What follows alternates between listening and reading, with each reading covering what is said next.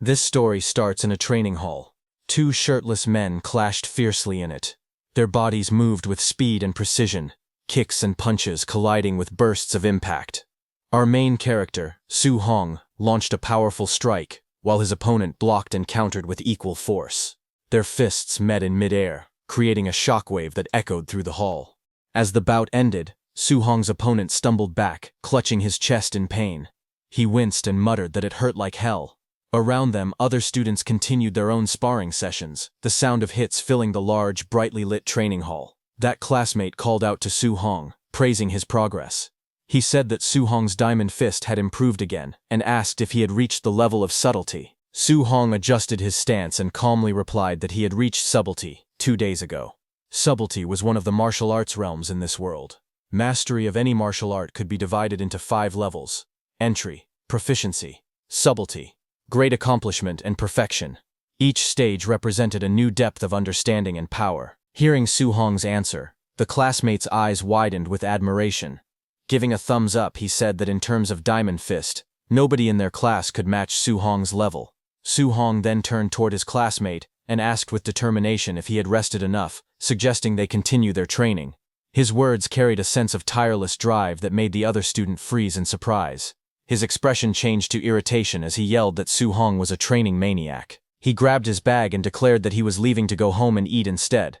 Su Hong was surprised as he watched his classmate dash toward the exit. At the door, the classmate waved and cheerfully said goodbye to Teacher Lee, who was just entering the hall.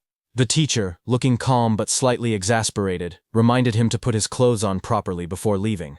The student laughed awkwardly and hurried off, still half-dressed. Teacher Lee then looked around the hall until his eyes settled on Su Hong. His tone became serious as he said that he had finally found him. He asked Su Hong if he was applying for the martial division, his voice firm and expectant. As Su Hong wiped sweat from his neck, the teacher continued, asking why he hadn't yet paid the 30,000 yuan registration fee, warning that registration would close next Monday. Hearing that, Su Hong paused, looking slightly tense. Lowering his head, he asked in a quiet tone if the teacher could give him a few more days. The teacher sighed and softened his expression. He told Su Hong that he understood his family was struggling, but there was nothing he could do about it. The rules were strict, and exceptions weren't allowed. Hearing that, Su Hong fell silent, his eyes showing a trace of worry and determination mixed together. Late at night, the training hall was silent, except for the sound of fists cutting through the air. The bright lights reflected off the polished wooden floor, while the moon shone faintly through the glass ceiling.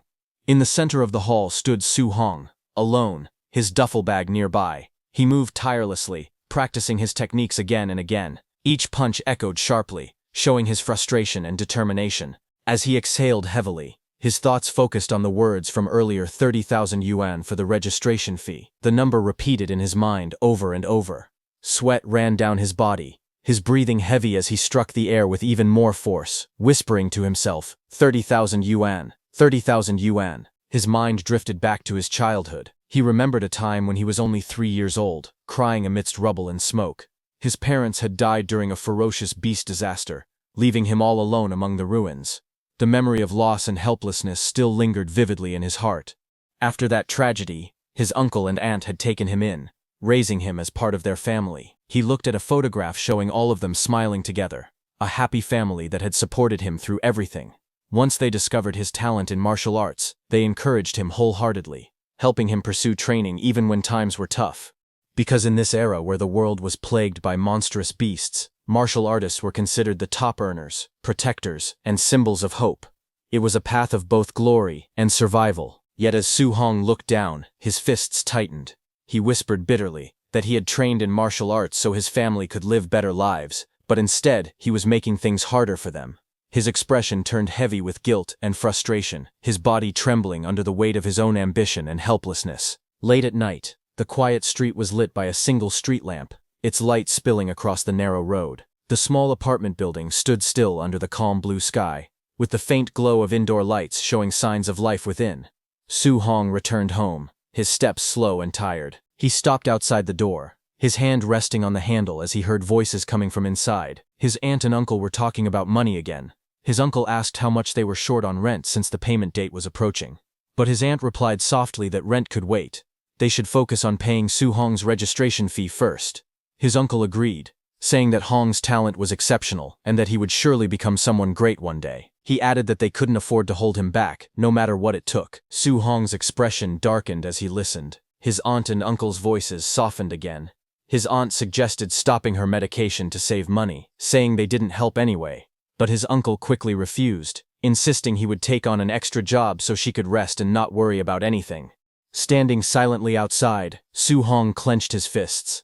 The sound of their kind words weighed heavily on him. He pressed his hands against his ears, unable to bear hearing any more of their sacrifices. Moments later, he pushed open the door with a forced smile and called out, "Uncle, Aunt, I'm home."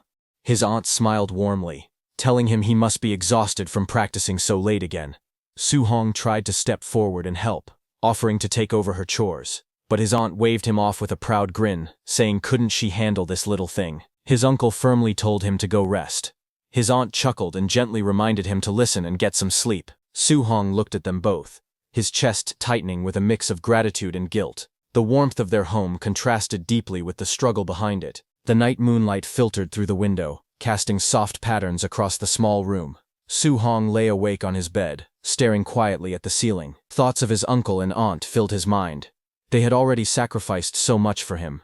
Clenching his fists under the blanket, he silently promised himself that he wouldn't let them suffer any longer. In his mind, he spoke to them, saying that they had done more than enough for him, and that from now on he would handle his own problems. His eyes hardened with resolve, as a plan began to form. He knew that for a martial practitioner to earn tens of thousands in just a few days, there was only one place to go. The next day, sunlight gleamed on a tall building surrounded by trees. It was the entrance to the underground fight club. Inside, an electrifying atmosphere filled the air as the announcer's voice echoed across the arena. "Folks in the crowd, welcome to the Martial Disciple Guard Challenge. No holds barred, life or death, victory is all that matters." In the center of the brightly lit ring stood a tall man wearing a Red Bull mask, his body covered in muscle. The announcer's tone rose with excitement as she introduced him, saying that today, holding down the stage, was the one and only Mr. Minotaur. The crowd roared as the rules were announced. Anyone who could win 4 matches in a row would walk away with 60,000 in prize money. Lose even once, and they'd get nothing. Among the audience, whispers began to spread. Some people noticed a masked newcomer stepping into the arena. One guy asked who that guy was, saying he had never seen him before. Another crossed his arms and said he was a newbie. A third spectator leaned forward, frowning, saying a newbie jumping straight into the guard challenge was just asking to die. As the lights focused on the stage, the tension thickened. Su Hong, hidden beneath the bull mask, was about to risk everything. Under the blinding lights of the arena, the announcer nudged Su Hong, who was wearing the bull mask. With a confident smile, she told him to liven things up and get the crowd excited. Su Hong tilted his head in confusion, scratching his mask. He asked how he was supposed to hype up the crowd. She rolled her eyes slightly, waving her hand dismissively. She explained that he should provoke them, throw some trash talk, stir them up. She muttered under her breath about how troublesome newbies could be. Hearing that, the masked Su Hong nodded firmly and gave a thumbs up. Then, stepping forward to the center of the stage, he clenched his fists and shouted with full confidence, declaring himself invincible against anyone below a martial artist. He challenged all weaklings to come and face him. Hearing that, the crowd immediately burst into noise. Some were shocked at his arrogance, whispering among themselves. One man frowned and said he was too cocky, while another laughed and called him a badass. Others muttered that he wouldn't even know how he died later. Excitement filled the air as people began chanting loudly, calling for his defeat, urging the fight to start. The announcer raised her microphone high and shouted, "Let's begin the match." As the crowd's cheers echoed through the arena, Su Hong stood tall behind his bull mask, his eyes sharpened with focus. He could feel the killing intent surrounding him. It was far stronger than anything he had felt before, but he wasn't surprised.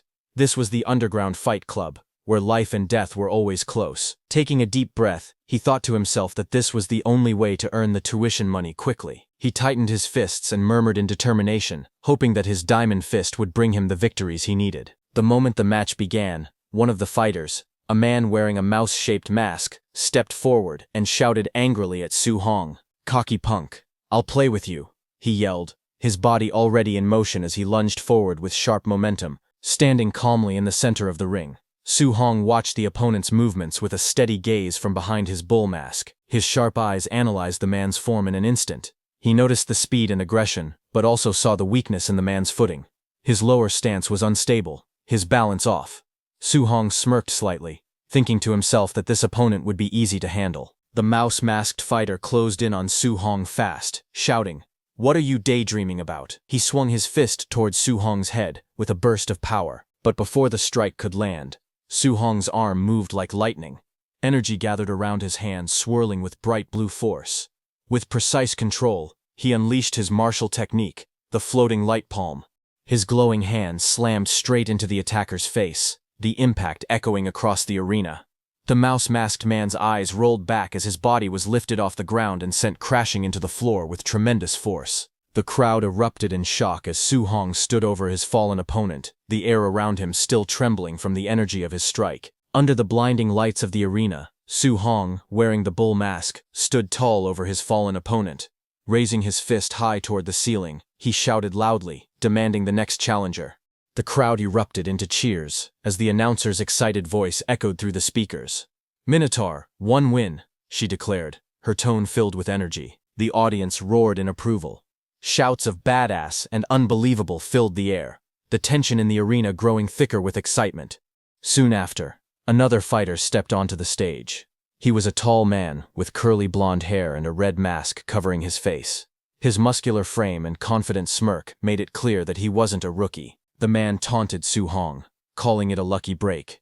Cracking his knuckles, he told Su Hong that his luck had run out now that he was facing him.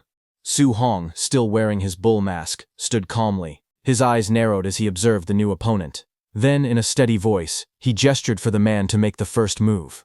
He analyzed his opponent's physique and aura, noting that the man seemed skilled and experienced, just the right kind of fighter to test the true strength of his diamond fist technique. The air grew still for a moment before the blonde fighter roared, charging forward with incredible speed. "Incoming," he shouted, as his massive frame blurred into motion. The two fists collided in a flash of blue energy, the shockwaves spreading across the stage. Both men gritted their teeth as their power clashed violently. The masked opponent widened his eyes, shocked by the strength he felt. It was the powerful fist wind that made him realize the impact behind Su Hong's strike. But Su Hong, calm and unshaken, analyzed the exchange with precision. His opponent's punch was strong, but still weaker than his. As the clash of fists echoed through the arena, Su Hong punched his opponent with his other hand. His punch landed squarely on the opponent's face. The masked man's mind raced as he felt his opponent's overwhelming strength. Su Hong's eyes sharpened beneath the bull mask. His analytical gaze focused on the fighter's movements. After taking the punch, his opponent's upper body was overcommitted, and his waist was left wide open with flaws. Taking advantage of that instant, Su Hong's body twisted sharply, and he kicked his opponent with explosive power. The impact sent the opponent flying across the ring, the force blasting through the air like thunder. The audience gasped in disbelief. "Holy crap! He's strong!" someone shouted from the stands. Dust and shattered flooring marked where the opponent had crashed, lying motionless. Su Hong straightened his back, his voice echoing through the silent arena. "Next," he said firmly. The announcer jumped with excitement, raising her microphone. "Minotaur, 2 wins in a row," she shouted, her voice filled with awe and energy as the crowd erupted once again. Inside the underground fighting arena, the crowd roared as Minotaur stood victorious once again in the center of the ring. In a luxurious viewing room above the ring, several men in black suits stood guard around an older man dressed sharply in a black suit. He watched the scene below with calm interest, his tone low and assessing. Looking at Su Hong, the man murmured that he wasn't even a quasi-martial artist, yet his strength was far above that of average disciples. That kid was no joke. Just then, the announcer's voice echoed through the loudspeakers. "Minotaur, 3 wins in a row," she shouted, excitement filling the air. "That man in the suit said Su Hong was not elite, but solid enough," he commented with a smirk, saying he was perfect for throwing matches. From behind him, a younger man wearing a fox-like mask spoke with determination. He called the old man in the suit teacher, and said he would recruit him. The older man turned slightly, his tone calm but commanding. He told his disciple not to let on that he had already advanced to martial artist. Meanwhile, down in the arena, Su Hong wiped the sweat from his face. His eyes remained sharp and focused as he analyzed his situation. He thought that his subtlety-level diamond fist had no trouble dealing with these regular disciples. As the defeated fighters were carried away, Su Hong clenched his fist, his expression steady and confident. A faint smirk crossed his lips, as he thought that with one more win, he would get that 60,000. But the crowd suddenly erupted in excitement, their voices echoing through the arena. Someone shouted from the stands that it was White Fox.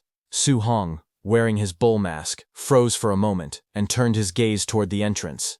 Everyone's eyes widened slightly when they realized that White Fox was challenging too. From the opposite end of the stage, the man known as White Fox walked calmly onto the platform. The crowd murmured, whispering among themselves. Someone asked if he wasn't Quasi. One person said a Quasi fighting against disciples was a total cheat. Su Hong's expression hardened as he assessed the situation. Hearing that his opponent this time was Quasi, he muttered under his breath that this one was tricky, but he couldn't lose. Determination gleamed in his eyes as his stance lowered, ready for battle. Across from him, the white-haired man in the fox mask smiled faintly. A confident glint flashed in his golden eyes. Stepping forward with composed elegance, he adjusted his white suit and spoke in a calm, steady tone. He told Su Hong not to fear, saying he knew his limits. Under the bright arena lights, the announcer raised her hand and shouted across the stage, declaring the start of the guard challenge final round. Both fighters stood ready, Minotaur with his fists clenched, and White Fox calmly standing tall in his white suit. The crowd held its breath as tension filled the air. Then, with a sharp cry, the announcer commanded, "Begin." In an instant, both figures burst forward, moving so fast that their afterimages trailed behind. The ground cracked beneath their feet as they collided in the center of the stage. Su Hong's eyes focused sharply beneath his bull mask. He thought to himself that his realm was lower, so his first move had to be all in. His muscles tightened, and with a roar, he launched a powerful punch straight at White Fox. The impact tore through the air like thunder. A wave of force spread outward, shaking the ring. But as the shock cleared, Su Hong's expression changed. Something felt off. He staggered back slightly, his eyes widening. After feeling his opponent's power, he realized that he was no Quasi. Sweat rolled down Su Hong's face as his thoughts raced. He realized that his opponent was a real martial artist. He was holding back his chi and blood on purpose. Su Hong's opponent wasn't just strong, he was far beyond the level of an ordinary challenger. White Fox's golden eyes gleamed from behind his mask as he drew in a deep breath. His voice was calm yet filled with restrained power. As he inhaled, a faint red aura began to rise around him, swirling like flames. Then, in a blur of movement, he stepped forward. His fist crackled with energy as he roared, rushing thunder fist, striking Su Hong in the face. The impact hit like a lightning bolt. Su Hong's body was sent flying backward, blood spraying from his mouth. He struggled to regain his balance, disbelief flashing across his eyes. He thought in shock if this was the strength of a true martial artist. The sheer force of the punch left the crowd stunned. In the audience, several people recognized the technique instantly. One guy shouted that it was triple ringing thunder fist. Another laughed, saying Minotaur was toast. On the stage, White Fox didn't stop. His fists moved like a storm, every strike heavy and precise. He taunted Su Hong between blows, asking if he was just going to defend. He told Su Hong to fight back and show him what he had. Su Hong, in the Minotaur mask, blocked with both arms, his muscles trembling under the continuous barrage. The sound of fists colliding echoed like thunderclaps across the arena. Inside, he gritted his teeth, thinking desperately that if this kept up, it was over. His mind raced as he struggled to stay on his feet. Gotta find a counter chance, he thought, scanning for an opening through the blinding flurry of punches. White Fox, surrounded by a red aura, advanced relentlessly. Each blow carried the weight of a storm, forcing Minotaur further back. White Fox's movements were sharp, precise, and merciless. Suddenly, White Fox found an opening. Minotaur raised his fists to block an incoming strike, but the force behind it still tore through his defense. His eyes widened as the impact exploded against his guard. With a roar, White Fox swung his fist, colliding against Su Hong's face with all his strength. The arena shook from the clash as Su Hong was sent flying backward. He hit the ground hard, his vision blurring as pain coursed through his body. His consciousness started fading fast, his body refusing to move. White Fox stood tall, brushing the dust off his white suit. Calmly, he stepped forward and placed his foot on Minotaur's chest. His voice was cold yet casual as he said, "Brother, This match's prize money? 0 for you. A faint mocking smile curved beneath his mask as he spoke calmly. He said that his teacher had invited Minotaur to join them, to throw fights in their favor from now on. If he agreed, they would pay him the prize money regardless of today's outcome. Su Hong, in the Minotaur mask, glared up at him through the pane, his breathing heavy but his resolve unbroken. With a strained voice, he spat out his answer, saying that he would never do that kind of dirty work. Hearing that, White Fox's expression darkened. His tone dropped as he leaned closer, warning Minotaur to think it over carefully, because refusing them was something he couldn't handle. But even while lying bloodied on the floor, Minotaur's voice carried defiance. He shouted that people like them dared to call themselves martial artists while doing such disgraceful things. White Fox let out a small laugh and straightened up. "Guess no deal then," he said coldly. In the next moment, his expression turned vicious. His aura flared red as he charged forward, shouting that he would end Minotaur right there, and that from now on he could dream of being a martial artist only in his sleep. He raised his leg to attack. At that moment, Minotaur's eyes widened, blood dripping down his face, as fury and determination burned within them. White Fox lunged in to deliver the finishing blow, but Su Hong moved swiftly and dodged his attack. White Fox's golden eyes widened in shock as something unexpected happened. Minotaur's body trembled, flames of determination burning around him as he rose to his feet. His breathing was heavy, but his voice carried unshakable resolve. He muttered to himself that he couldn't fail here. He couldn't fail at all. Step by step, he forced his battered body forward, his fiery aura growing brighter with each breath. White Fox froze in disbelief as he watched. His eyes widened behind the mask, and his mind screamed in shock. He couldn't believe it. Minotaur had taken a direct hit from his rushing thunder fist and was still standing. As memories flashed before his eyes, Minotaur's expression hardened. He remembered his family, the uncle and aunt who had sacrificed so much for him. He whispered that he wanted them to live good lives, that he couldn't let their years of effort go to waste. But another thought tore through him. Could he really abandon the martial artist's code just to survive? The question burned inside his heart. A vision of his family appeared before him, but the image shattered like glass. His voice rose in defiance as he shouted, "No, that future, hell no." At that moment, a glowing system screen flickered before him, its cold light forming words. "Then, for your family, for your faith, what price will you pay?" Minotaur's eyes blazed red. Lightning crackled around his body as he clenched his fists. His voice erupted with power and conviction as he shouted that he would give everything. In an instant, his aura exploded outward, engulfing the arena in a storm of fire and electricity. His eyes glowed fiercely as he stood tall once again, reborn through sheer willpower. A glowing screen appeared above Su Hong, asking what he was willing to give. Su Hong's body burned with red flames as he stood firm, and he answered with a powerful shout that he would give everything. Just as he said that, the scene in front of him shifted. His bull mask disappeared as he opened his eyes in a strange digital-looking space filled with vertical blue lights. His expression showed confusion as he looked around. He stood alone inside a large hall, and a huge dark shadow stretched behind him, forming monstrous shapes on the ground. He whispered a question, asking where this place was. A burst of golden light filled the hall. A towering, radiant figure appeared in front of him, its body shining like a golden statue with long, flowing limbs. Facing the blinding glow, Su Hong looked up as the figure asked who he was. The glowing figure leaned forward and said it would give him a chance. Its light began to scatter around the hall. Golden energy circled Su Hong. Rings of light wrapped around his body as the power gathered around him, swirling faster and brighter. The next second, a golden tablet appeared in front of him, with a loud shattering light.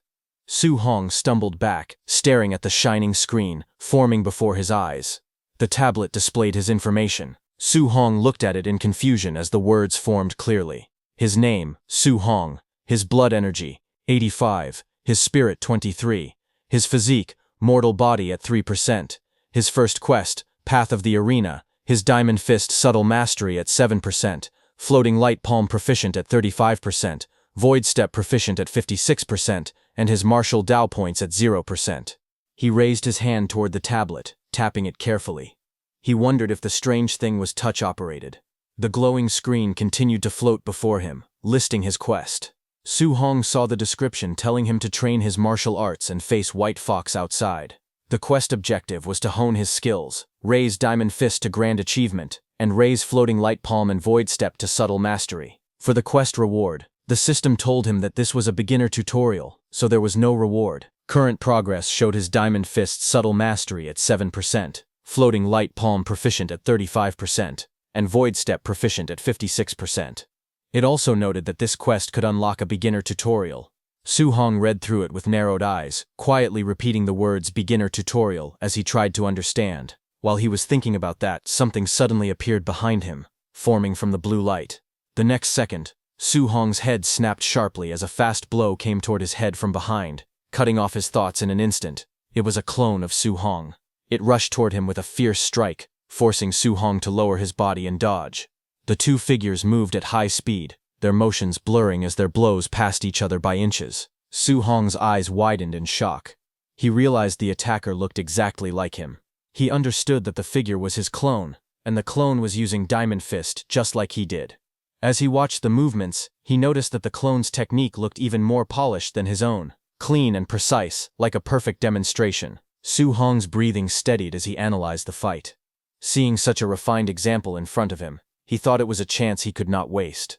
He tightened his stance and moved forward, deciding to learn from the flawless execution displayed by the clone. The two clashed again, their arms striking in a clean collision. Suddenly, the clone grabbed Su Hong's arm and moved to attack. Su Hong watched every detail, thinking that the clone seemed to be showing the technique step by step. But before he could react properly, the clone's attack came too fast. Su Hong's expression changed in panic as the punch hit him squarely in the torso. His body bent from the impact, and he cried out as the force blasted him backward. Su Hong slid across the floor, coughing lightly as he steadied himself. His clone stood firmly on the other side, the force of its last attack still rippling through the air. For a moment, Su Hong glanced at the golden panel glowing beside him. The progress bar under Diamond Fist showed a new number. He stared in surprise, remembering it had been 7% before. Now it displayed 10%. He wondered how he had improved so quickly. He tightened his stance again, realizing that fighting here really did allow him to raise his martial skills at an incredible speed. Both he and the clone rushed forward at the same time, their steps carving sharp lines across the floor as they closed the distance in an instant. Their fists clashed again and again. Each collision sent out shockwaves, and with every exchange, the mastery numbers on the floating panels increased. One panel showed Diamond Fist reaching 15%. Another panel flashed as Su Hong's level climbed to 23%. The two continued moving, their bodies blurring as they shifted positions. The Void Step progress bars rose as well. Su Hong's Void Step reached 59%, then climbed to 70%. The battle continued, the room filled with streaks of motion and rising skill levels as the two figures pushed each other forward. They clashed again and again, their fists and palms striking with blinding speed. Each impact sent shockwaves through the air as their movements grew sharper, faster, and more refined. As they exchanged blows, glowing system panels appeared around them. The panels showed the progress of their skills. Floating Light Palm rose from 39% to 47%. Diamond Fist, subtle mastery increased to 62%. Void Step, proficient climbed from 82% to 88%. Diamond Fist, subtle mastery surged to 88%. Floating Light Palm, proficient reached 95%.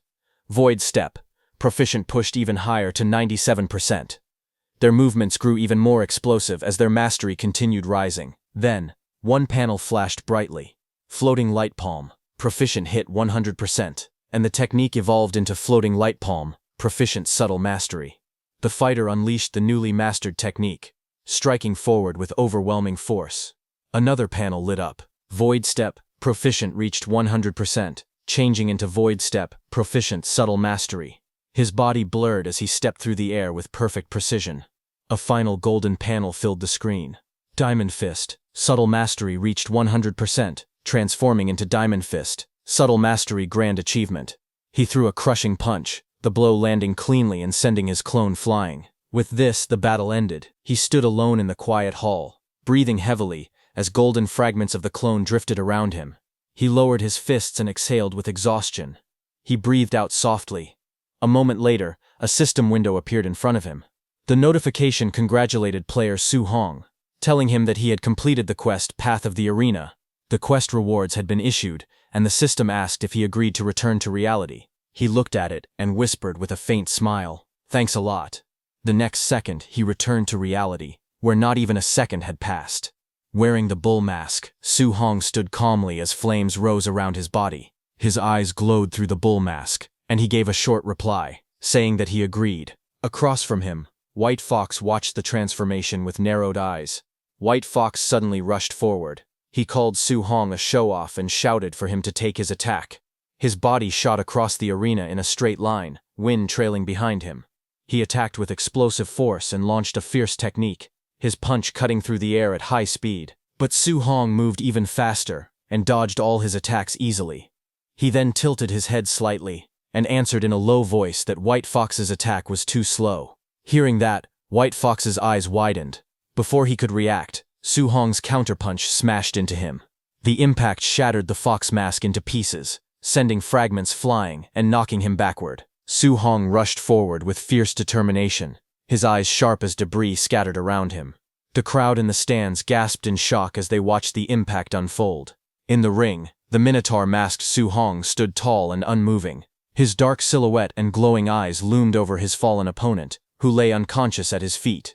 The arena fell silent. A moment later, Su Hong looked toward the side of the ring where the announcer was standing. He spoke calmly, saying he had won the fourth match, and asked when he would receive his prize money. The announcer nearby blinked in surprise, before answering in a flustered tone. Inside the VIP viewing room, Fox Mask's teacher watched as the announcer announced the victory. She declared that Minotaur had successfully defended the arena and won the 60,000 yuan grand prize. The old man stared ahead in disbelief as he questioned how a martial apprentice could reach grand achievement in Diamond Fist, something even trained warriors struggled to do.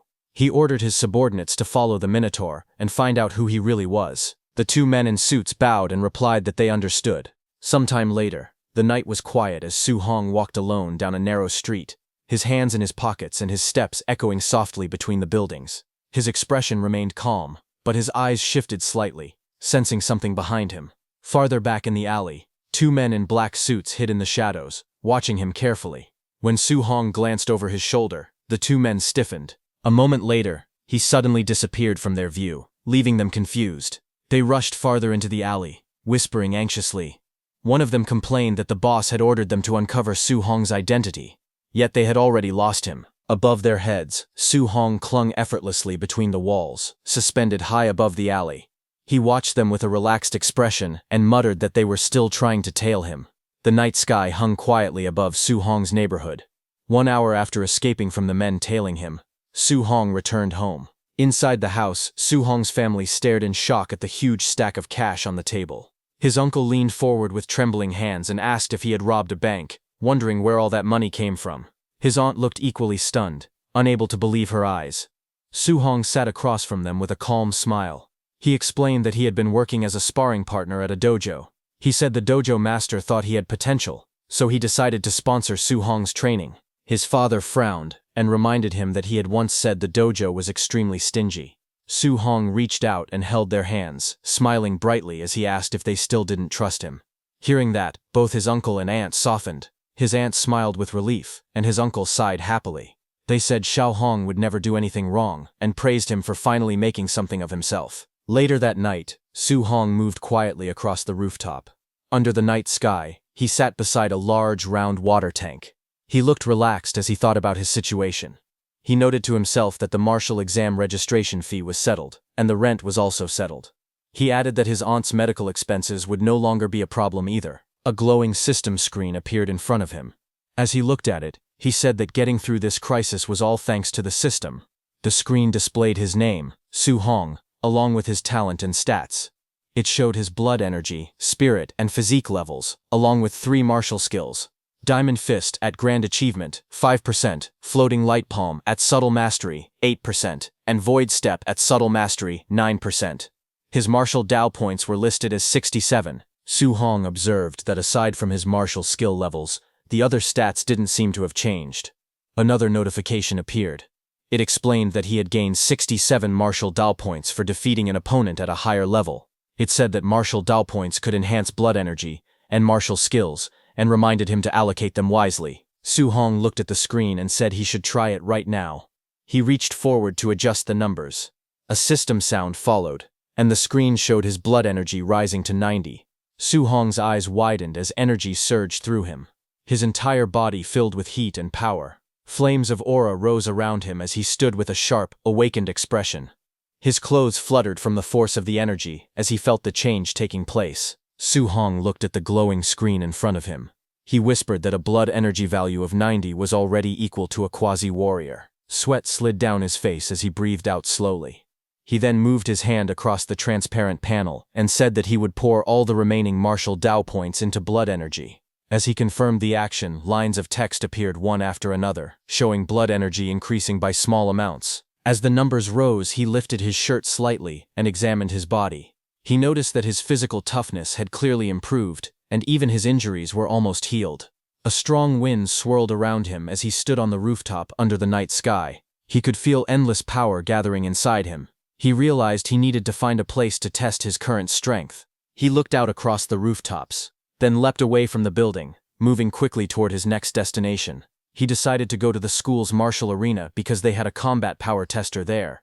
Soon, he arrived at the outdoor martial arena of Star City No. 1 High School. His figure landed at the center of the wide circular platform under the moonlit sky. A Tier 1 combat power tester stood alone at the center. Su Hong walked toward the machine with steady footsteps. He stopped in front of it and prepared himself. He said that for his first punch, he would use 70% of his strength. Red energy flames rose around his body as he took his stance. His eyes sharpened, and a bright red glow flashed in one of them. He swung his fist forward with force. The punch landed on the tester, sending a powerful shockwave through the arena. Su Hong froze for a moment and let out a tense sound. He looked at the damaged machine with sweat on his face. He said the tester was too flimsy and wondered if they would make him pay for breaking it. Steam and sparks leaked from the machine as it continued to shake. Suddenly, a loud voice shouted from behind, complaining that it was noisy and asking what he was doing in the middle of the night. Hearing that, Su Hong quickly turned and sprinted away, thinking it was time to run. A few minutes later, an old man in pajamas stood beside the broken combat tester. He yelled angrily, asking which bastard had smashed the tester in the school's martial arena. He looked around and complained that in this school, only two little brats, Chen Shan and Li Tu, would dare to do something like that. The old man grew even more furious. His face turned red as he shouted that when school started he would definitely teach those two a good lesson. The next day, inside the gymnasium of Star City No. 1 High School, students gathered in a large group, while two people stood on the stage. The students talked among themselves as the gym filled with noise. Among the students, Chen Shan stood with a bandage on his head. Su Hong behind him looked confused and wondered why Chen Shan had been beaten up. Another student leaned closer and whispered that he heard Chen Shan had smashed the tester in the outdoor drill ground in the middle of the night and refused to admit it, so the principal punished him. Hearing this, Su Hong beside him sweated nervously, realizing that they had made Chen Shan take the blame. While they were talking, the two men stood by the microphone, one in a brown suit and the other in blue martial clothing. The man in the suit was the principal of Star City No. 1 High School. He told the students to quiet down. He explained that he had invited his old comrade, Chen Tian, a Tier 3 martial artist, to teach them a C-rank martial art called Thunder Rush Fist. He told the students that everyone must learn it well. Hearing that, the students reacted with excitement. One student whispered that it was his first time seeing a Tier 3 martial artist. Another pointed out that C-rank martial arts usually cost hundreds of thousands to learn at outside dojos. When Su Hong heard that it was Thunder Rush Fist, he immediately remembered that the white fox he fought had also used Thunder Rush Fist. The move created a punch that burst out with the impact of 3 punches at once. He thought about how expensive it would be to learn this martial art outside. He clenched his fist and decided that he must seize this opportunity. From the stage, Chen Tian then told the students there was no need for more talking. He announced that he would demonstrate the technique 10 times from start to finish, and how much they learned would depend on themselves. He prepared to begin and first adjusted his footsteps on the gym floor. Instructor Chen Tian demonstrated the Thunder Rush Fist. His body twisted sharply as he threw a powerful punch forward, wind swirling around his arm. He explained that the Thunder Rush Fist carried fierce and domineering momentum, and even at the basic level, a punch would produce the sound of thunder. The students watched as he continued. He said that at the proficient level, a person could strike out 3 sounds. He added that at the micro level, 5 sounds could be produced. He then moved into another stance and declared that at the mastered level, 7 sounds could be struck. Bright energy burst around him as he performed the technique and announced that this was his current realm. He faced the students again and stated that once someone reached the perfect realm, they would be able to strike out 9 sounds. But he told them not to aim too high, saying that reaching the basic level today would be good enough. He then prepared for another round and told everyone that he would start the second demonstration and that they should try to follow along. The students lined up and shouted while copying the movements. Hours passed. The gym floor was now filled with exhausted students sitting or lying down. Some said they couldn't learn it at all, while others complained about being tired. The instructor looked at them and asked if any of them had figured out the trick. A student who was Su Hong's friend sat on the floor trembling. Sweat dripped down his face as he cried out that C-rank martial arts were too hard to learn. He looked around beside him in confusion. He asked Su Hong if he had managed to learn it, but when he turned his head, Su Hong's spot was already empty. But before he could panic, a short distance away, Chen Shan stood proudly in a martial arts stance. Flames of energy rose faintly around him as he shouted that he had successfully reached the basic level. The other students stared in shock. Su Hong's friend wondered how Chen Shan's brain was built to learn it so quickly. He muttered that no wonder people called Chen Shan a genius. Across the gym, the principal stood with Chen Tian. The principal told him that the boy showing off was their school's #1 genius, Chen Shan, and asked if Chen Tian was interested in guiding him. Chen Tian watched calmly and replied that this level was only considered basic in other cities. Then a few minutes later, outside the gymnasium, sunlight fell across the stairs. Chen Tian walked beside the principal. He said that this batch of students wasn't impressive and that coming here was pointless. The principal answered that having even one student reach the basic level was already good enough. He asked if Chen Tian really expected them to find a top-tier genius. In the courtyard, as they walked side by side, Chen Tian told the principal that martial Dao cultivation was extremely cruel and that talent was simply too important. The principal nodded and replied that relying only on hard work without any opportunity was absolutely impossible. Just as they were talking, suddenly both of them stopped. Their eyes widened as loud explosive sounds echoed around them. They turned and saw that a burst of lightning appeared on the training grounds. Su Hong stood there with lightning wrapped around his body. Seeing him, Chen Tian shouted in shock, saying it was the 7-sound Thunder Rush Fist and that the school actually had such an expert.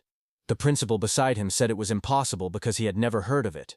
As he stared through the fence, he pointed at Su Hong and shouted that it was a student, based on the clothes. In front of them, Su Hong struck out repeatedly, each punch releasing powerful sounds in the air.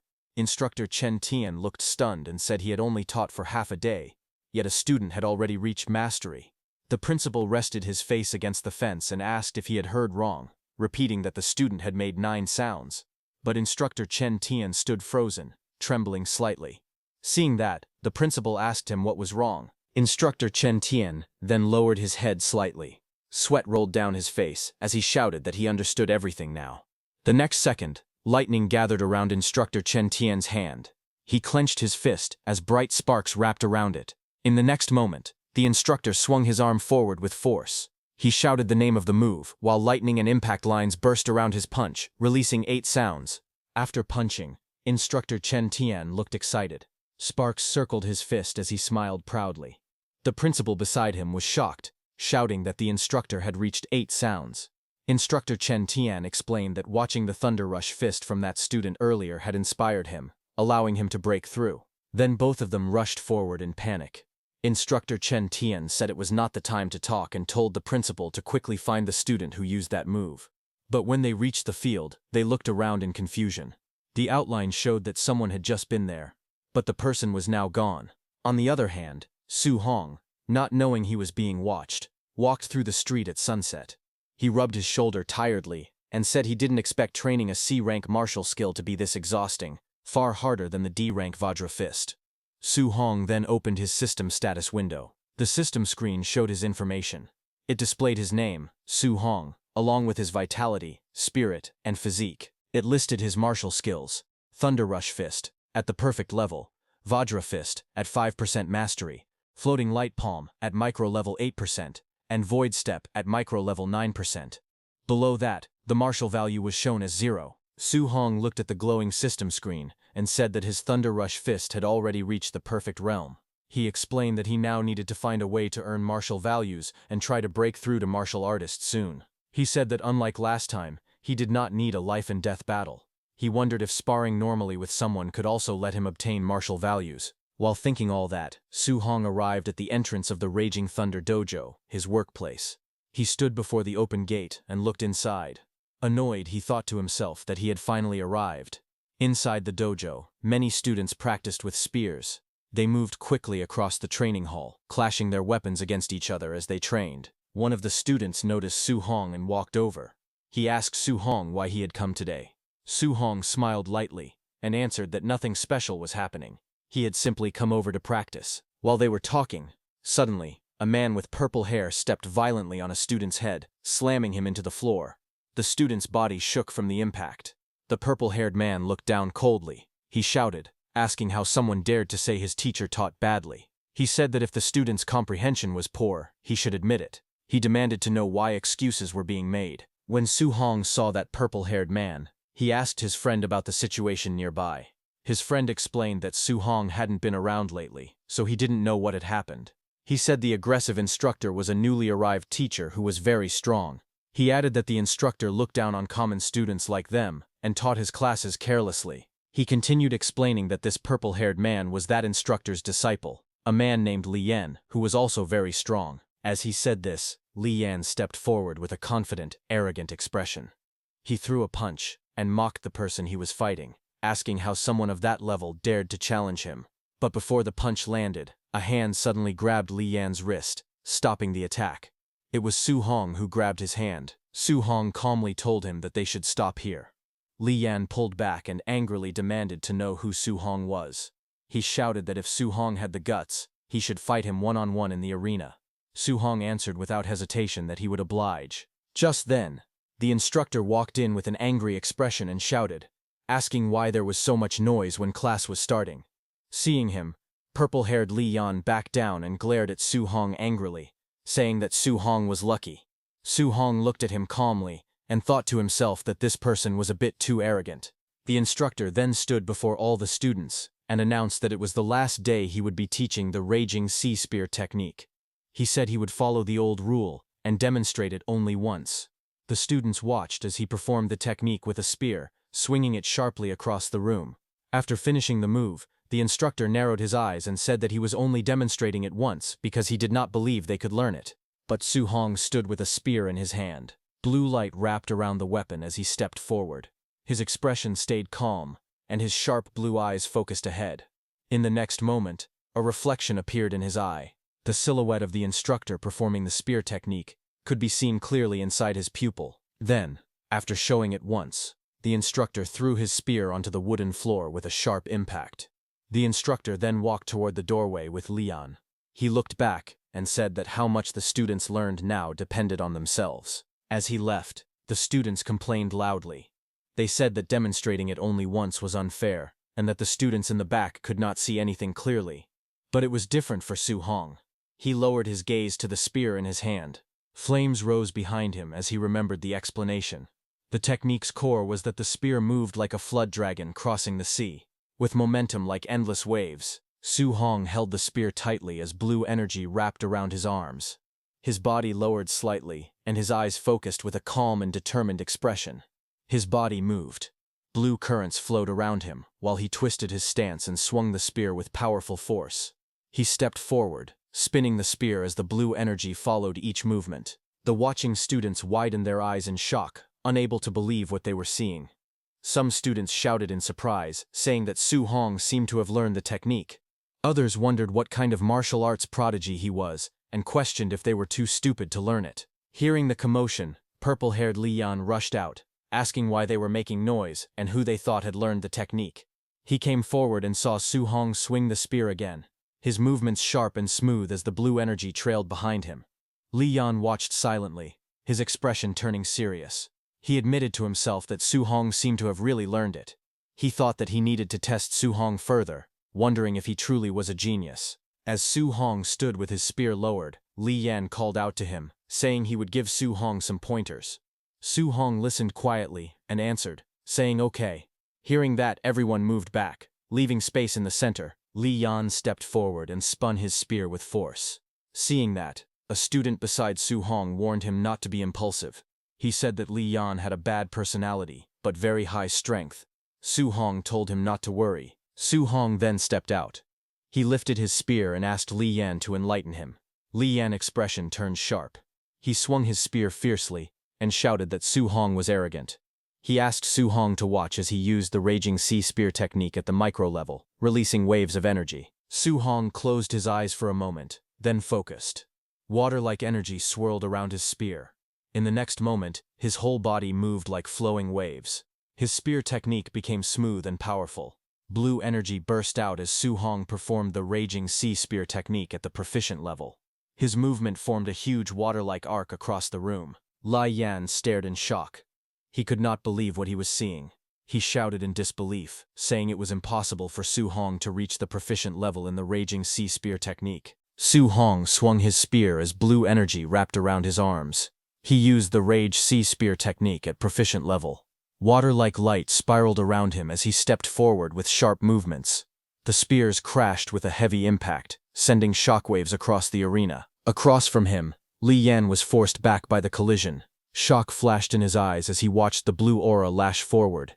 He couldn't understand how Su Hong had reached the proficient level so quickly. He wasn't even a warrior yet his mastery had already grown at an unbelievable rate. Just then, Su Hong's eyes glowed gold for a moment, shining with intense determination.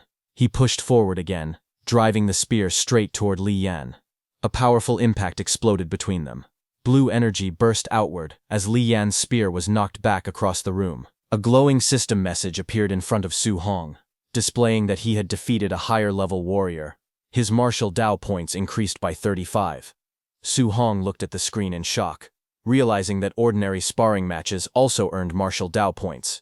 He decided that he should spar with people more often. On the other hand, Li Yan fell to his knees, trembling as he stared at the floor. He muttered that it was impossible, absolutely impossible. He could not believe that Su Hong had trained the Rage Sea Spear technique to proficient level so quickly. His frustration rose, and he grew furious. He asked what would happen to him. He wondered what all his years of effort had meant. In the next moment, he shouted and rushed forward, swinging his fist toward Su Hong. He yelled, demanding to know what all his hard training had been for. But before the punch could land, a voice echoed, telling Li Yan to stop. Immediately, Li Yan's attack froze inches from Su Hong's face. The angry Li Yan turned his head and saw his teacher standing there. The teacher walked forward, slapped Li Yan, and scolded him.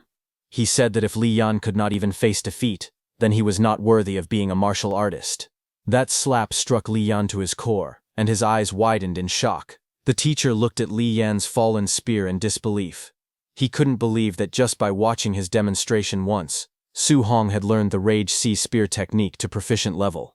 He admitted that even the geniuses from the imperial capital couldn't be this exaggerated. The teacher grabbed Li Yan by the head and bowed slightly towards Su Hong, thinking that Li Yan had talent but was far too arrogant, and that being beaten by someone like Su Hong was good for him. He apologized to Su Hong, saying it was his own failure for not disciplining his student properly. Su Hong watched silently and thought that this teacher had changed his attitude very quickly. Later that night, Su Hong walked alone down a quiet street. He felt that the day had worn him out, but he had gained a lot. As he looked at the glowing status window beside him, he noted that he had learned Thunder Rush Fist and the Rage Sea Spear technique, and had also earned martial Dao points. On the screen, his information appeared. Name, Su Hong. Blood energy, 91.7. Spirit, 23. Physique mortal body, 3%. Martial skills, Rage Sea Spear technique, subtle mastery, 28%. Thunder Rush Fist, perfect. Diamond Fist, grand achievement, 5%. Floating Light Palm, subtle mastery, 8%. Void Step, subtle mastery, 9%. Martial Dao points, 35 points. Su Hong fell deep in thought. He noted that the school exam was only a few days away, and students with money had already prepared high-grade alloy weapons. He thought that he needed to prepare his own weapon for the exam as well. He tested the feeling of the spear in his hand, and said that it felt comfortable. He thought that he might as well stick with using a spear from now on. He decided that he needed to buy an alloy spear, but remembering the price, he frowned. He admitted that his savings weren't even enough for his aunt's medical treatment, let alone buying an alloy weapon. Walking alone on the street, he wondered quietly what other ways he could make money. Just then, inside a convenience store, he overheard a broadcast. The announcement said that fierce beasts outside Star City were increasing every day, and the city lord was gathering warriors to hunt them. The rewards were described as generous. Hearing this, Su Hong looked up in surprise as an idea formed in his mind about leaving the city to hunt fierce beasts. Meanwhile, at Su Hong's house, his aunt stood behind his injured uncle, placing warm pads on his back as she scolded him. She asked why he was still working so hard when Su Hong had already given them money last time. His uncle, tired but firm, replied that Su Hong was still young, and they couldn't place all the household burdens on him. He said that as long as he could still work, he needed to save more for the kids. Just then, the door opened, and Su Hong stepped inside, calling out that he was home. Both his uncle and aunt turned in surprise before greeting him warmly. Su Hong walked over with a smile and offered to take over the chores. His aunt reminded him that they had told him to rest whenever he came home. Su Hong then turned to his uncle and gently placed a patch on his back. He told his uncle that he could earn money now and suggested that it would be better for him to stay home and take care of his aunt instead of working so hard. His uncle admitted that it sounded nice, but said he couldn't just sit still. With a confident grin and a thumbs up, he reassured Su Hong that he was only earning a bit for daily expenses and wouldn't push himself too hard. Su Hong's aunt smiled softly and told Su Hong that he would still need a lot of money for his martial arts training in the future. She said that both of them wanted to save as much as they could for him. Su Hong looked down at the hot patch in his hands and softly murmured to himself, calling out to his uncle and auntie. A determined look appeared in his eyes. He thought about how his uncle and auntie had always lived frugally. Unless he earned enough money to support them for a lifetime, they would never feel safe enough to retire and focus on their health. His expression hardened. He told himself that he absolutely could not miss the opportunity to hunt fierce beasts for the bounty. Sometime later, on his rooftop, Su Hong considered the idea of hunting down fierce beasts but remembered the dangers outside the city. The wilderness was unpredictable. To stay safe, he needed to raise his strength as much as possible. He decided to put all the martial Dao points he had earned into increasing his blood energy. That night, blue system panels appeared around him as he allocated his points. One by one, new notifications popped up, each showing his blood energy rising by small amounts. Eventually, a larger panel appeared before him, displaying that his blood energy was now 95.2. Su Hong sat cross-legged in a circle of burning red aura. Flames curled around his body as he checked his progress. He realized that he was now just one step away from becoming a warrior. 2 days later, at the school gymnasium late at night, Su Hong lay on the floor, drenched in sweat. System panels floated around him, displaying each of his martial skills: Rage Sea Spear Technique, Thunder Rush Fist, Diamond Fist, Floating Light Palm, and Void Step, all marked as perfect. After 2 full days of intense training, he had finally brought every martial skill to its peak. Breathing heavily, Su Hong stared upward. He told himself that all preparations were complete. It was finally time to leave the city. It was Saturday at the Star City Warrior base. Su Hong finally arrived and muttered that the place was really far away. As he walked through the gates, he looked around with curiosity. He thought that although he had seen the base many times on TV, this was his first time visiting it in person. Inside, he noticed warriors everywhere. Warriors who were rarely seen in daily life appeared all around him in the bustling streets. He opened a sheet of paper and read the bounty list silently. Unranked fierce beasts were worth 300 blue star coins each. Tier 1 lower stage fierce beasts were worth 1,000. Tier 1 middle stage fierce beasts were worth 3,000. Then he reached the line mentioning Tier 2 lower stage fierce beasts. Another line in the rules stated that after killing a fierce beast, its left ear must be cut off as proof. Without that, no payment would be issued. He stared at the rule with an awkward expression and wondered why it was so primitive. Nearby, a warrior walked up to the payment window and placed a bag on the counter. He asked the clerk to calculate how much everything inside was worth. Watching him, Su Hong thought that the bag must be filled with the left ears of fierce beasts. Just then, a loud shout echoed through the area as a group of people pushed forward. Someone at the front yelled for everyone to move aside. Su Hong turned his head and saw a group approaching. Among them was a blond young man walking confidently, while others cleared the path for him. One of the men shouted that young Master Ye was coming. As Su Hong observed, he quietly noted that the blond man's outfit and attitude looked similar to White Fox from the underground arena. Nearby, a few warriors whispered among themselves. One of them complained that the blond man was always showing off, saying that if his uncle were not the base director, he would have been beaten up long ago. Another person added that the blond man had already been beaten by someone a few days earlier, and it had been satisfying to watch. A third person responded that this explained why he hadn't been seen recently. Hearing that, Su Hong looked back. The blond young man passed by and glanced in his direction. The large masked warrior beside him also turned slightly. The blond man wore a faint smile on his face as he looked toward Su Hong. Su Hong stood silently, his expression calm as he looked ahead. He thought to himself that the danger did not only come from fierce beasts, but also from humans. Because of that, he reminded himself that he needed to be extremely careful. As he walked through the warrior base, someone approached him and asked if it was his first time there and if he was planning to enter the wilderness alone. He answered quietly that he was. The staff member watched him walk further into the passage and sighed, thinking that he was just another ignorant and fearless kid. Su Hong took another step forward, his shoe pressing down on the grass as he exited the tunnel. A bright light shone ahead. He stepped out of the dark passage and into the wilderness, where tall trees stretched out in every direction and sunlight spilled through the leaves above him. Su Hong stood with determination in his eyes. He tightened his grip on his sleeve and thought to himself that he must return with a full haul. 2 hours later, the forest around him was quiet. Sunlight filtered through the leaves as he walked deeper among the trees. He looked around and realized that he had not seen a single fierce beast.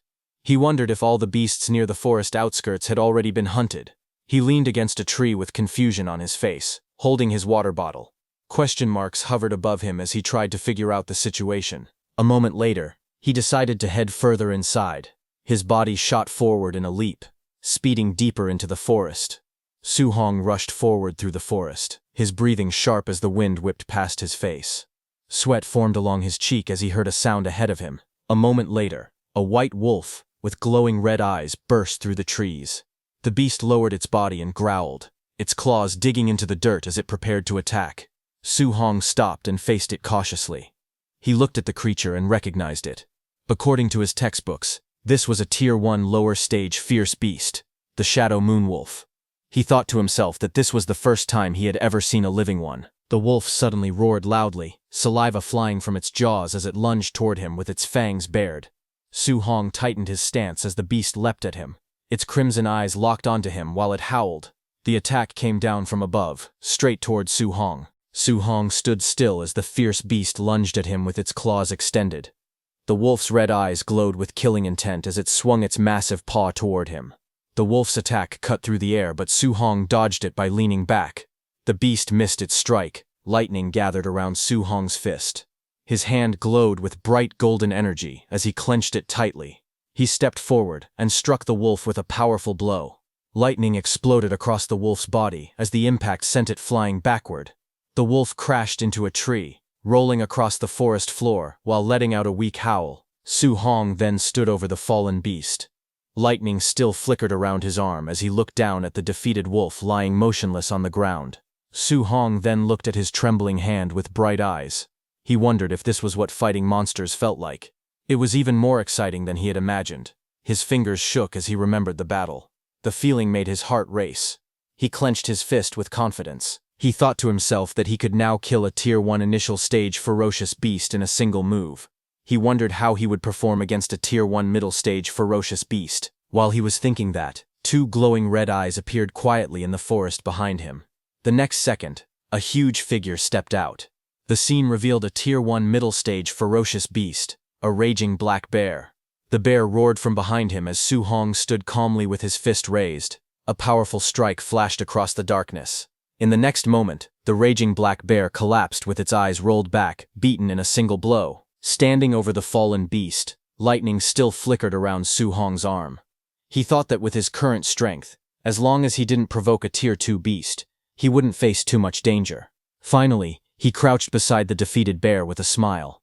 He held up the bear's ear and thought proudly that 3,000 prize money was secured.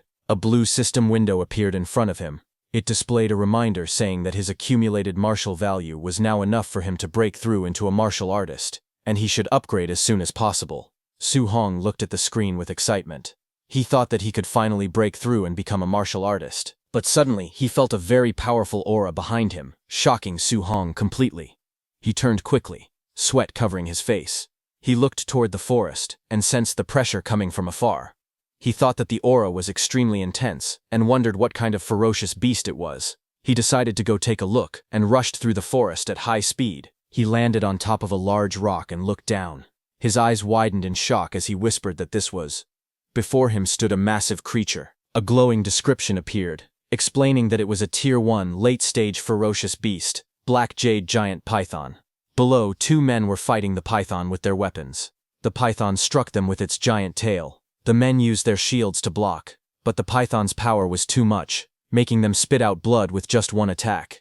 The python's massive tail smashed into both of them, sending them flying backward. Their bodies slammed into a rocky wall, breaking the stones on impact. From a distance, Su Hong watched the scene with widened eyes. Suddenly, shock flashed across his face as he stared ahead. The python lunged again. It swung its tail with incredible force, aiming straight at Su Hong. The ground cracked apart as the huge tail cut through the air. The beast's body twisted sharply. Its tail curved like a giant whip, moving faster than Su Hong expected. He gritted his teeth, thinking it was too fast, as the python's attack came crashing down. The giant python's body smashed into Su Hong, sending him sliding across the dirt as dust exploded everywhere. Nearby, dark blood splattered across the stone. A weak voice coughed again and again, the sound mixed with the shaking of the earth. Su Hong knelt down, covering his mouth as he coughed blood. In front of him, another man lay motionless, his body torn open and stained black with blood. He wiped the blood from his lips with the back of his hand. His expression stayed calm even though pain filled his body. Reaching forward, he grabbed the fallen man's spear and lifted it from the ground. He quietly said that he would borrow it for a moment. Then he stood up again and faced the enormous python. The python rose high into the sky, its golden eyes glowing fiercely. Wind whipped around them as it hissed loudly, towering over him. Su Hong held the spear tightly and stepped forward to face the beast. The giant python opened its jaws wide and rushed forward with a roar, its sharp fangs flashing as it dove down like a falling mountain. Su Hong dodged aside just in time. The creature's massive body slammed into the ground, sending rocks flying everywhere. In that moment, Su Hong quietly recalled something. Normally, killing a Tier 1 late-stage ferocious beast required several martial artists working together. But he was different. All of his martial skills had already reached perfection. With that level of mastery, he had easily killed the Tier 1 middle-stage raging black bear before. Because of that, he believed he now had the strength to fight the black jade giant python directly. He dashed forward with incredible speed, his footsteps leaving white streaks behind him. His body spun through the air, avoiding another strike as the python whipped its tail. Using void step. Perfect. He closed the distance in a blink. The massive python lunged again, jaws wide. But Su Hong's eyes stayed calm. Blue light burst around his spear as water-like energy gathered and wrapped around the weapon. He raised the spear and unleashed his technique, Raging Sea Spear technique. Perfect. A powerful wave of blue energy burst forward as his spear swung down, carrying the force of crashing tides straight at the python. The giant python's massive body twisted violently as the golden spearhead pierced deep into its scales. The impact sent shockwaves through the air, and the beast let out a furious roar. Its jaws opened wide in pain, revealing rows of sharp fangs. Su Hong moved swiftly, stepping across the python's body with quick, precise motions. Each step left a sharp mark on the ground as he moved toward the spear. His hand tightened around it, gripping it firmly while power surged along his arm. Blue energy swirled around him, wrapping his entire body in a flowing, water-like aura. He lowered his stance, spear ready, eyes sharp and focused. With determination burning in his expression, he whispered to himself that he would strike again, one more time. With full power, he threw his spear at the massive python. The weapon shot forward like a beam of light. The giant python whipped its massive body forward, but the blue energy slash cut straight through its attack. Su Hong's spear pierced the python's body as it roared in pain. Enraged, the giant python swung its massive tail to attack, but Su Hong moved at extreme speed, circling around the creature again and again as faint blue trails followed behind him. He thought that the difference in their size was too great. Landing a fatal blow in a single strike would be difficult. He decided he had to weaken the python as much as possible first, then wait for the right chance to finish it. Just then, the python's tail swept toward him. Seeing this, Su Hong raised his fist, and a surge of bright energy formed around it. He used his Thunder Rush fist, perfect technique, as his entire arm shone with crackling power. He launched himself forward, delivering a powerful strike that sent waves of lightning bursting across the battlefield. The ground shook as the giant python's tail whipped across the battlefield. After landing a successful strike, Su Hong quickly leapt back, widening the distance between himself and the massive creature. Dust rose behind him with each step as he prepared his spear again. He reminded himself that after every attack, he needed to back away fast. Only by keeping his distance could he avoid being crushed by the python's huge body. The python twisted angrily, its scales scraping against the ground. Su Hong stayed alert. He told himself to wait for an opening, attack again, and then retreat right away before the monster countered. The constant movement tired him. His breath grew heavy, and sweat rolled down his face. Still, he knew this method kept him safe. He exhaled as he steadied his stance. Across from him, the python trembled. Its growls grew weaker. It seemed to be nearing its limit too. Seeing this, Su Hong realized he only needed to circle it a few more times and strike carefully to bring it down. He gripped his spear and called out in determination, ready for another round. But just as he prepared to move, something caught his attention. A sudden sound behind him. Su Hong sharply turned his head, his eyes widening as he sensed something approaching. He demanded to know who it was. A large masked man suddenly leapt toward him from above, laughing loudly with a flaming fist raised. Su Hong quickly lifted his arm to block, gritting his teeth as the flaming punch crashed down on him. The force of the attack sent him flying across the ground, rolling until he came to a stop. He pushed himself up with difficulty, coughing as he tried to regain his breath. When he looked up, several figures were standing in front of him. He shouted, asking who they were. The man in the long coat stepped forward, surrounded by his group. It was the White Fox. He looked down at Su Hong with a confident smile and told him that they were meeting again. He then asked Su Hong to hand over the black jade giant python. The group of 5 stood together on the rocky path, watching the injured Su Hong kneel in exhaustion. His spear lay stuck in the ground beside him, its blade cracked from the earlier battle. White Fox stepped forward with a calm smile. His eyes narrowed slightly as he recalled the moment he saw Su Hong leaving the city alone. He said that when he first witnessed that reckless decision, he was certain Su Hong would die somewhere outside the city walls. He spoke again, amused. He admitted he never expected Su Hong's luck to be so strong. Not only had he survived, but he had even managed to encounter a critically wounded black jade giant python, one that was already on the verge of death. Hearing that, Su Hong stared at him quietly, realizing that if they thought he had merely found the python, that meant these 5 had just arrived. He observed them carefully. All 5 were martial artists. He realized that they had the numbers advantage. Fighting them head-on was impossible. Suddenly, the large masked fighter stepped forward aggressively. He shouted at Su Hong, asking if he hadn't heard young Master Ye's words. He demanded to know why Su Hong was still standing there when young Master Ye wanted the giant python for himself. Hearing that, Su Hong lowered his head slightly. His fists clenched. His jaw tightened. He said nothing, but his body trembled with anger. Su Hong glared forward, electricity crackling around his fist as he spoke. He said that they had only pushed him back earlier because of a sneak attack, and he asked if they really thought he couldn't defeat them. In the next moment, he shot forward and slammed his glowing fist into the masked brute's punch. The impact exploded outward, sending the large man flying. The brute's eyes widened behind his mask as he felt the force of the blow. Shock filled him as he thought about the terrifying power striking him. Su Hong didn't stop. He rushed in again, his fist flashing with red light, and struck the brute hard enough to knock him into the ground. The remaining group stood in the distance, watching their fallen companion lying in the grass. None of them moved. Then White Fox stepped forward slightly, looking at the scene with interest. With a slight smile, he commented on the attack. He said it was an excellent Vajra fist, and confirmed that Su Hong was indeed the Minotaur. Hearing that, Su Hong turned his head sharply, his expression tightening when he confirmed that it really was the White Fox mask. White Fox stood calmly, with his hand covering part of his face. His voice was smooth as he spoke. He said that Su Hong was the first person to humiliate him in front of so many people. He then dropped his hand and gave an order. His voice was cold as he commanded his subordinates to kill Su Hong. All 4 men around him rushed forward at once. Their weapons drew streaks across the ground as they charged towards Su Hong. Su Hong reacted instantly. His hand tightened around the spear, and his body shot upward in a single motion. Behind him, White Fox's group shouted to chase him. They sprinted after him as he leapt away from the rocky cliff. Deeper in the forest, the group slowed down, scanning their surroundings. Dense trees and scattered sunlight surrounded them as they searched the area. One of them shouted, asking where he went. Another warned that the woods ahead were thick and easy to ambush in, telling everyone to stay alert. The masked man with brown hair looked ahead as he walked through the forest. He scoffed and said there were so many of them, wondering if they were really afraid of just one man. Just as he said that, suddenly, a blur shot past him.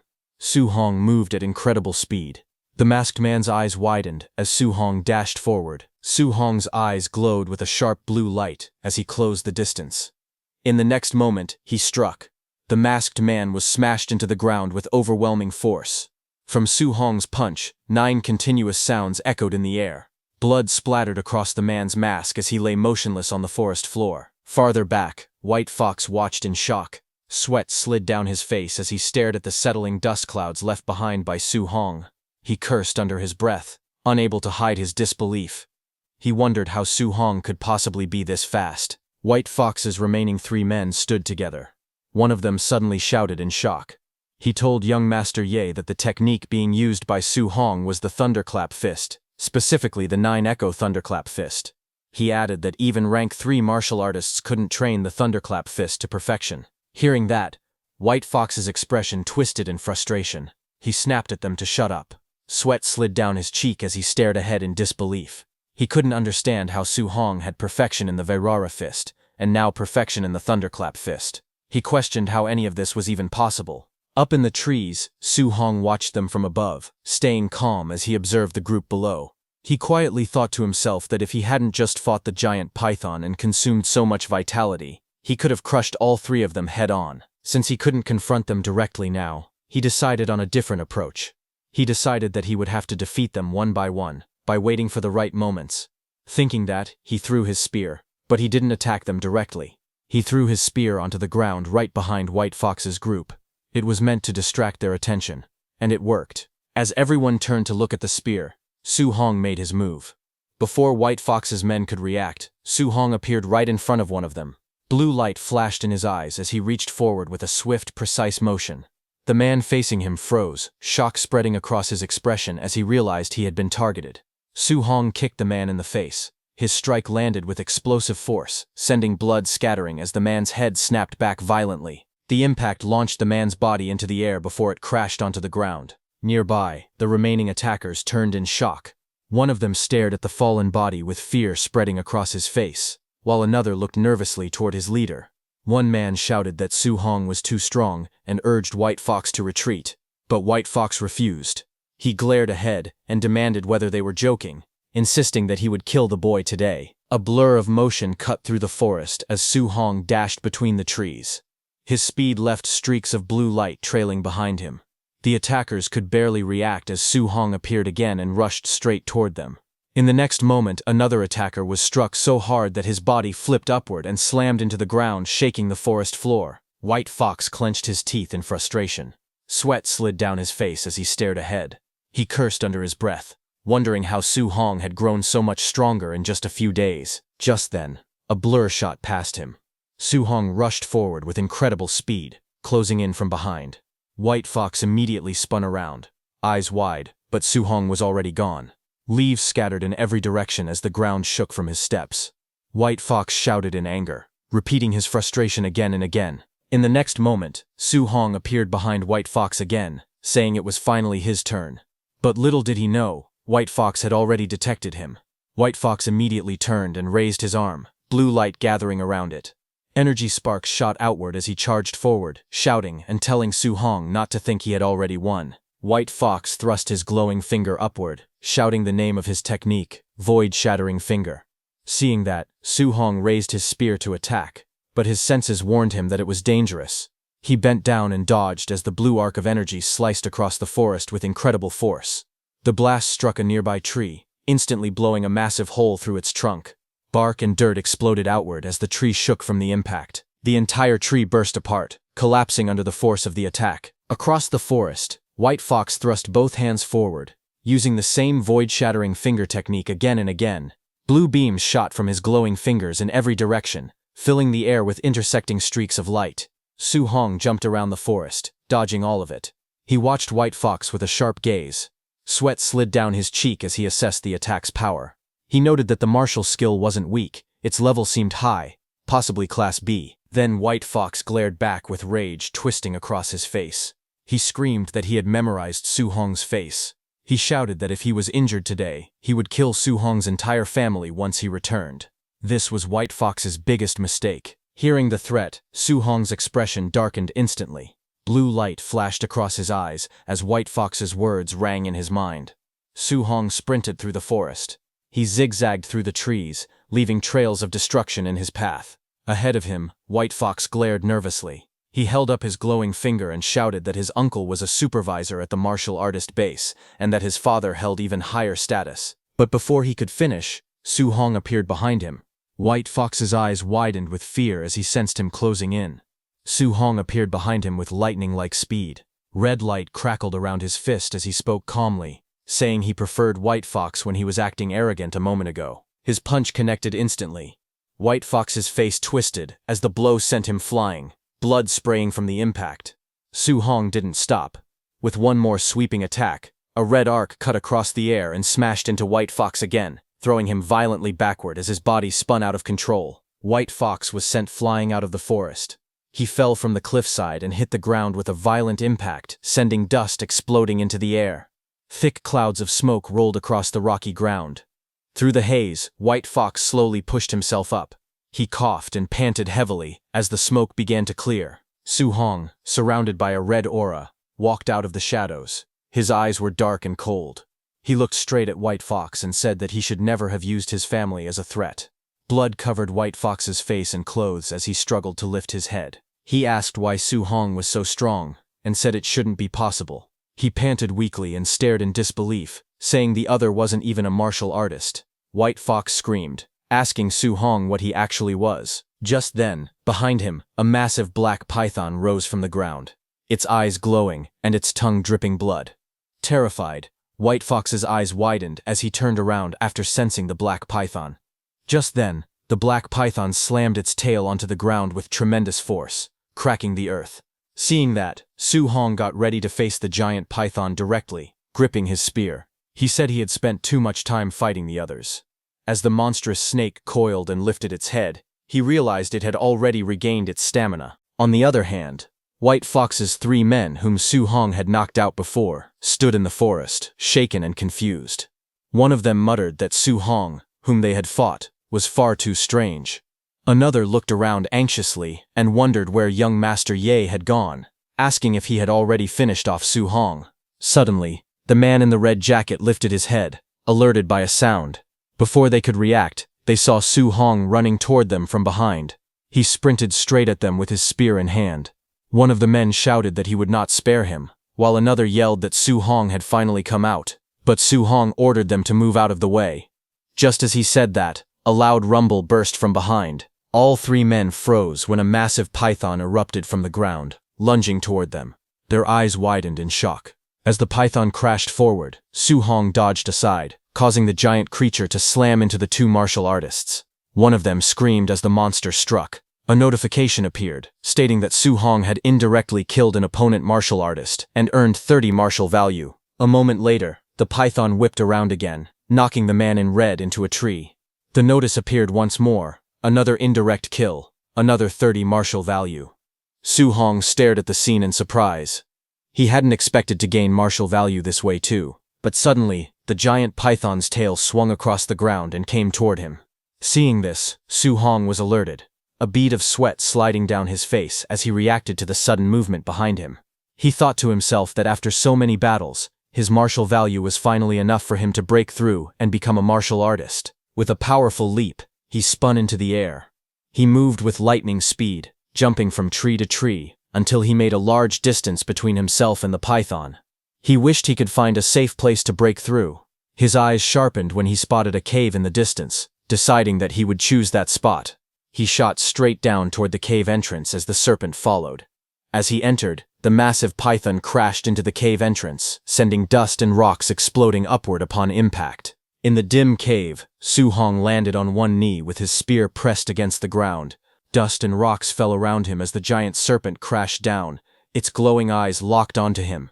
The python lurched forward, its jaws opening wide as it dove straight at him with a violent roar. But it couldn't enter. Inside the cave, Su Hong quickly pulled up his system status screen, while the serpent's body thrashed behind him. The python roared again as the system interface displayed Su Hong's information. Name: Su Hong, Vitality 96, Spirit 23, Physique, mortal body 3%. Martial skills, raging sea spear technique, perfect thunder rush fist, perfect vajra fist, perfect floating light palm, perfect void step. His martial value showed 504. Su Hong furiously tapped the vitality stat on his screen, shouting for it to increase faster. Numbers flashed rapidly as vitality rose by plus 0.1 again and again. A burning red aura erupted around him. Vitality surged through his body, making his entire frame tremble from the heat. Red light wrapped around him like flames as he gritted his teeth, thinking that it felt as if magma was flowing through his veins. The status screen flashed again, displaying that vitality had reached 100. Red energy burst outward. Seeing this, the serpent stopped, its eyes widening as a wave of crimson power surged across the cave. A red notification appeared above Su Hong, announcing his breakthrough and that he had become a Tier 1 martial artist. Flames of power burst around him as he stood in the center of the glowing circle. He looked at his own body, feeling the heat rising from within, and said that he had finally become a real martial artist. His fist tightened, energy crackling around it as bright light wrapped around his arm. In front of him, the giant serpent shrank back in fear, sensing the change in his strength. Su Hong stepped forward, flames burning around his body, and told the serpent that it was now his turn. His eyes sharpened, and with a swift motion, he launched himself forward. His glowing fist shot straight ahead, tearing through the air like a beam of light. The python was using its whole body to crawl out of the cave, but a loud impact echoed when Su Hong's punch struck the serpent's body. The python let out a furious roar as golden energy surged upward, launching the python high into the sky. The giant serpent's face filled the panel. Its scales cracked, and its fangs stained with blood. It let out a fierce hiss as fresh wounds covered its jaw. Su Hong charged forward with glowing eyes and a blazing fist. Energy sparked around his arm as he shouted the name of his technique, Vajra Fist. He leaped through the air, aiming straight at the serpent's open mouth. The enormous snake lunged upward, roaring as it extended its tail to attack Su Hong from behind. Su Hong met its tail attack head-on, blocking it with his burning fist. Red lightning surged around him as the impact exploded against the serpent's tail. Su Hong gritted his teeth. Blood trickled from the corner of his mouth as he pulled back his arm. He tightened his grip on his spear and steadied himself. He then drove his spear downward with full strength. Blue energy burst outward as he slammed the attack straight into the serpent's stomach, forcing the massive creature down with overwhelming force. A blinding column of blue energy crashed down the python's body onto the ground. Lightning burst outward on impact, making the creature roar in shock and pain. From high above, Su Hong descended with flames wrapped around his arm. His fist burned like molten fire as he shouted the name of his technique, Thunder Rush Fist. He dove straight toward the thrashing serpent. Su Hong's fiery punch slammed into the creature's skull, sending waves of sound force rippling through the air. The impact echoed through the forest. The serpent's head recoiled violently, as golden lightning swallowed it. Su Hong's attack smashed it downward, driving its head deep into the ground. The earth cracked beneath the blow, and the forest shook from the impact. Smoke and dust rolled across the battlefield in thick waves. When the dust slowly cleared, Su Hong stood firmly on top of the python's massive head. His red aura flickered as he looked down at the defeated beast. He noted that although the giant python had already been heavily injured, he was now strong enough to withstand its attacks directly. A glowing panel appeared beside him, confirming that his martial value had increased by 94. The enormous serpent lay motionless beneath him. Its threat finally ended. Su Hong then sat on top of the giant python's severed head, holding a knife in his hand. As he looked at the huge corpse beneath him, he muttered that hunting ferocious beasts normally required cutting off their left ear to exchange for money. But then he paused.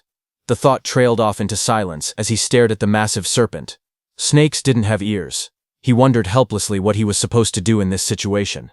After a moment, he sighed and stood up. He said it was better to forget it and head back quickly. The scene shifted to a distant view of the cliffside where he had first fought that massive python and white fox. His footsteps echoed softly as he approached someone lying bloodied on the ground. It was White Fox, but he was already dead after being crushed by the giant python's tail. Su Hong looked down at him calmly. He said that ending up like this, White Fox had gotten off easy. Su Hong then crouched beside the fallen body and began searching through his belongings. While checking his pockets, he wondered if he might find the high-level martial technique White Fox had used earlier. His hand paused when he pulled out a small booklet. The cover was worn, but the words were clear. He read the title out loud, Void Breaking Finger. Later that night, As the massive corpse of the giant python rested motionless, something shone nearby. It was a small fire flickering inside a cave, whose entrance was covered by a wall of stone.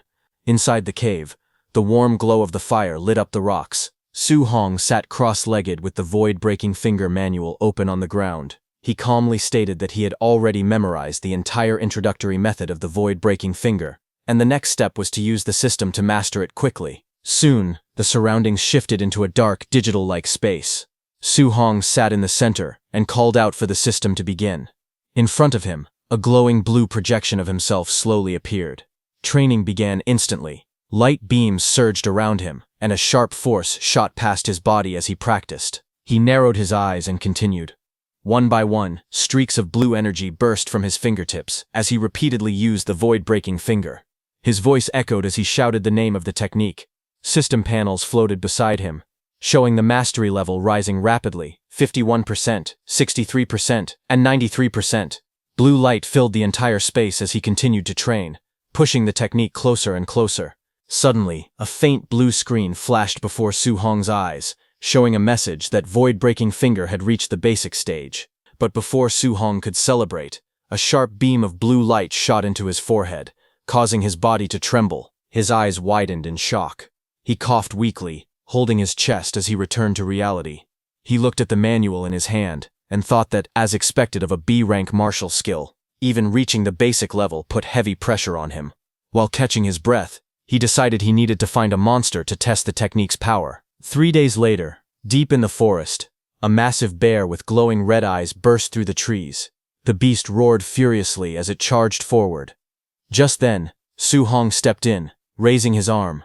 Blue energy gathered at his fingertip. As he released his attack, he unleashed the void-breaking finger, sending a piercing beam of energy straight into the bear monster. The bear was struck violently, its body shaking under the force of the blow. Su Hong stood calmly with blue energy swirling around his finger. He realized he had finally reached the perfect realm of the technique. He felt satisfied, thinking that its power was truly worthy of a B-rank martial skill. Just then, a glowing notification appeared, displaying that he had mastered void-breaking finger to perfect void-breaking finger. With the skill perfected, he lowered his hand and said that it was time to go back. The scene shifted to a large fortified compound, the martial artist base, where countless martial artists were gathered within the wide courtyard. The martial artist base was lively that day. At the exchange counter, a startled clerk counted the rewards and announced loudly that the total came to 230,000. The surrounding hunters murmured in surprise. One of them praised the Thunder Squad, saying they were incredibly fierce for killing so many beasts. Another muttered that this single harvest equaled several months of his own hard work.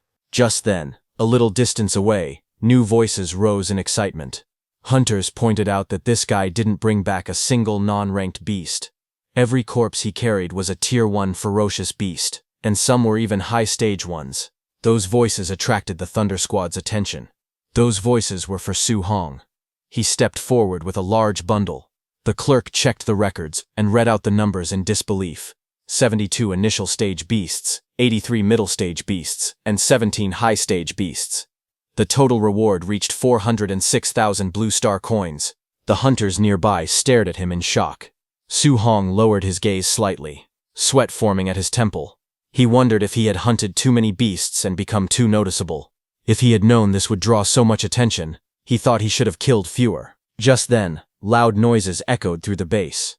A burst of force shattered part of the plaza, catching everyone's attention. Hunters gathered and stared at the destroyed area. People shouted in confusion. Someone asked how the base could be attacked.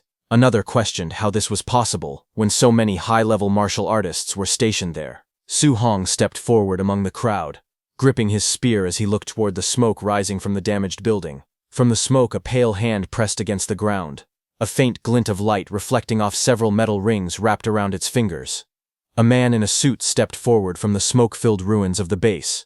His expression twisted with fury as he shouted for the base to be sealed, ordering that not even a single fly be allowed to escape. This man was Ye Qi, the person in charge of the base, and White Fox Ye Feng's uncle. His subordinates responded instantly, shouting their acknowledgement. Seeing this, another supervisor hurried toward him, panic visible on his face. He asked Ye Qi what had happened. Ye Qi's eyes burned red with rage as he answered. He shouted that his nephew Ye Feng, along with the 4 martial artists accompanying him, were all dead. News of the death spread quickly among the crowd. Several martial artists whispered in shock, wondering how Ye Feng could possibly have been killed and how an entire group of 5 could be wiped out at once. Some people muttered bitterly. One man thought that if not for Ye Feng's background, he would have killed him long ago. Another person said that everyone there had been robbed by Ye Feng before. More voices joined, saying the scourge had finally been eliminated. Hidden among the crowd, Su Hong stood silently, listening to their reactions as the discussions grew louder around him. Ye Qi walked forward, announcing in a stern voice that a B-rank martial skill found on Ye Feng's body was missing. He declared that all martial artists had to be body searched and cleared of suspicion before they were allowed to leave. Amid the tense crowd, Su Hong stood quietly with his spear. He observed the situation calmly. As he listened, he thought to himself that based on the corpses, it was obvious White Fox had been killed by the giant python, so the incident should not be traced back to him. From across the open plaza, the officials and Ye Qi gathered in a group. Their eyes scanned the crowd in suspicion. Su Hong noticed their focused stares drifting toward him. He wondered silently if they were targeting him. Suddenly, the people around him slowly stepped back, creating a clear path as the officials walked forward, led by Supervisor Ye. Their footsteps echoed as they approached directly towards Su Hong. Then Ye Qi, with a dark expression, stepped out from the group. His eyes glowed coldly as he spoke with a forced smile, addressing Su Hong as little brother. He said he had heard that Su Hong alone had killed ferocious beasts worth 400,000, and he claimed that Su Hong's skills were truly amazing. Ye Qi looked down at Su Hong and said he had heard that Su Hong had killed a ferocious beast worth 400,000 credits on his own. He called it impressive. A woman nearby stared at Su Bai suspiciously. She said he looked like a rank 1 early-stage fighter at best and questioned how he could possibly kill so many beasts. She insisted that he must have scavenged young Master Yi's belongings and ordered the guards to search him immediately. 2 suited enforcers stepped forward, flames burning around their arms. One of them warned Su Bai not to resist, saying things would get ugly if he did. But before they could touch him, Su Hong moved. In an instant, his spear was at one guard's face. The guard froze in shock. He asked Su Hong what he was doing. The guard was stunned because he couldn't even follow how fast the spear had been drawn. Su Hong then asked calmly if they truly wanted to search him. He reminded them that he was a student of Star City High No. 1. Hearing that, Investigator Ye Qi narrowed his eyes as he thought about the situation. He knew the principal of No. 1 High was fiercely protective of his students, someone no one wanted to provoke. But to him, Su Hong still seemed extremely suspicious. He walked forward with 2 guards beside him.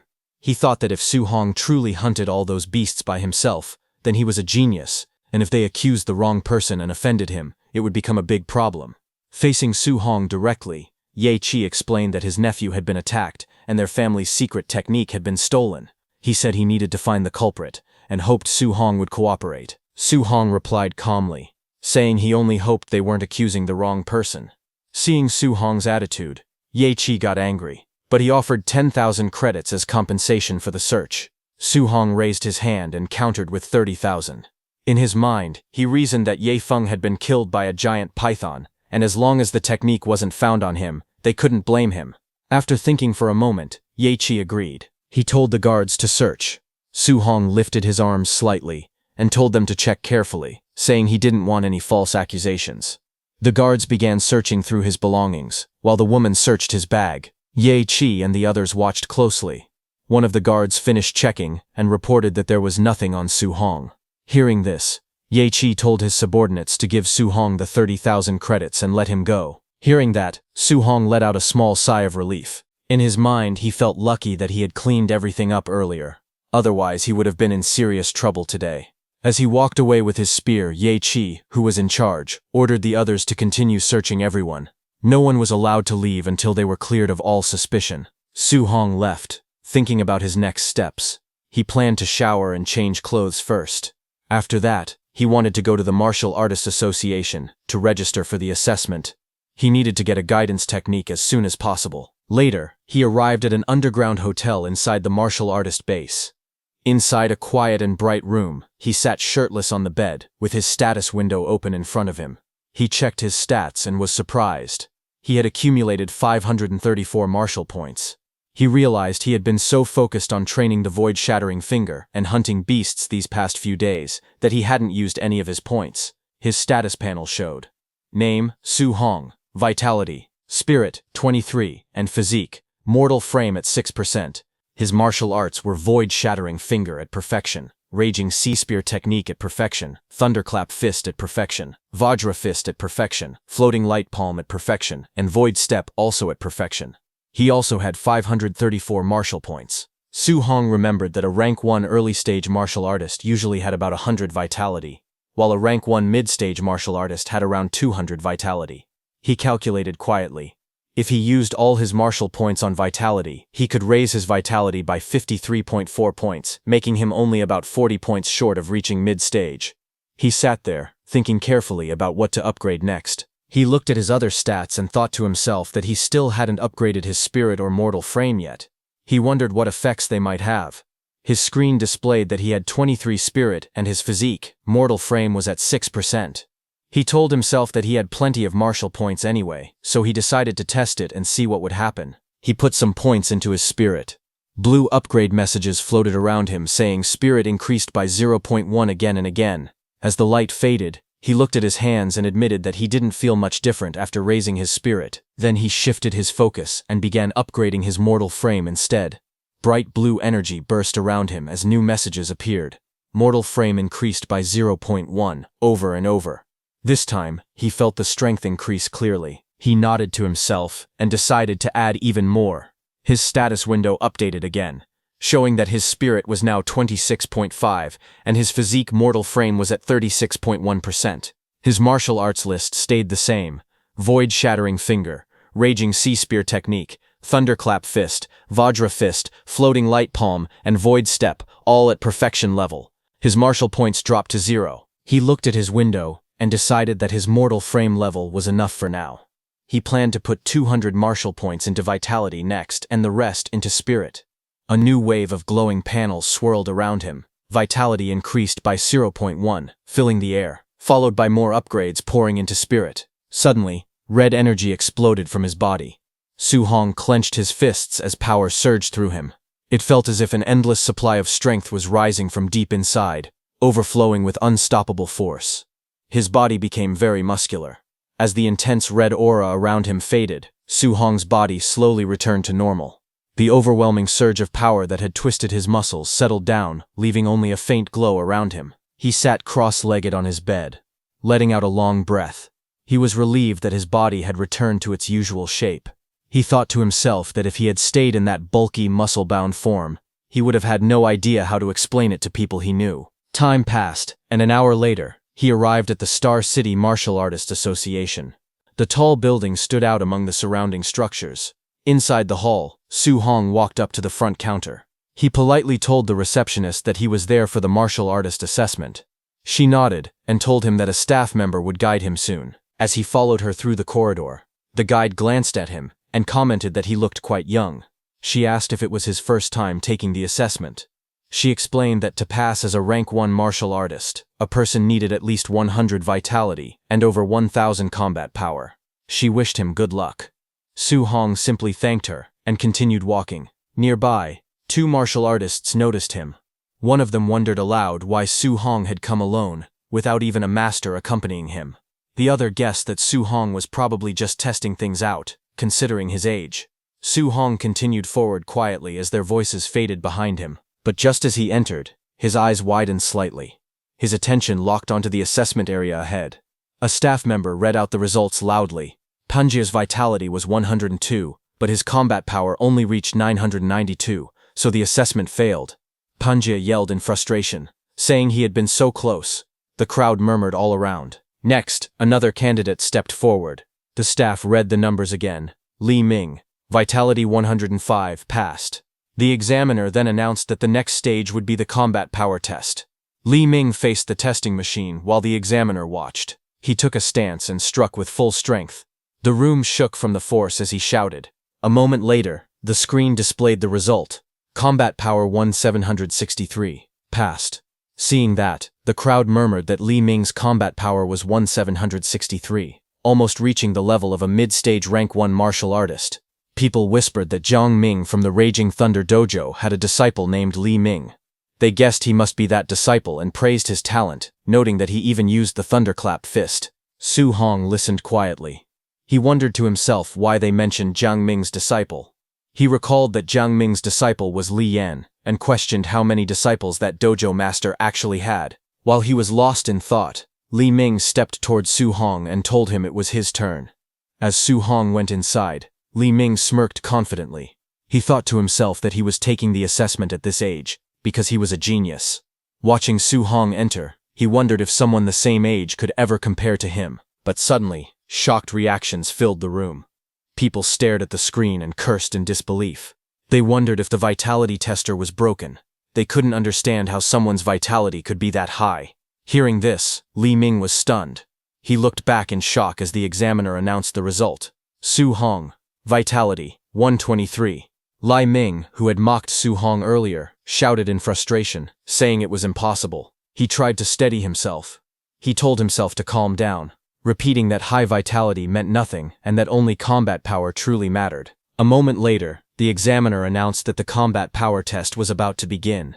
Everyone watched as Su Hong stepped up in front of the machine. He thought about his progress. He had already advanced to a martial artist and strengthened his body, so his power had grown a lot. He guessed that using 40% of his strength should be enough for this test. But then he worried. If he held back too much, he might fail the requirement. To be safe, he decided to use 50%. He took his stance and focused. His eyes sharpened as he rushed forward, his fist glowing with power. In the next instant, he struck the machine with a powerful blue force, sending a huge shockwave through the entire room. The machine went flying back violently as his attack blasted straight into it, leaving the ground cracked behind him. The machine exploded into pieces the moment his punch landed, leaving behind streaks of motion as fragments of metal scattered across the floor. Everyone watching froze in shock. Li Ming's eyes widened as he saw that the tester had been sent flying with just a single punch, calling that level of power terrifying. But what was even more terrifying was that Su Hong didn't even use any martial arts. Then the results appeared. The broken machine displayed the number 3004, a combat power normally reached only by a rank 1 high-stage martial artist. The crowd was stunned. They said that number was unimaginable. Up on the balcony, an instructor pointed at the chaos below. He told his superior that the same kid had caused trouble again, calling him an absolute monster. The superior looked down and recognized Su Hong. That was the same man who had watched Su Hong's match in the underground arena. With a calm expression, he said that it all made sense now. Meanwhile, in a bright office filled with sunlight, the president of Star City's Martial Arts Association, Wu Linshen, sat at her desk. She complained that the Yang City branch next door kept producing geniuses and showing off every day. She worried that if Star City didn't produce any geniuses soon, she would lose her job. Suddenly, an assistant burst into the office in a panic. He yelled that a monster had appeared in the martial artist assessment. Wu Linshen was startled enough to nearly drop her phone. He quickly explained that a rank 1 early-stage youth had sent the testing machine flying using only raw physical strength, and his combat power had reached 3000. Hearing this, Wu Linshen's eyes widened. She stared ahead, shocked by the news. Meanwhile, the Martial Artists Association's central hall was busy, filled with people walking around and talking. Su Hong stood near the escalators, with a staff member dressed in a suit. The staff member told Su Hong that he would first take him to the second floor to register his martial artist identity. After that, they could go collect his allowance. Su Hong nodded and thanked him. As they spoke, someone walked down the escalator. A pair of high-heeled boots appeared at the top, and a woman's voice said that the staff member could leave because she would personally handle Su Hong. The staff member froze. Then the woman stepped fully into view. It was the president. Her long golden hair flowed behind her as she looked down at them from the escalator. The staff member called out in surprise. The president walked up to Su Hong and asked if he was Su Hong. She introduced herself as Wu Linshen, the president of the Star City branch of the Martial Dao Association, and told him to follow her. Su Hong replied politely, calling her president. At the same time, he thought to himself that this person was the president of Star City's Martial Artist Association. He had heard rumors that she was a Tier 5 martial artist. She looked different from what he had imagined. The scene then shifted to the president's office. A bright and spacious room filled with warm sunlight. Su Hong sat on a couch while the blonde president reclined casually on another seat. She looked at him with a relaxed smile and began speaking. She said she knew he was a student from Star City No. 1 High School, and mentioned that Principal Lee Chengshan had complained to her before. According to him, the school had produced only 2 ordinary Tier 1 martial artists this year, yet Lee Chengshan somehow hit a major genius like Su Hong. Su Hong looked confused, and asked why she had brought him to her office. He explained that he only wanted to register as a martial artist, and collect his allowance and guidance technique. The president waved her hand confidently. She told him not to worry, saying the people downstairs had already handled his martial artist ID and monthly allowance. As for the guidance technique, she said she would teach him personally. She stood before him and asked how much he currently understood about guidance techniques. Su Hong thought for a moment. He said the textbook mentioned that heaven and earth spiritual chi had different attributes, and that guidance techniques were methods to absorb those spiritual energies to strengthen the body. He also added that absorbing spiritual chi of different attributes required a matching guidance technique. The president lifted her hand, and a warm orange flame appeared in her palm. She explained calmly that the textbooks were not wrong, but guidance techniques were more than just cultivation methods. She gave an example. The heavenly flame guidance technique she practiced mainly absorbed fire attribute spiritual chi. While it strengthened her body, it also gave her attacks the power of fire. As she spoke, the flame in her hand burned brighter and sharper. She then released the flame outward. A stream of fire shot across the room like a blazing whip, lighting up the entire office. She said that if someone could release attribute attacks externally, it would also increase their attack range. But for a Tier 1 martial artist, even carrying a small trace of attribute power was already impressive. Su Hong stared in surprise. He asked if guidance techniques could actually be used for attacking. He thought they were only for absorbing spiritual chi to cultivate. The textbooks never mentioned this part. The president raised her hand again, and symbols representing different elements appeared beside her. She explained that heaven and earth spiritual chi had 7 attributes: metal, wood, water, fire, earth, thunder, and wind. Each had its strengths and weaknesses, but in pure attack power, thunder ranked first, metal second, and fire third. She added that the guidance technique someone could cultivate depended on their compatibility. As she spoke, she lifted a glowing red crystal ball from the table. Su Hong nodded slowly. He realized it wasn't possible to cultivate any guidance technique freely. One had to match their own compatibility first. The president held the glowing crystal ball in her hands. She explained that it was used to test a person's compatibility. The brighter and larger the glow, the higher the compatibility. She said that ordinary martial artists usually had only 20 to 30%. Her own compatibility was around 80%, which was already considered extremely high. She looked at Su Hong with confidence, and told him that someone as talented as him would definitely go beyond 90%. As she spoke, the flame inside the crystal disappeared, and she handed the ball to him. Su Hong looked at the crystal ball quietly. He thought to himself that President Wu had become a Tier 5 martial artist at such a young age, and was already considered a genius, yet her compatibility was only 80%. If he reached 90%, it would be too unbelievable. When Su Hong placed his hands on the ball, a blinding light erupted instantly. President Wu's eyes widened in shock. The entire crystal ball burst with intense red light, filling the whole room. The president jumped in excitement, and shouted that it was completely full. His fire attribute compatibility had reached 100%. She rushed to Su Hong and grabbed his shoulders, asking if he understood what this meant. He admitted that he didn't. She explained with great excitement that this meant he could absorb 100% of fire attribute spiritual chi from heaven and earth, without wasting even a single trace. She then explained calmly that her own compatibility was only 80%. Because of that, she lost 20% of the fire attribute spiritual chi every time she absorbed it. Even so, she had already reached Tier 5 as a martial artist, and had become the president of the Star City Martial Artists Association. Then she leaned closer to him.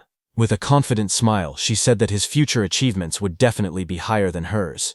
She admitted that she never expected a small place like Star City to produce someone as talented as him. Someone who was not weaker than geniuses from the Magic City Imperial Capital region. Su Hong looked at the crystal ball in his hands. He thought quietly to himself that the fire attribute was good, but he still preferred the thunder attribute. He wished he had the thunder spirit attribute instead. Just as he said that, the crystal ball suddenly burst with bright golden lightning. Thunder-like patterns flashed inside it, as powerful light filled the room. When he lifted the glowing sphere, President Wu stared at him in shock. He looked at her and said that his thunder attribute compatibility also seemed to be 100%. She stayed silent, unable to respond. President Wu stared at the test results in shock. She wondered if it was real or fake because the thunder and fire attributes both showed 100% compatibility. She felt overwhelmed and thought to herself that Su Hong was a monster, something far beyond normal. Just then, Su Hong, now holding a green crystal ball, spoke nervously. He told the president that the wind attribute also seemed to be 100%. Hearing this, the president looked even more stunned, unable to believe what she was seeing. She quietly muttered that the situation was too outrageous. A few minutes passed. The room became calm. Sunlight spilled in through the windows, while the two of them sat on separate couches. The president leaned back weakly, still trying to process everything. She slowly sat up and wiped the sweat from her forehead. She whispered that something was not right. All the attributes she tested were full. Every single one was at 100%. She wondered if she was dreaming. Her thoughts drifted back to her past. She once believed she was a top-tier genius. Becoming a 30-year-old Tier 5 martial artist was as rare as phoenix feathers or unicorn horns. But when she once faced an opponent beyond common sense, she realized she was just an ordinary person. She remembered standing before a massive monster. The ground cracked beneath her feet as the beast roared loudly. In that moment she understood that to defeat something beyond common sense she would need someone just as extraordinary. She then recalled a man standing atop that fallen creature, looking down with calm eyes. Only those who were also beyond common sense could fight such beings. Back in the room, she looked at Su Hong and thought that he was an existence ordinary people could never understand. On the other hand, Su Hong was lost in thought. Thinking seriously, he muttered that all 7 of his attributes were at 100%. If he focused only on thunder and ignored the other 6, it felt like a waste. He sighed, saying the situation was distressing. Then he turned to the president with a smile and asked if she could give him copies of the guidance techniques for all 7 attributes. The president stared at him speechlessly. She explained slowly that human energy was limited. No matter how talented someone was, it was recommended to cultivate only 1 or 2 attributes. She gave an example. In the past, someone had tried cultivating all 7 guidance techniques at the same time. Even after training for decades, that person remained only a Tier 1 martial artist. Hearing that, Su Hong told her that he could not choose a path yet, so he wanted to cultivate all attributes first and decide later which one to focus on. President Wu agreed, but warned him not to fool around and not to waste such rare talent. She then asked Su Hong if his school's monthly exam was coming soon.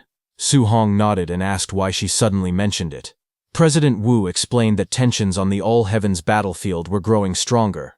A huge war between the 10,000 races and the human race could break out at any moment. Because of this, nations had invested a lot of resources to create a genius training camp, and she wanted to recommend him. She said that if he could take first place in the school's monthly exam, she would give him a recommendation spot. Su Hong repeated her words softly, thinking about the war of the 10,000 races and the training camp. He then remembered the tragedy from over 10 years ago, the war that took the lives of all his relatives except his uncle and aunt. He clenched his fists and agreed, saying he would definitely work hard. Images of his past flashed in his mind, crying as a child, his uncle comforting him, and scenes of fear and chaos. He whispered to his uncle and aunt in his heart, promising that he would never let that tragedy happen again.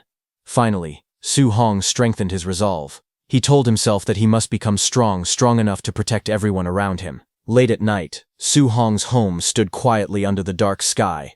Inside, Su Hong sat at the table with a bright smile. He held an identification card in both hands and told his uncle and aunt that he had officially become a martial artist. His aunt wiped the tears from the corner of her eyes, happy and emotional. His uncle trembled with excitement as he held the card, unable to believe that Su Hong had really succeeded. They both praised him, saying that he had become a capable young man. Su Hong explained that a Tier 1 martial artist received a monthly allowance of 10,000, so his uncle no longer needed to work with such difficulty. His uncle laughed happily and said that Su Hong had now become the pillar of their family and that they would listen to him from now on. Su Hong smiled gently and promised that he would support the family from this day forward. Later that night, Su Hong sat alone on the rooftop. He crossed his legs and began cultivating. Orange energy flames burst out around him as he breathed steadily, focusing all his strength on training. Su Hong's eyes suddenly lit up with a bright, fiery glow. Power surged inside him, and his stare turned sharp and intense. The next second, he punched the air with determination. Energy gathered around his arm, spinning wildly as flames wrapped around his fist. He punched out with full force, sending a wave of heat and wind across the rooftop. When the energy faded, Su Hong looked at his fist. It was smoking lightly, He stared at it in confusion and wondered why the technique felt so weak. He asked himself if this was really the basic level of the guidance technique and why it had no power at all. Then a glowing system panel appeared in front of him. It showed his name and different stats. It also displayed a new line for guidance technique. He realized that he had actually learned the Heavenly Flame guidance technique. But it was only at level 1 with 5%. Su Hong became even more surprised. He wondered since when guidance techniques had levels. President Wu had never mentioned anything like that. If techniques could be leveled up, she would have told him. He looked back at the panel, thinking deeply. Maybe this guidance technique was different. Then a thought struck him. Su Hong stared at the glowing screen in shock. He couldn't believe it, but excitement spread across his face as he realized the truth. Only he could level it up. Su Hong stood before the glowing blue panel and stared at it seriously. He asked himself how he was supposed to upgrade guidance techniques, wondering if they were improved the same way as martial value. Just as he touched his system window, a red warning screen flashed in front of him. The panel showed the message: insufficient martial value. Seeing that, Su Hong sighed. He decided to first cultivate the rest of the guidance techniques. He told himself he would figure out how to earn more martial value later. He then sat cross-legged on the rooftop, surrounded by books. Flames of spiritual energy burst around his body, brightening the whole surrounding. Several hours later, Su Hong's inner view appeared, showing 7 glowing points of spiritual qi. Each point represented a different guidance technique. Thunder guidance technique, level 1. Water marsh guidance technique, level 1. Thick earth guidance technique, level 1. Spirit wind guidance technique, level 1, and others. The 7 different attributes of spiritual qi pushed against each other. Su Hong gritted his teeth as sweat rolled down his face. He understood why President Wu once said that a genius who cultivated 7 guidance techniques had stayed a Tier 1 martial artist for decades. He continued to channel the power. Flames rose around him, and he tried to control the energy. He noticed that although all 7 types of spiritual qi existed in his body, he could only use one attribute at a time. A ball of fiery spiritual qi formed in his hand as he breathed heavily. That bright flame swirled in Su Hong's hand as he watched it closely. He had realized that if he forced himself to use a second attribute, the 2 glowing forces instantly collided, followed by a violent explosion. It was a huge explosion of spiritual energies that shook his rooftop. The clash made both attributes disappear. Su Hong narrowed his eyes. He wondered if thunder and fire really couldn't be combined. Their natures felt similar, so why did they keep rejecting each other? He tried again. Thunder light and fire sparks wrapped around his fingers. The 2 forces touched. Another explosion burst out, and the energy scattered into the air. Still sweating, Su Hong clenched his teeth. He refused to give up. He yelled in frustration, telling himself to try one more time. Flashes burst from the rooftop again and again through the night, as he repeatedly attempted to fuse the attributes. When dawn arrived the next day, the building still glowed faintly from the leftover sparks of Su Hong's non-stop training. He breathed heavily, sweat running down his face. He told himself he just needed a little bit more. In his hand, the lightning and flame flickered and shook. He stared at it, insisting softly that he only needed a tiny bit more. He gritted his teeth and shouted for the power to fuse. Lightning and fire wrapped around his arms as he forced the 2 energies together. He raised his hand again and yelled, calling for fusion. A bright flame exploded in his palm. After trying through the whole night, he finally succeeded. He looked at the flame in his hand with relief and satisfaction. He then straightened his clothes and said it was time to go out and test the power. The scene shifted to Star City's Citizen Martial Arts Square, a large open plaza with a tall clock tower at its center. Training robots stood ready around the area. Su Hong stood in front of the spider-shaped combat tester.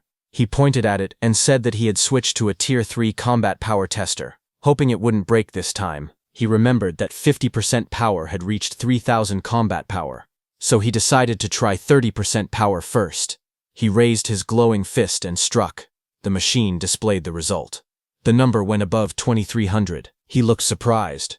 At 30% strength, the power should have been around 1,800, but it had increased by 500 more. He looked at the lightning burning in his hand, and thought that just the power of thunder alone was already this strong. Then he clenched his hand again, and aimed. He wondered how strong the fused power of thunder and fire would be. He released the combined force, and the explosion of lightning and flames shot forward. His punch smashed into the combat tester with overwhelming speed and power. The screen flashed new numbers. Su Hong stared in surprise. It showed 3041, far higher than he expected. He muttered in shock, wondering how it had passed 3000. He stood beside the damaged tester, rubbing his hands. He thought about how, with only his physical strength and the fused thunder fire, 30% of his power already surpassed a Tier 1 high-stage martial artist. Then he glanced at his own status and sighed. His vitality was only 123 points, which made the result even more terrifying. He thought that if the power was already this strong with just 2 fused attributes, he wondered what kind of strength he would have if he could fuse all 7 attributes. The thought of combining them filled him with excitement. He looked at the flames and lightning dancing in his hand, and smiled. He decided to go back and try fusing 3 attributes next time. Later, he was shown lying flat on the rooftop, exhausted. His shirt was gone, and his body was drenched in sweat. Small lights floated around him as he breathed heavily. He thought about the difficulty again. Fusing 2 attributes was already hard, but fusing 3 felt many times harder. He had rearranged and combined all 7 attribute patterns repeatedly, yet he still made no progress at all. Even so, he kept thinking about how powerful it could be if he finally succeeded. He looked at the system screen and wondered if increasing the level of his guidance techniques would help him succeed in fusing attributes. The screen listed the techniques he had. Thunder Guidance Technique, Level 1. Heavenly Flame Guidance Technique, Level 1. Water Marsh Guidance Technique, Level 1. Thick Earth Guidance Technique Level 1, and Spirit Wind Guidance Technique Level 1. He reminded himself that the monthly exam was tomorrow, and he needed to earn as much martial value as he could. The next day, all the students gathered at Star City No. 1 High School. Students stood on the field as the principal walked onto the stage. The principal told them that this monthly exam would be different. Because the front lines were under heavy pressure, a special training camp would now be held every year to select geniuses for focused training. He explained that the training camp had many resources, powerful martial arts, rare pills, and even grandmasters who would serve as instructors. The top 3 students in the monthly exam would be allowed to join Star City's training camp. Hearing that, the students became excited. Some shouted about wanting to enter the genius training camp. Others were shocked that a Tier 7 grandmaster might be an instructor, since even their principal was only Tier 3. Amid the noise, Su Hong stared ahead with a tired face as he remembered President Wu telling him that if he got first place, she would give him a spot. But didn't the top 3 all receive spots anyway? A friend of Su Hong told him that Chen Shan and Li Tu had already become Tier 1 martial artists. Beside them, several others had also reached the basic level of Thunder Rush Fist, and he felt they had no chance of winning. Su Hong looked confused. He thought about how he had only missed school for 10 days. Yet those students had already broken through to martial artist. His friend explained that recently, the principal had asked Senior Chen Tian, the instructor of Thunder Rush Fist, to give private lessons to talented students. Because of this, Chen Shan and Li Tu's vitality had already exceeded 100, and their Thunder Rush Fist could echo 3 times. While they were talking, suddenly Chen Shan and Li Tu walked forward confidently. One of them said he wanted everyone to know who the real No. 1 genius was. The other replied that when he beat him to the ground he hoped he would stay just as confident. Elsewhere, as Su Hong's principal came down from the stage, instructor Chen Tian asked him if he had found the genius who performed the 9 Echoes Thunder Rush Fist. Principal Li answered that he had searched everywhere recently, and didn't think that person was from his school. While they were talking, they suddenly heard some noise behind them and turned. A tall man in a black suit walked up with 2 others. It was Jiang Ming, who had taught Su Hong that spear technique. Along with him were Li Ming and Li Yan. Jiang Ming joked, calling Principal Li, Old Li, asking why he looked like his wife had run away. The principal looked at Jiang Ming and asked what he was doing at his school. Jiang Ming smiled and said that the quality of this year's students didn't seem very good. He then explained that he had brought 2 disciples with him. After the monthly exam, he suggested letting the first-place student come over for a spar. Hearing that, Principal Li's expression tightened. He knew that Jiang Ming had clearly come to embarrass him. He thought that if he refused, it would be like admitting that his school had no talented students at all. Jiang Ming continued speaking lightly. He said the students here looked weak anyway, so if the principal refused, he could understand. Hearing that, instructor Chen Tian snapped back angrily, asking if Jiang Ming was looking for trouble on purpose. Nearby, one of Jiang Ming's students, Li Yan, pointed toward the crowd. He told his teacher there was bad news. The kid named Su Hong had appeared. Jiang Ming looked confused and repeated the name, asking which Su they meant. As he turned toward the group of students, he suddenly recognized Su Hong standing at the back. Jiang Ming shouted in surprise. He realized it was that same little monster he had seen before. Su Hong looked at them calmly, a faint smile on his face as the crowd blurred around him. Jiang Ming stared in shock as sweat formed on his face. He realized that the kid they had been talking about was actually from Nome High School. He looked at his two disciples and grew even more troubled. He thought that if Li Yan and Li Ming fought Su Hong, they would definitely lose. Rather than letting them lose face in front of everyone, he needed to avoid the match. He quickly put on a smile and waved his hand. He told Principal Li and Instructor Chen not to be angry. He said he had only been joking and that there would be no competition. He even called his own disciples trash, saying they could never compare to the other school's students. Li Yan and Li Ming immediately shouted that they conceded. Hearing that, both Principal Li and Instructor Chen were furious. Their faces twisted in anger as they thought about how these men dared to mock them so sarcastically. Soon after, the scene shifted to the arena. A loud announcement echoed across the stadium, calling for match number 666, Su Hong, to begin. From the stands, Su Hong's friend leaned forward anxiously. He told his colleague that Su Hong's first opponent was a quasi-martial artist, and that this was extremely unlucky. He then called out to Su Hong, telling him that he could try to fight but shouldn't push himself. Getting injured at the start of the tournament wouldn't be worth it. Su Hong's opponent, Chen Peng, stepped forward and pointed at Su Hong. He asked if Su Hong planned to walk down on his own, or if he should beat him down instead. He clenched his fist and was about to charge straight at Su Hong with confidence. But before he could even react, Su Hong moved. He suddenly disappeared from his place, and the next second he appeared in front of Chen Peng. His figure flashed, and with one clean strike, he sent Chen Peng flying through the air. The impact was so strong that Chen Peng flipped upside down and crashed hard onto the ground. Everyone watching stared in shock. One student shouted in disbelief, asking when Su Hong had become so fierce. The others were stunned into silence. Su Hong stood calmly in the center of the field, surrounded by rising smoke. His posture was relaxed, but the crowd trembled. They realized what had happened. Su Hong had defeated a quasi-martial artist in one single move. Su Hong stood calmly on the battlefield, while another opponent lay defeated at his feet. The crowd shouted in disbelief, saying that Su Hong had won again and wondering how he had become so strong. Some even questioned if he had already reached the level of a Tier 1 martial artist. They announced that the next match would be the final battle. From the stands, Instructor Chen stared at Su Hong in confusion, wondering where this student had suddenly come from and why he hadn't appeared when private tutoring was offered. Principal Li blamed himself, calling it a failure in his own duties. Both of them discussed Su Hong further. Principal Li wondered how he had never noticed such a promising student before. By not training him early, he felt he had wasted a real talent. Instructor Chen said he felt Su Hong looked familiar, but he couldn't remember where he had seen him. They then turned their attention to the ongoing semi-final match between Chen Shan and Li Tu, saying the winner would be decided soon. Watching their fight, they noted that the two fighters were evenly matched, making it difficult to tell who would win or lose. On the stage, Li Tu shouted at Chen Shan. He said that since they both used the same technique, the Three Echoes Thunder Rush Fist, Chen Shan would need to use his strongest move if he wanted any chance of winning. He then launched forward, using the Thunder Rush Fist with full force. Li Tu charged forward with a fierce expression, his fist slamming down with explosive force. Chen Shan answered with a sharp shout as he blocked, the impact blasting wind across the floor. Chen Shan's voice rose in anger as flames burst around his fist. He yelled at Li Tu to watch carefully, declaring himself the true number one of the school. From the sidelines, the students stared in shock. They shouted that Chen Shan was performing attribute externalization, unable to believe he had already mastered it.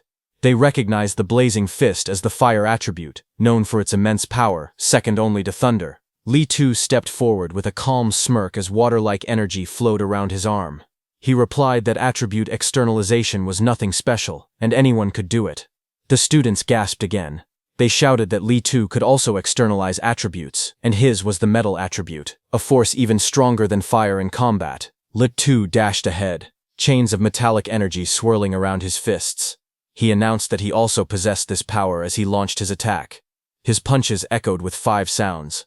Chen Shan, who charged forward, was shocked when he saw Li Tu unleash the 5 Echoes Thunder Rush Fist. A violent impact followed as Li Tu's strike landed cleanly. blasting his opponent backward in a streak of motion and shockwaves that tore across the arena floor. From the viewing platform, Principal Lee and Instructor Chen watched with widening eyes.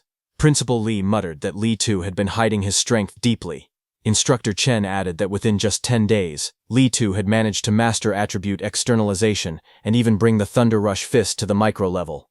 They agreed that Lee Tu's talent was exceptional. Principal Lee then said there was no need to watch the final match. With micro-level Thunder Rush Fist and the metal attribute, he believed Su Hong had no chance of beating Lee Tu. Instructor Chen sighed that if Su Hong had learned a guidance technique and mastered Thunder Rush Fist as well, he might have stood a chance. Just then, Jiang Ming walked over and confidently placed a bet.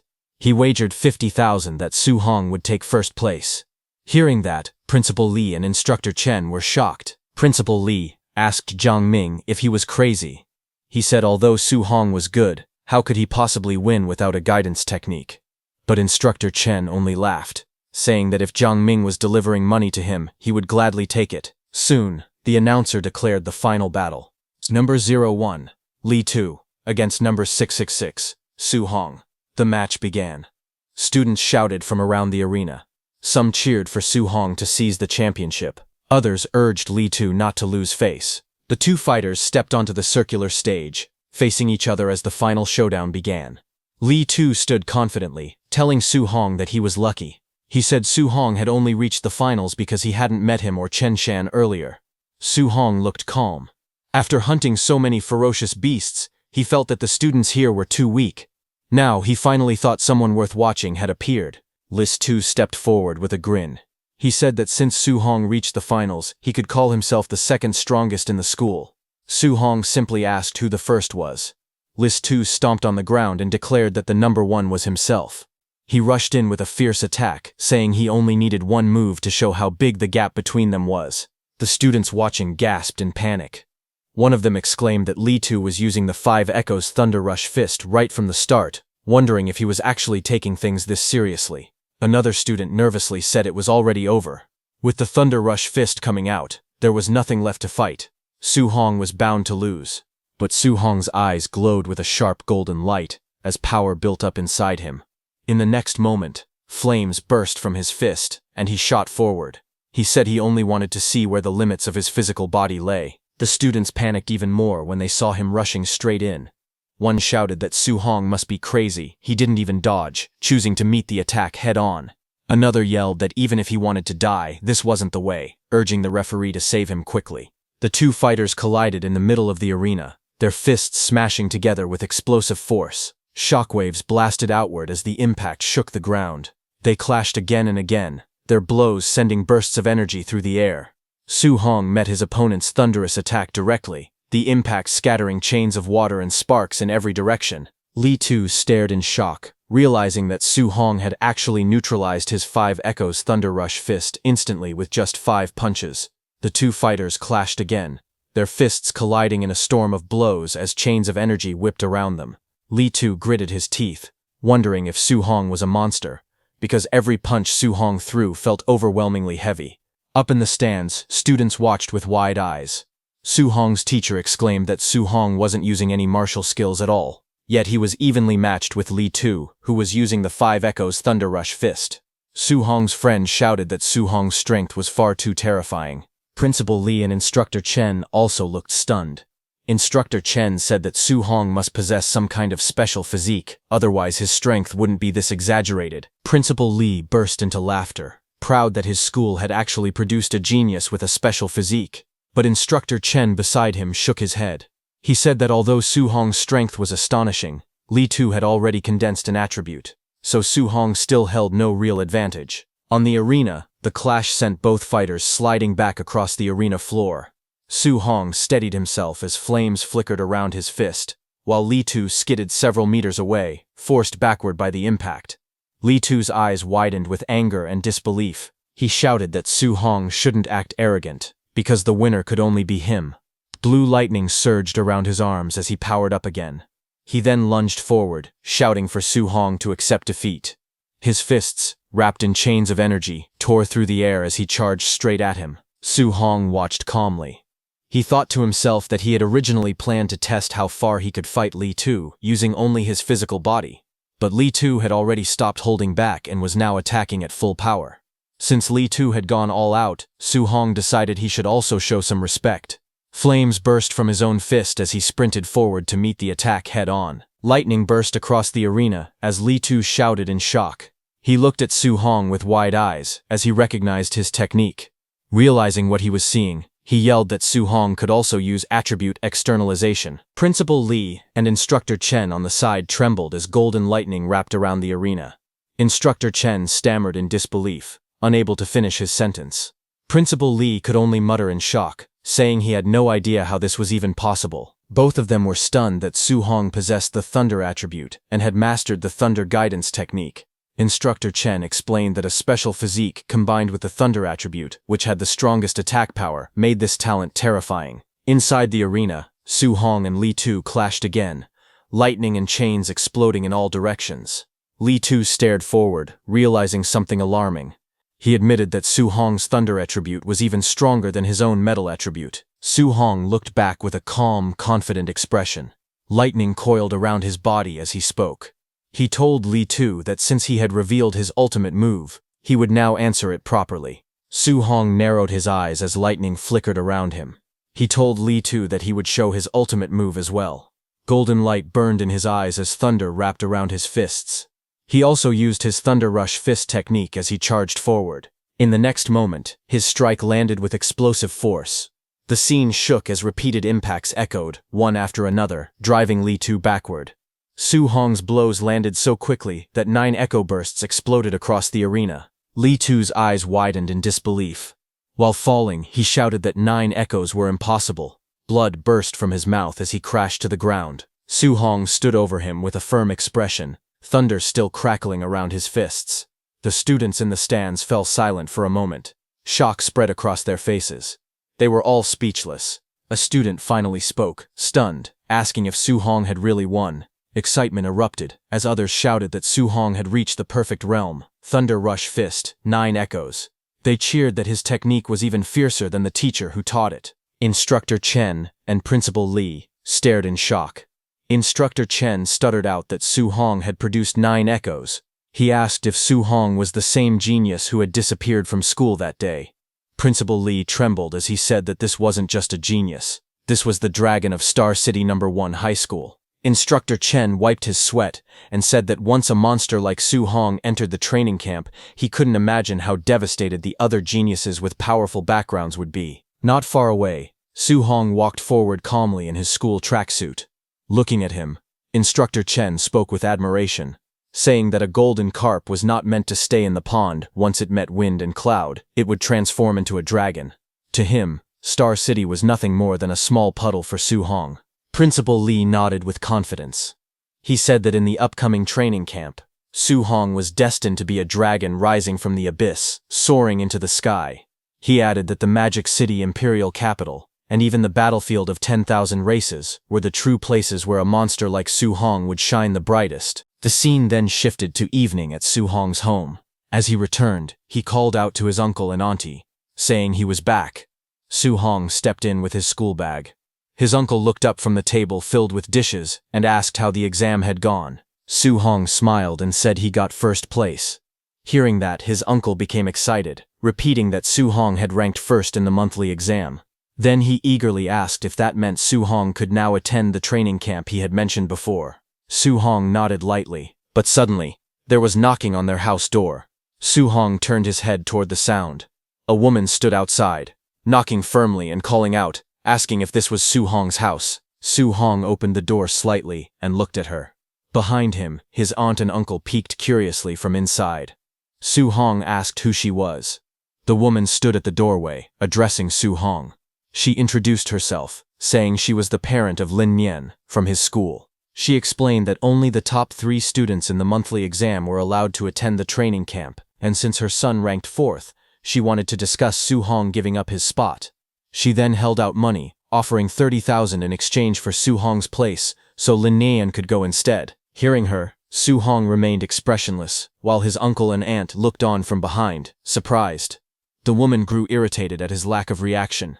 She raised her voice, saying the training camp existed to nurture geniuses for the future battlefield. She warned that the competition was extremely cruel and that people could actually die. She continued, explaining that those in the camp consumed high-grade pills until they vomited and practiced high-level martial skills freely. She added that, given Su Hong's family circumstances, giving up early was for his own good. Hearing that, back inside the home, Su Hong's aunt looked worried and asked him if what the woman said was true and whether the camp was really that dangerous. Su Hong's uncle turned to his wife and told her to calm down. The uncle then looked at Su Hong seriously and asked if he could guarantee his own safety. Su Hong answered firmly that he could, a confident flicker in his eyes. Hearing that, the woman in the purple suit complained, saying they actually believed a child's promise. Su Hong's uncle replied that he trusted Su Hong. He said going to the training camp was Su Hong's own decision, and he believed his promise. He added that if he couldn't trust his own family, he wouldn't trust her instead. The woman shouted in anger, but the uncle slammed the door shut right in front of the woman's face, telling her to leave. The woman stormed out. As she walked away, she angrily muttered that they should wait to be eliminated from the training camp. Then inside the house, Su Hong stood in the room and looked at his uncle. He told his uncle that it was not like he had intentionally hidden the dangers of the training camp, but his uncle shook his head and told him it was fine. His uncle smiled and pointed at himself, saying he was just a rough man. He said Su Hong was more educated and understood the training camp better than he did. Since he had the resolve to face difficulties, they would support him. But his aunt suddenly slapped her husband's back and scolded him, asking what kind of talk that was. She stepped forward and told Su Hong that they did not ask for any ranking, they only wanted him to stay safe. Su Hong smiled gently and nodded. Night fell over the city. Lights from tall buildings glowed in the distance. Su Hong stood alone on the rooftop, looking over the skyline. He thought to himself that although his uncle and aunt supported him, they must still be worrying about him secretly. He told himself he absolutely could not let down their expectations. Standing under the night sky, he strengthened his resolve.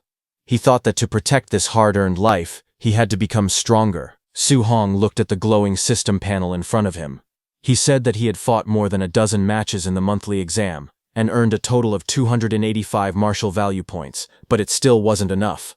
The panel displayed his information: vitality, spirit, mortal body percentage, his guidance techniques, martial skills, and his total martial value. He tapped on the screen and increased his mortal body, which was currently at 36.1%.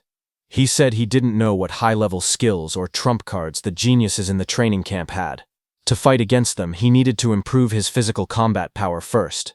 Immediately, red notifications floated around him one after another, showing that mortal body increased by 0.1. They appeared repeatedly as he pushed himself harder, sweat running down his face. A few minutes later, a new value flashed. His mortal body had reached 64.6%. Breathing heavily, he said he was still 35.4% away from reaching 100%. He wondered what kind of special physique would appear after the mortal body, but suddenly, he noticed something and looked at the panel again. He asked himself when the Thunder Guidance Technique and Heavenly Flame Guidance Technique had reached level 2. The screen showed both techniques listed at level 2. He touched his chin, thinking. He said he had only cultivated the guidance techniques for a few days and hadn't done anything else. He wondered if no special conditions were needed. Maybe simply cultivating the guidance techniques allowed them to level up naturally. Su Hong then activated his guidance techniques, thunder crackling in his left hand and flames rising in his right. He thought to himself that he would strive to level up one more time. The next morning, dawn broke across the city skyline as sunlight spilled between the tall buildings. Su Hong slowly opened his eyes after cultivating all night, sitting cross-legged with lightning and fire gathering in front of him. Notifications appeared showing that his Thunder Guidance Technique was now level 3, and his Heavenly Flame Guidance Technique had also reached level 3. He looked at the glowing panel beside him and realized that not only had his guidance techniques leveled up, but his vitality had increased by 3 points. He called it an unexpected harvest. The panel showed his stats. His vitality was at 126, spirit at 26.5, physique mortal body at 64.6%. In his guidance techniques, Thunder Guidance was at level 3, and Heavenly Flame Guidance was at level 3. His martial skills, Void Breaking Finger, perfect, Raging Sea Spear Technique, perfect, Thunder Rush Fist, perfect. His current martial value was 0. Finger, perfect, Raging Sea Spear Technique, perfect, Thunder Rush Fist, perfect. Then some time later, on a quiet street outside their house, his uncle and aunt stood together, watching him prepare to leave. His aunt told him to pay attention to safety, and if things didn't work out, he should just come home. His uncle waved and told her not to say such depressing things. He encouraged Su Hong instead, telling him to go to the training camp and bring back another first place. Su Hong raised his hand in response and said he was heading out now. Su Hong walked away down the empty street. His uncle's hand started shaking as he watched Su Hong's figure grow smaller in the distance. His wife looked at him and said he talked about her, but he was just as worried. His uncle sighed and said he only spoke that way because he didn't want little Hong to worry. Meanwhile, Su Hong walked through the city with a calm expression, carrying a long bag over his shoulder. The morning sunlight followed him as he continued forward. Suddenly, he heard a loud sound and turned his head slightly, his eyes narrowing. A red sports car screeched into view, drifting across the pedestrian crossing. Its tires smoked as it came to a sudden stop. President Wu was confidently in the driver's seat of the red sports car. She looked toward Su Hong and told him to get in. The scene shifted to the highway as the red car sped across elevated roads, sunlight reflecting off its surface as it cut through the city. Inside the moving car, Su Hong sat beside her while the wind rushed past. Su Hong turned to her and asked what she needed from him. President Wu, still driving, explained calmly.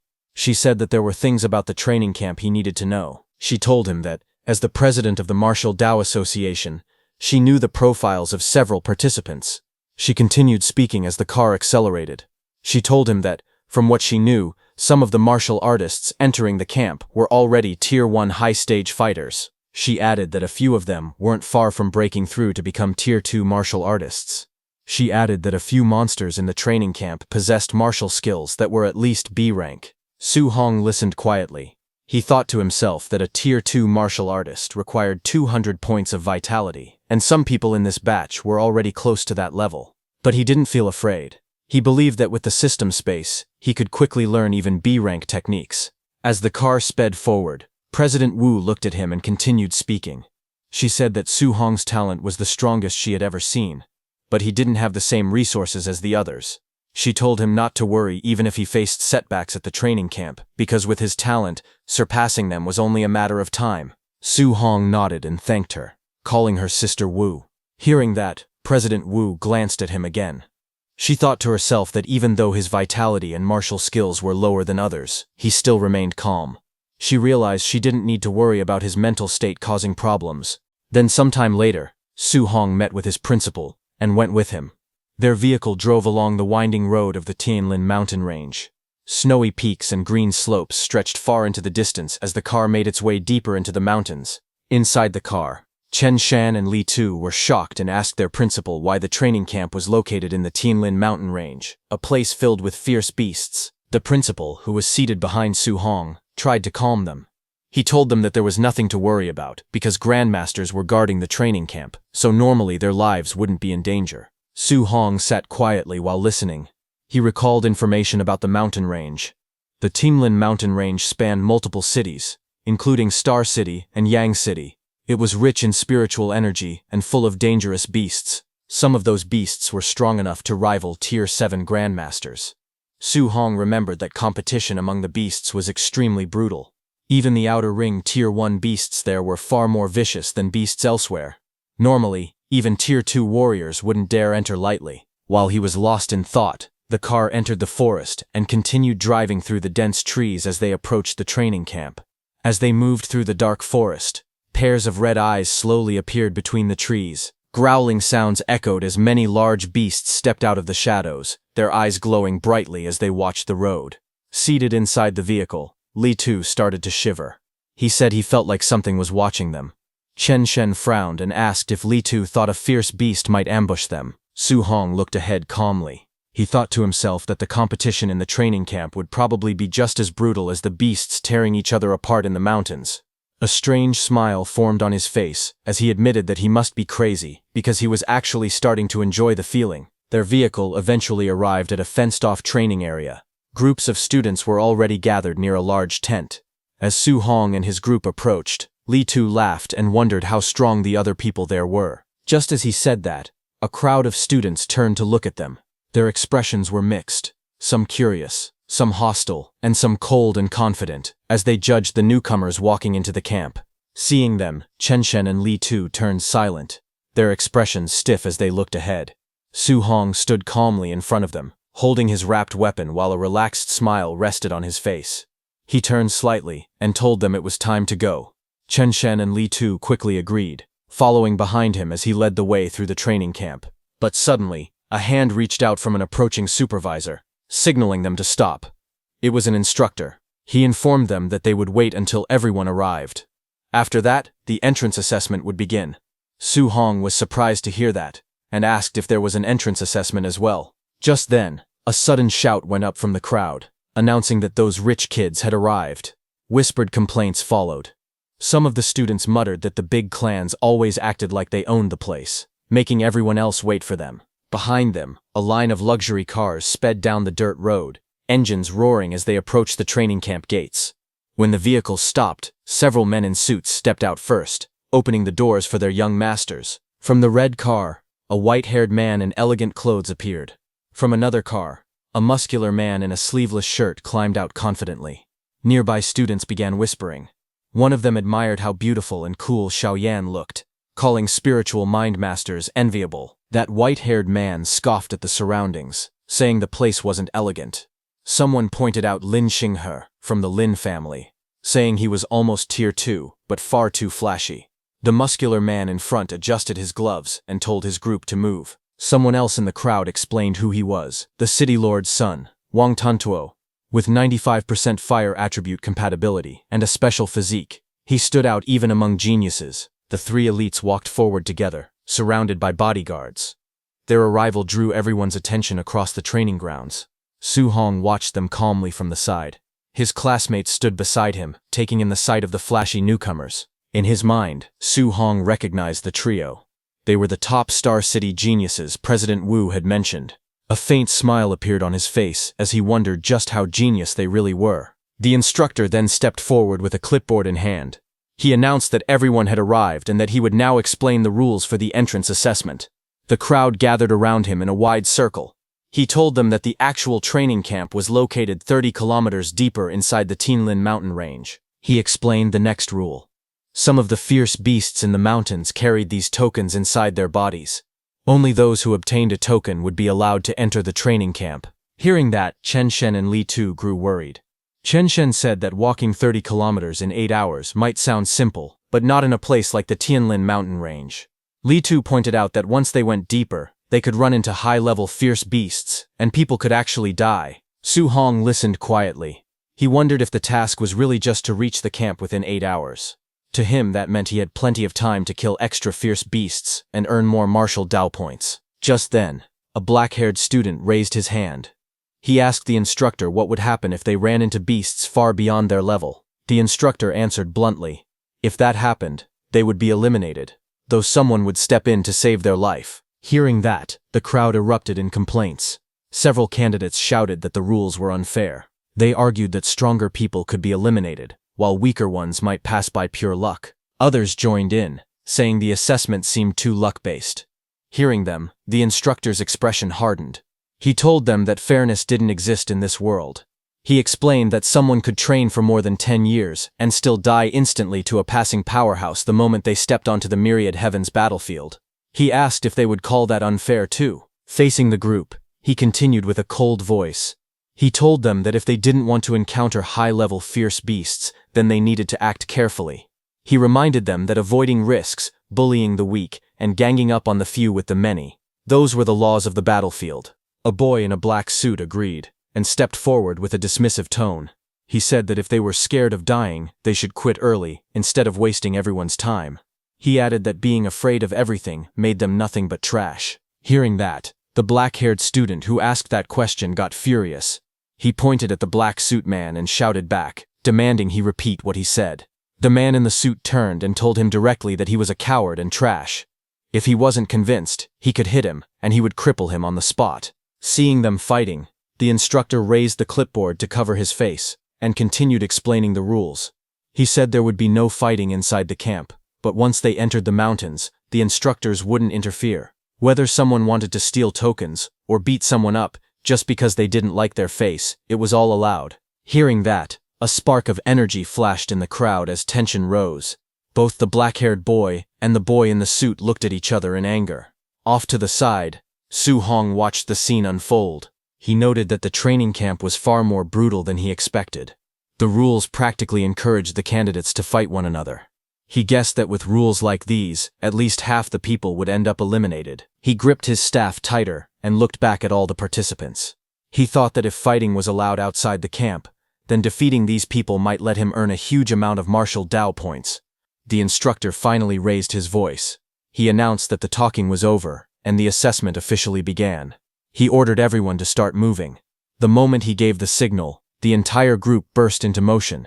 Candidates sprinted out of the gate, shouting as they pushed forward. Some yelled that they had to pass no matter what. Others complained about being shoved aside. The crowd stampeded into the forest, kicking up dust as they ran. Moments later, the dense trees swallowed the runners one by one, their figures disappearing deeper into the mountain path. As the assessment began, the black-haired boy immediately chased after the boy in the suit. He shouted while charging forward. He pointed at the boy in the suit and yelled that he would send him packing back home immediately. The suited trainee responded coldly, saying that if the man was so eager to be eliminated early, he would be glad to help.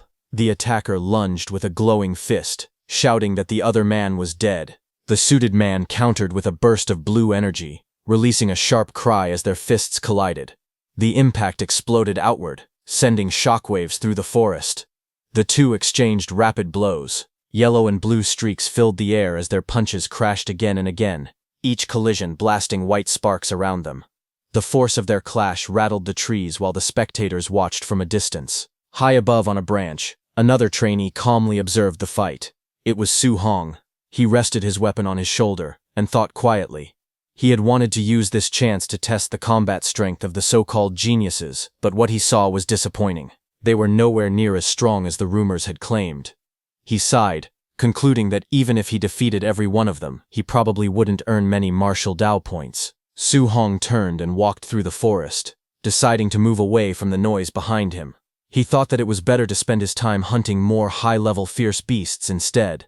But behind him, those two boys' loud arguing echoed in the woods. They clashed, their hands locked together, blue and yellow energy bursting between them. One of them shouted that poor trash would always be poor trash, and that no amount of training could compare to generations of his family's wealth. The other fighter yelled back, refusing to be grouped with what he called poor trash. Their voices carried through the trees, and hearing them, Su Hong stopped, stunned as the insults repeated, calling people working-class losers and insisting that hard work was pointless. His expression darkened. A faint smile curved on his face as he muttered that he couldn't waste a martial Dao points delivery that had walked right up to him. He stepped forward toward the fighting pair and told them to stop fighting. When they looked up, Su Hong stood there holding a thick wooden stick. Blue energy flickered faintly around him. He stared at the two brawling trainees and asked, almost casually, why they didn't play with him instead. The two arguing trainees turned toward Su Hong. One of them shouted angrily, calling him another poor trash and warning that he would beat him up as well. The other scoffed, asking how someone at his level dared to butt into their fight. Su Hong didn't react. Instead, he told them they were misunderstanding him. He clarified and said how about they stop fighting with each other and team up to fight him instead. Hearing that, both trainees froze, staring at him in disbelief. Then one of them snapped. He charged forward with a roar, shouting how dare Su Hong look down on him. He shouted that Su Hong was dead and lunged with full force, fist drawn back. Su Hong didn't move until the attack reached him. His leg shot forward like a bullet, the air distorting from the speed. He kicked the boy in the stomach, and the boy was hurled backward in a blur. Su Hong's eyes glowed red as the strike landed cleanly. The trainee's face twisted in shock before he let out a pained shout. The force of Su Hong's strike tore through the clearing, sending that trainee flying across the ground. Wind spiraled violently, as the impact carved a clean path through the forest floor. The second trainee staggered back, shocked by the display of power. He stared at his fallen companion slumped against a tree. Fear crept across his face as he wondered how someone with equal strength could be defeated in a single move. Before he could react, Su Hong disappeared and rushed toward him in a blur. Su Hong appeared instantly, moving at a speed the trainee couldn't follow. The boy in the suit was overwhelmed by how fast his opponent had suddenly become. Su Hong raised the wooden stick calmly and told him that it was now his turn. The trainee froze, sweat dripping down his face as he tried to brace himself. But Su Hong had already closed the distance. In the next instant, the wooden stick smashed into the trainee with overwhelming force. Blood burst outward as the boy in the suit was launched back through the air, skidding violently across the ground. The man in the suit was sent flying through the air, crashing into a tree with a loud thud. His eyes rolled back as he screamed, unable to resist the force that overwhelmed him. On the ground, Su Hong stood calmly with the wooden stick resting on his shoulder. He looked down at the two defeated men and said that this was what they got for looking down on ordinary cultivators. Inside the monitoring room, instructors watched the scene on a large screen. One of them pointed at the display and wondered where this guy even came from. He complained that the two men had been having a normal duel, and the newcomer just walked in and one-shotted both of them. Another instructor asked if the two who got knocked down counted as eliminated. The supervisor shook his head and explained that they hadn't called for rescue, so the assessment would continue. The staff member bowed slightly and replied with a respectful acknowledgement. Back in the forest, the man in the suit slowly opened his eyes and groaned. He held his aching face and muttered that it really hurt. As he pushed himself up, his expression changed when he noticed the wooden bat beside him. He jerked back in panic, yelling for him to back off. His legs scrambled beneath him as the wooden stick rolled on the ground nearby. The man who had been beaten earlier screamed furiously, his face twisted with rage, and he shouted that he had never been humiliated like this in his life. He swore that Su Hong should never let him catch him again. Nearby, the other defeated man also woke up. He sat against a tree, clutching his chest. He muttered in frustration, blaming himself for underestimating Su Hong. He insisted that he never would have lost if he had taken the fight seriously from the start. The two men sat silently for a moment, looking at each other with awkward expressions. Neither spoke, but both shared the same bruised pride. Then one of them apologized. He said not to take his earlier words to heart and admitted that the other really was strong. The man in the suit nodded and apologized as well, saying he shouldn't have mocked him. They shook hands, the hostility between them fading. Before long, the two stood up and walked side by side through the forest, arms around each other like brothers. One of them urged the other to go find Su Hong and get their revenge. The man in the suit agreed, saying he absolutely had to hit Su Hong a few times with the stick to vent his frustration. On the other hand, Su Hong sprinted through the forest with incredible speed, a spear in his hand. Blue energy trails followed behind him as he dashed forward, ready for whatever came next. Suddenly, Su Hong's eyes narrowed as he sensed movement ahead. His expression remained calm, but he could already tell trouble was coming. Moments later, an entire herd of giant tusk boars burst through the trees. Their red eyes glowed fiercely as they charged forward, shaking the ground. Su Hong looked at them and complained that it was yet another Tier 1, lower-stage giant tusk boar group. He muttered that the Tianlin mountain range was filled with fierce beasts, and wondered how many groups he had run into already. The boars snorted and kicked up dust, growing louder as they approached. Their massive tusks cut through the air with a heavy whooshing sound. The herd roared together and rushed straight at him, their steps thundering across the forest floor. Seeing them coming, Su Hong's eyes sharpened, a golden flash reflecting in them as his focus intensified. In the next instant, golden lightning burst out around him. His spear swung in a wide arc, and glowing lightning lines cut through the charging boars. The entire area lit up as his attack struck them head-on. Su Hong passed by quickly with golden light wrapped around his arm as he swung his spear. The force of his attack slammed into the giant tusk boars, sending them crashing to the ground. Dust and shockwaves rippled through the forest. When the fight ended, he stood quietly among the fallen beasts. System floating screens appeared around him, showing the martial Dao points he gained. He looked at them and said that before, defeating one beast would earn him several dozen points. But ever since he leveled up and became stronger, the rewards had been getting smaller and smaller. He let out a small sigh and said he should hurry up and find a token. He used his spear to cut open a boar's stomach.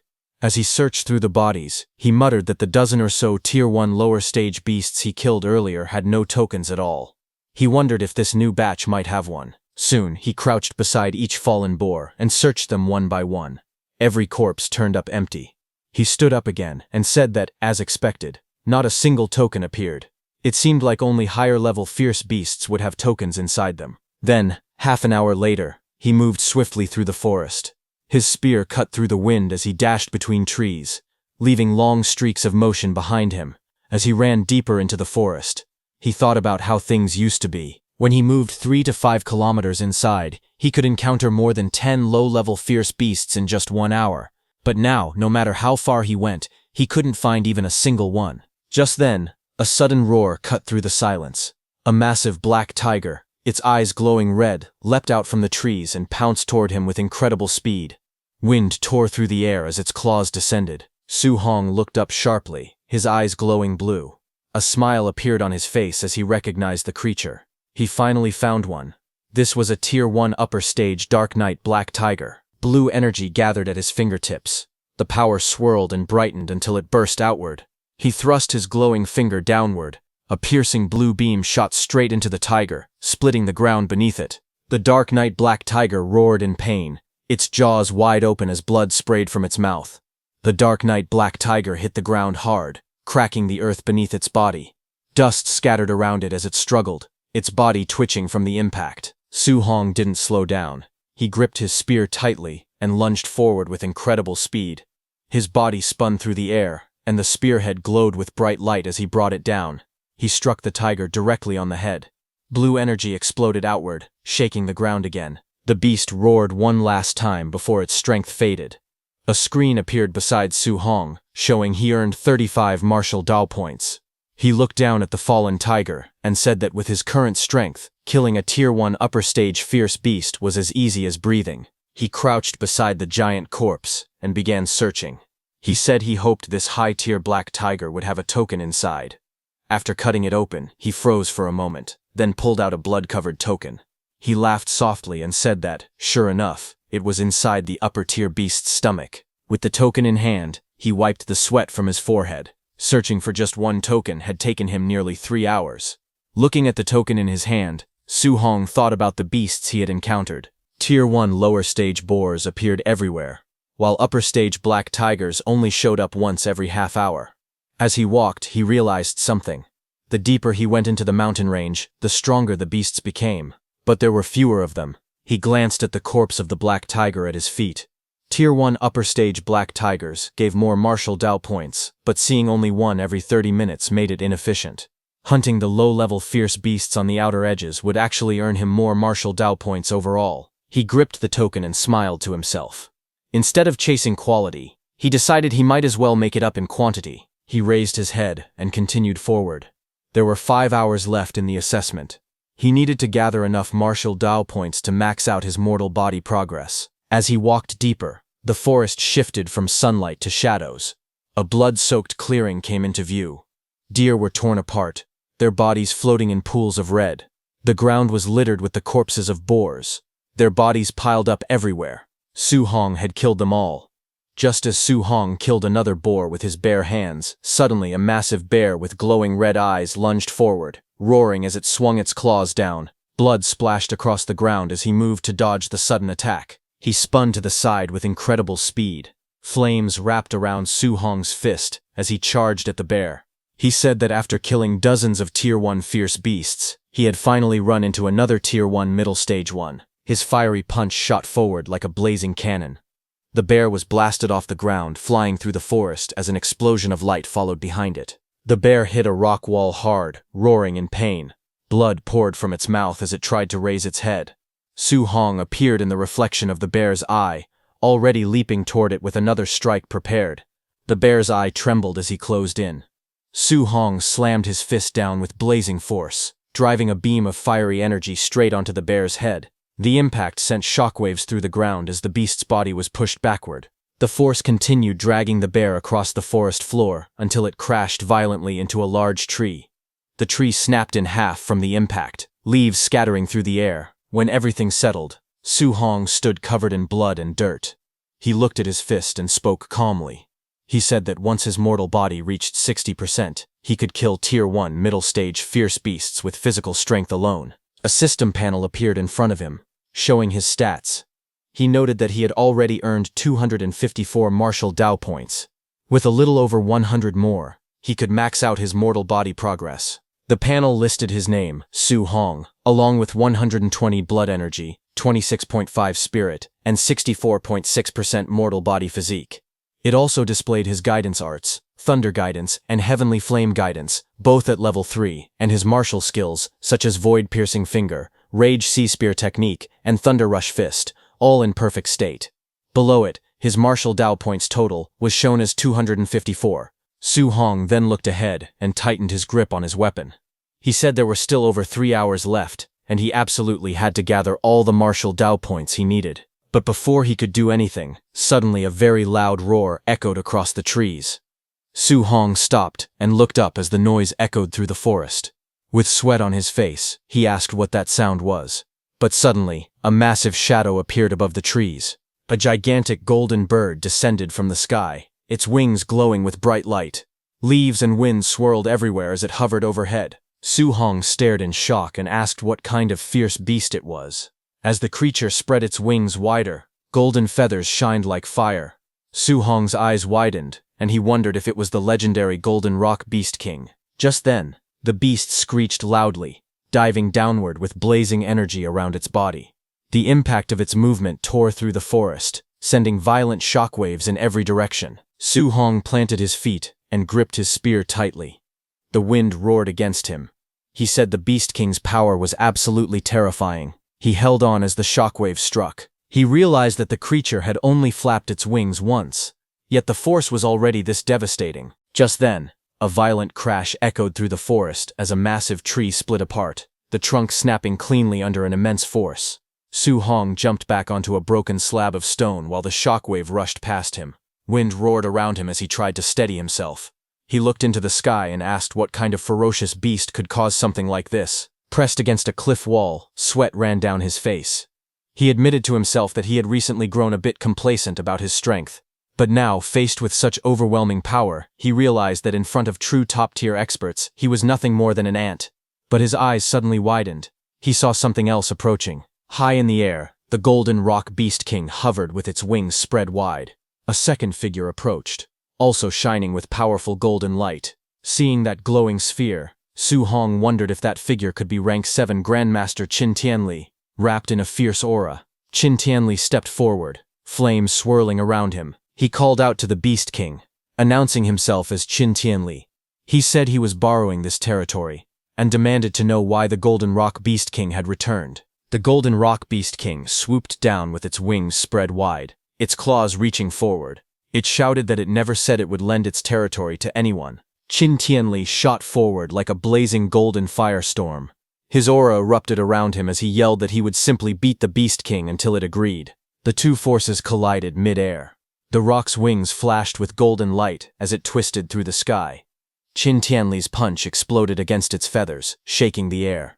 The golden rock beat its wings again with a sharp cry. Light spiraled around it as it forced Qin Tianli back with another powerful shockwave. Qin Tianli steadied himself, irritated by the noise. He rushed in again, yelling that the rock was too noisy. A rapid series of impacts followed. Explosions of golden force struck the rock's body again and again, lighting up the sky with bursts of energy as the two clashed violently in mid-air. Qin Tianli's punch smashed directly into the Golden Rock Beast King's head, sending feathers and blood scattering through the air. The explosive impact forced the massive beast backward. Qin Tianli floated calmly in the golden aura around him. With an icy voice, he warned the beast not to make him repeat himself. Qin Tianli declared that he was borrowing this land and ordered the Golden Rock Beast King to leave immediately. The rock screeched angrily as it pulled away into the sky, yelling that Qin Tianli should just wait. Qin Tianli waved it dismissively and told it to stop talking nonsense and get lost. As the beast disappeared, Qin Tianli took a slow breath, golden light swirling around his body.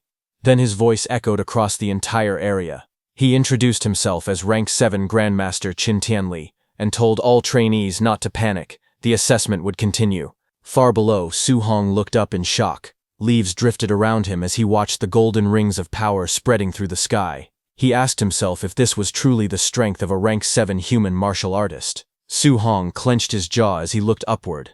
Determination filled his eyes as he told himself that sooner or later he would reach that realm too. High above the training grounds, Qin Tianli descended toward the base.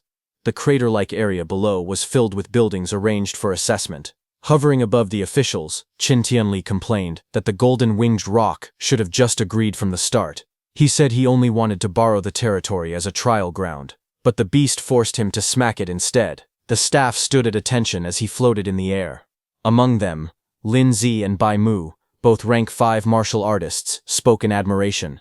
They said Grandmaster Qin was even more fearsome than the rumors, and they noted that the Golden Rock Beast King, famous for its powerful body, had gotten its temper knocked out of it. Qin Tianli brushed off the praise and ordered them to follow him to the monitoring room.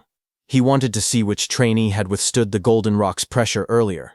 The staff answered him respectfully. Inside the surveillance room, Qin Tianli pointed at the screens. The monitors showed trainees collapsed on the ground during the earlier shockwave. Lin Zi explained that most of them had been unable to move under the Golden Rock's aura. Qin Tianli stared at the surveillance footage with surprise. On the screen, a trainee knelt beside the corpses of several Tier 1 late-stage black tigers, still calm even under the Golden Rock's pressure. Qin Tianli asked who the boy was. Bai Mu checked the documents and explained.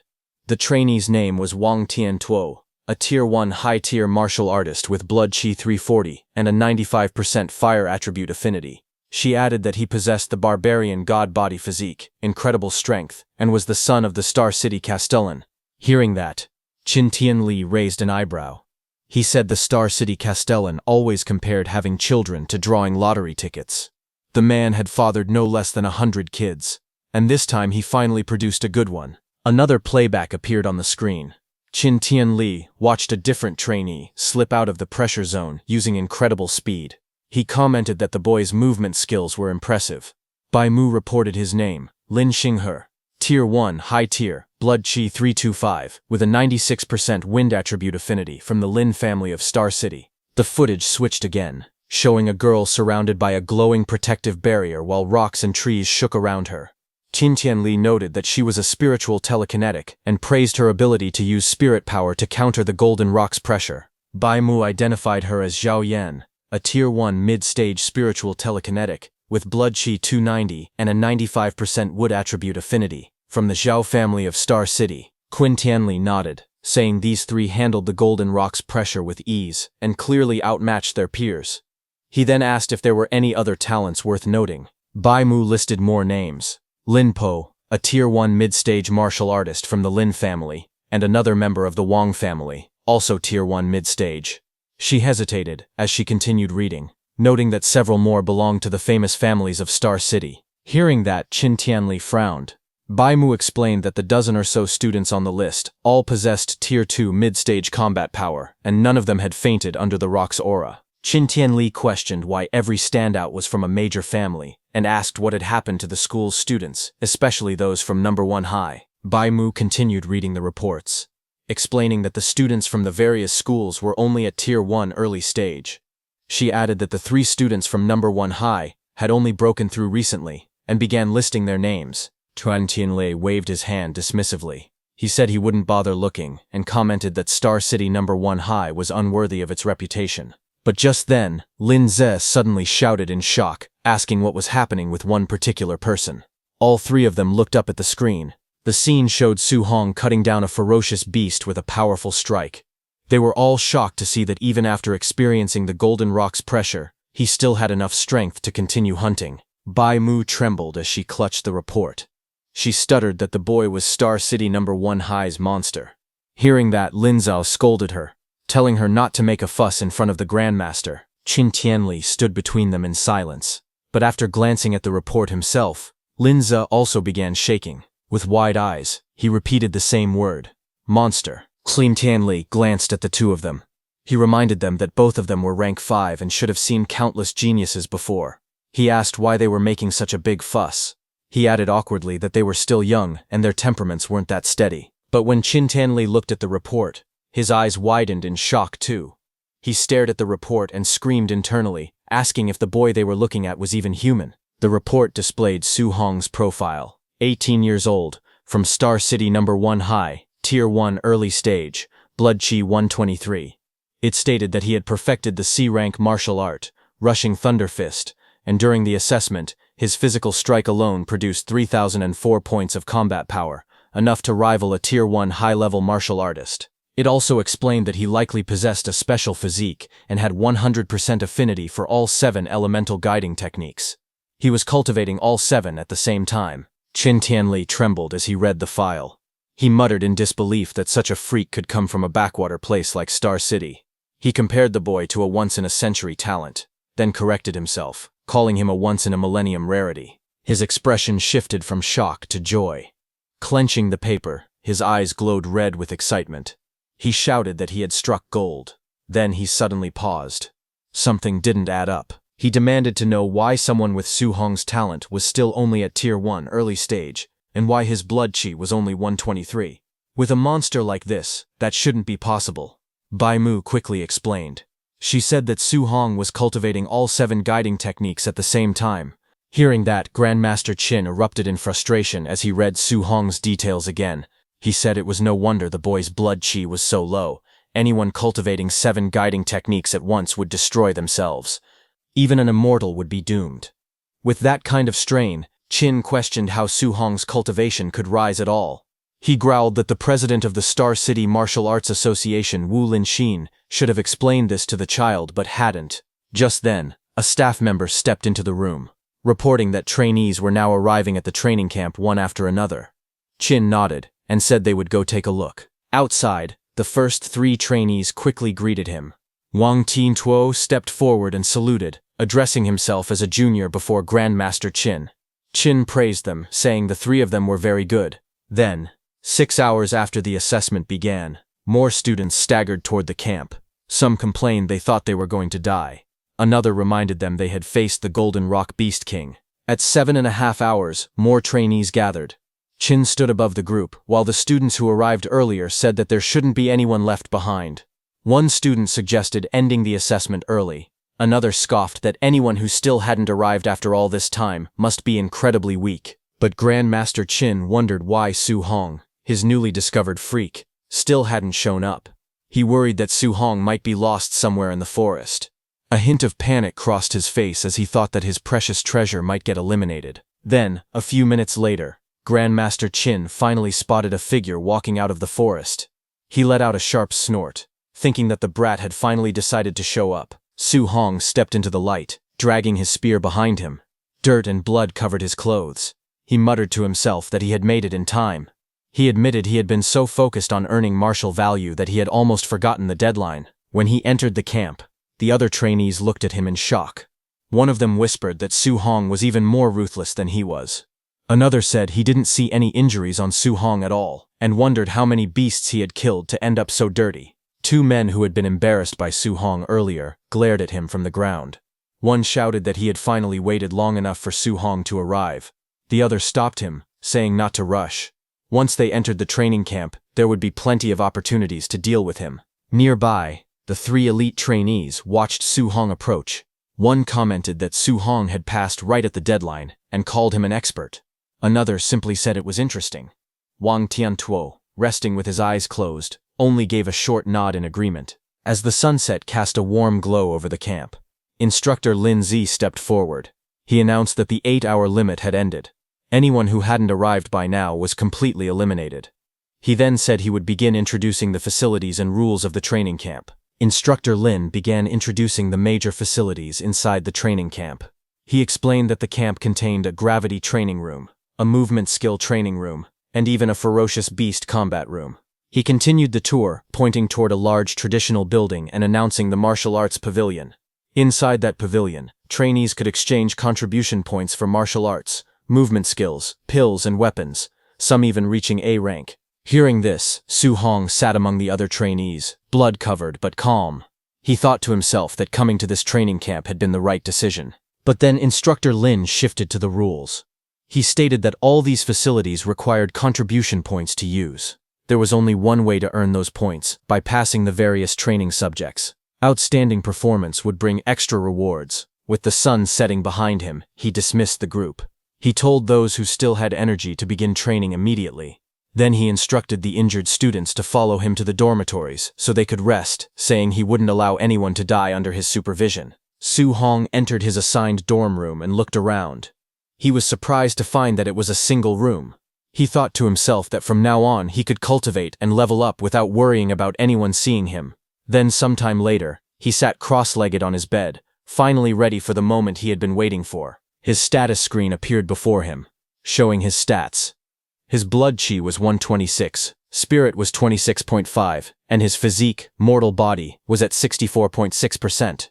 His guiding techniques were the thunder guiding technique at level 3 and the heavenly flame guiding technique at level 3. His martial arts skills, void piercing finger, raging sea spear art, and rushing thunder fist were all at perfection. Currently, he had 354 martial value. With a calm breath, he decided to use all 354 points of martial value to completely upgrade his mortal body. A surge of power erupted around him. Red flames rose, and glowing notifications appeared one after another, showing that his mortal body increased by 0.1. Countless notifications appeared like this. His entire body strengthened continuously as the red energy washed over him. Finally, a new message appeared, showing that his mortal body had reached 100% and was now evolving. Su Hong's eyes snapped open, glowing with intense crimson light. His breath surged like a storm as the evolution began. A powerful change began inside Su Hong's body. Brilliant red light burst from the center of his forehead and chest. Lines of energy spread across his body like a glowing constellation, connecting different points as lightning-like power surged through him. Flames of red energy rose behind him while the transformation continued. The force of the evolution exploded outward. A violent shockwave spread through the room, spinning the air around him as the power gathered around his body. Moments later, the energy slowly settled. Su Hong opened his eyes, his body still glowing faintly with red power. Feeling the change in his strength, he realized that even the eruption of his physical body alone already possessed terrifying power. Then a new system panel appeared before him. It showed his new physique, talent, physique, overlord body. Spirit rank 0%. The system explained that the Overlord body was an existence possessing the strongest strength among all physiques in the world. Su Hong stared at the information in surprise. He admitted he had never even heard of such a physique before. Looking at the panel again, he noticed that the spirit rank was still at 0%, which meant the Overlord body could still continue to evolve. A curious thought appeared in his mind. If the Overlord body kept evolving, what kind of heaven-defying physique would it eventually become? Su Hong looked at his body and felt the overwhelming strength flowing through it. The quality of this special physique was truly extraordinary. Wanting to know exactly how powerful the Overlord body was, he decided to test its strength. He picked up his spear and casually gripped it. The moment he squeezed it slightly, the metal shaft began to bend and crack under the pressure of his hand. Su Hong stared at it in shock. The spear was made from C-rank alloy, and it was already about to snap just from him squeezing it. He quickly realized how terrifying his new strength had become. Then another thought crossed his mind. C-rank alloy spears were extremely expensive, and breaking one like this would cost a fortune. But a moment later, he remembered something. This spear had actually been picked up earlier in the Star City wilderness, so it hadn't cost him any money at all. Still, he understood that he would need a stronger weapon from now on. Su Hong decided that he should gather enough contribution points as soon as possible so he could exchange them for an A-rank alloy spear. As he thought about his next step, a new idea formed in his mind. He realized that contribution points could be earned simply by wearing a weight vest and training. With a determined expression, Su Hong wondered whether his new Overlord body would allow him to carry several hundred kilograms of weight. Without wasting any more time, he prepared to begin training. On the other hand, inside the warehouse training area, many martial artists gathered around the testing equipment. Suddenly, someone shouted in shock. The weight being tested had reached 3,000 kilograms. The crowd stared in disbelief. In the center of the room, Wang Tiantuo, wearing a heavy training vest, stood calmly. Even under the enormous weight, he moved without much difficulty. After testing the load, he casually remarked that it was still a bit light. The surrounding trainees were stunned. One of them shouted in disbelief, asking if he really thought 3,000 kilograms was light. Another person looked at him jumping with the massive weight and exclaimed that he could still leap into the air despite carrying such a load. Everyone knew that a normal Tier 1 martial artist could only carry a few hundred kilograms at most. What they were witnessing completely broke their understanding. From the side, Lin Xinghe and Xiao Yan watched the scene carefully. Xiao Yan commented that Wang Tiantuo's strength was as huge as a monster's. Lin Xinghe looked at him with a complicated expression and muttered that he was like a barbarian bull. Meanwhile, inside a monitoring room, Grandmaster Qin and staff members watched the training through a large screen. The footage clearly showed Wang Tiantuo carrying the enormous weight with ease. Grandmaster Qin spoke calmly, saying that Wang Tiantuo could easily carry a 3,000-kilogram load, a strength worthy of the barbarian god body. Nearby, Bai Mu, holding a report, asked Grandmaster Qin about Su Hong. She asked when they should find him to explain the matter of him simultaneously cultivating 7 guidance techniques. Grandmaster Qin shook his head slightly and said they could not approach him directly. He explained that geniuses always had strong pride. If they spoke to Su Hong too directly, it might only backfire. Instead, Grandmaster Qin decided they needed to use other methods, allowing Su Hong to understand the situation by himself and give it up voluntarily. Grandmaster Qin turned to Lin Zhe and asked if the night raiders he had arranged had finished assembling. Lin Zhe, standing beside him, replied that it would still take some time. Since they had to match the combat power of different students, arranging the personnel was a bit troublesome. Lin Zhe then smirked slightly and explained that the trainees had just finished the camp entrance assessment, so their mindset was probably very relaxed right now. Because of that, if they suddenly encountered a night raid, they would definitely panic and howl in misery. Grandmaster Qin then gave another order. He instructed them to arrange a Tier 1 high-stage martial artist to fight Su Hong, saying that he wanted Su Hong to be overwhelmingly defeated. After that, he planned to personally explain the disadvantages of simultaneously cultivating 7 guidance techniques. Once Su Hong experienced defeat, he believed that he would obediently listen and give it up. Hearing that, Lin Zhe hesitated and spoke carefully. He pointed out that a Tier 1 high-stage martial artist usually had more than 400 vitality and around 5,000 combat power points, while Su Hong's vitality was only a little over 100. Worried, Bai Mu said that this might not end well. If Su Hong were beaten too badly, his Dao heart might collapse from the defeat. Grandmaster Qin immediately rejected the concern. He said that he was doing this only to correct Su Hong's mistakes. With a cold expression, he added that if Su Hong's Dao heart collapsed so easily, then it would only prove that he was nothing but trash. Later that night, as Su Hong was going toward the warehouse, he heard someone shouting loudly that Wang Tiantuo was going to train in the gravity room, and everyone hurried over to watch the scene. Su Hong stood inside the training equipment room. When he heard that everyone had gone to watch Wang Tiantuo's training, he thought that he should also go take a look later. Before leaving, he noticed some equipment inside the room.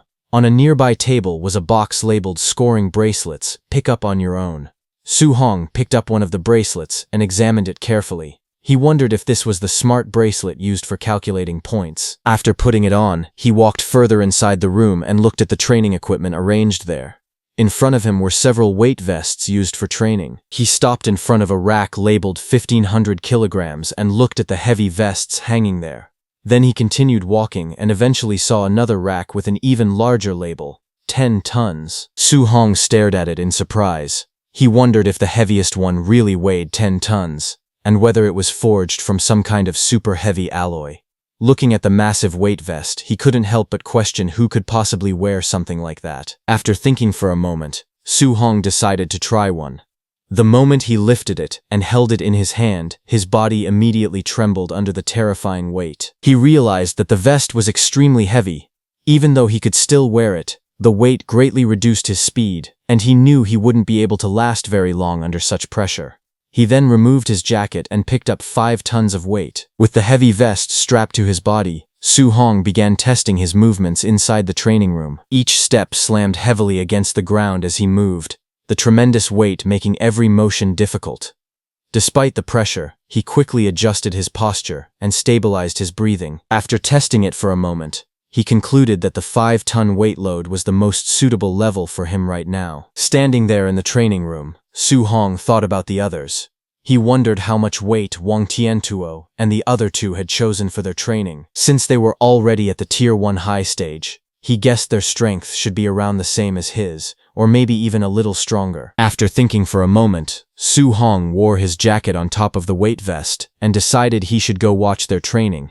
Observing their cultivation methods might help him learn something useful. With that thought in mind, he quickly left the training room and headed toward the gravity training hall, hoping to gain some experience. Outside the massive building, many students had already gathered, watching the training inside through a large display screen. Some of them spoke in amazement. They said that Wang Tiantuo was truly unbelievable because he had entered the gravity room without even removing his 3-ton weight vest. Another person added that Wang Tiantuo had even set the gravity to double the normal level, which sounded completely absurd. Inside the gravity chamber, Wang Tiantuo could be seen struggling slightly while moving under the overwhelming pressure. But even so, everyone watching knew the terrifying truth. The weight he was carrying had already reached 6 tons. Standing outside the gravity training hall, Su Hong listened to the discussions around him.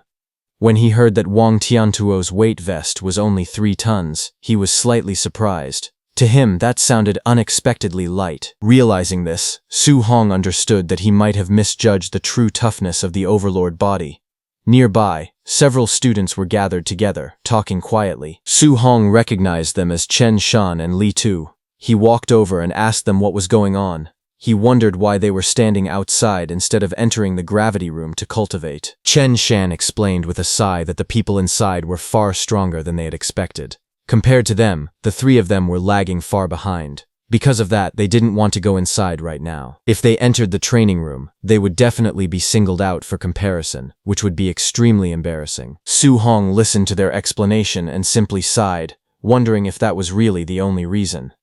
Without hesitating, he began walking toward the entrance of the gravity room. Seeing this, the others called out to him in surprise. They asked if Su Hong was really planning to go in right now, warning him that he might embarrass himself. They suggested waiting until there were fewer people before entering. However, some of the students watching from a distance began mocking him. One person sneered, asking if Su Hong was missing a brain. Another guessed that he probably wasn't even wearing a weight vest and was simply trying to surpass Wang Tiantuo by increasing the gravity multiplier instead. Someone else mocked him further, saying that a person with no sense of shame could become invincible in the world. But Su Hong ignored them and walked straight into the gravity room, without hesitation. He knew that gravity training rooms were extremely expensive to build, and usually only powerful aristocratic families could afford to use them. Ordinary martial artists rarely had the chance to train in such a place. Because of that, Su Hong was determined not to waste this rare opportunity. Inside the room, he quickly calculated the pressure he would face. Wearing a 5-ton weight vest, if the gravity were doubled, the pressure on his body would reach 10 tons.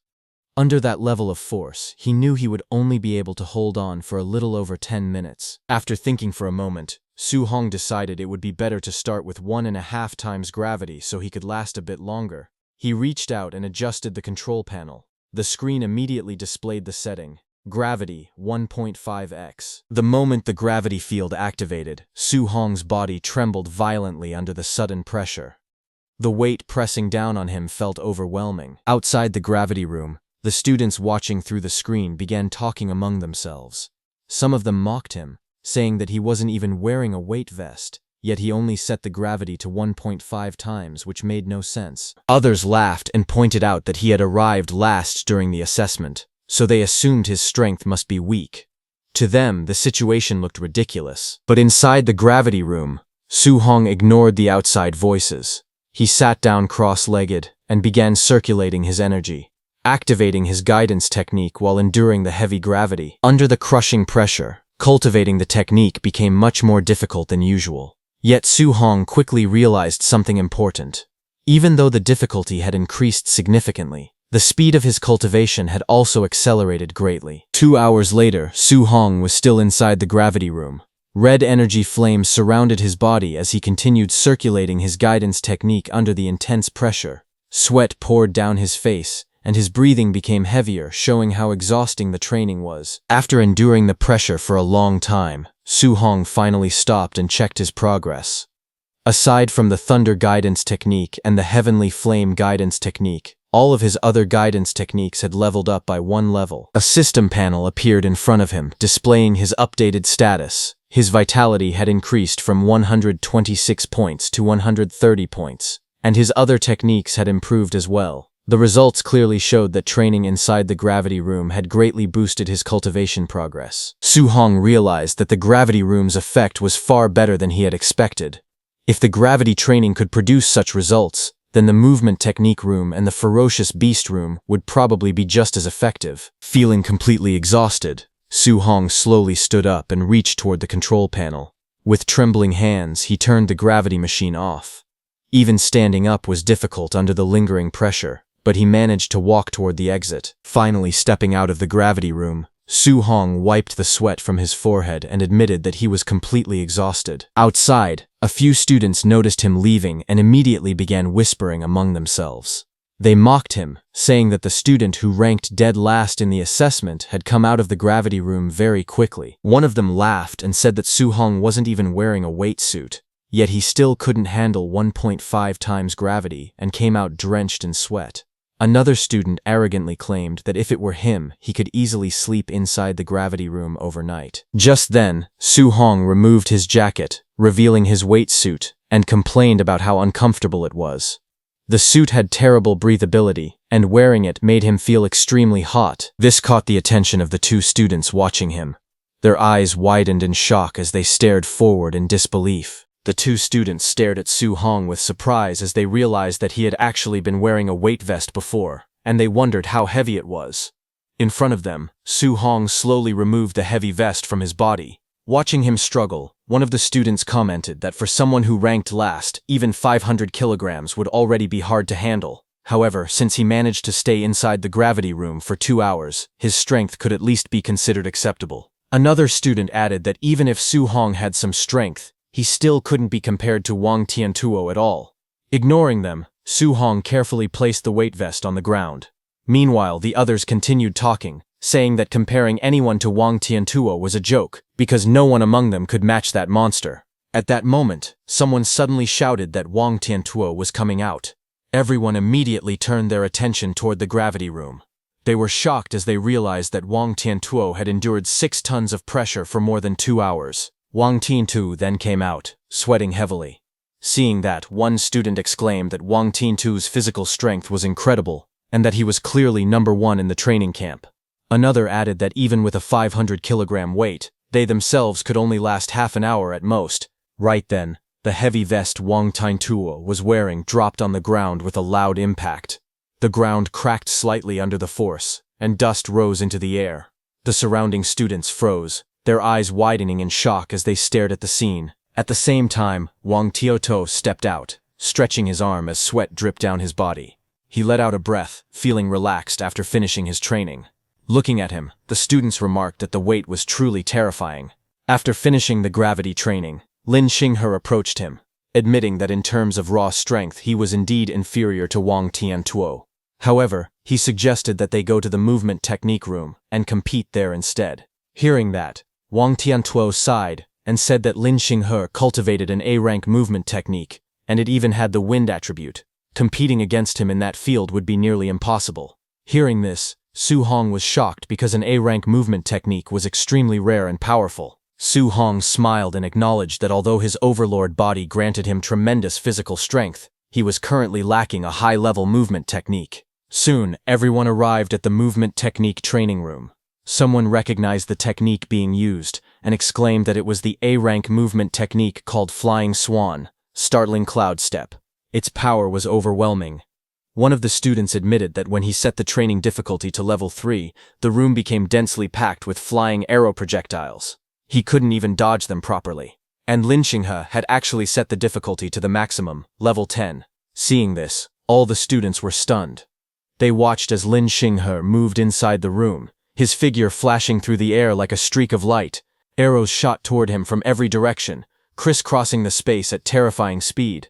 The attacks were so fast that the other students' eyes couldn't even keep up. One of them admitted that he wouldn't last even a single second under that level of speed and pressure.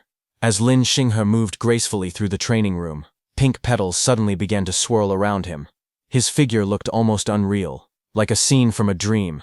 Someone in the crowd couldn't help but shout that he actually had spare energy to show off, wondering where those petals even came from.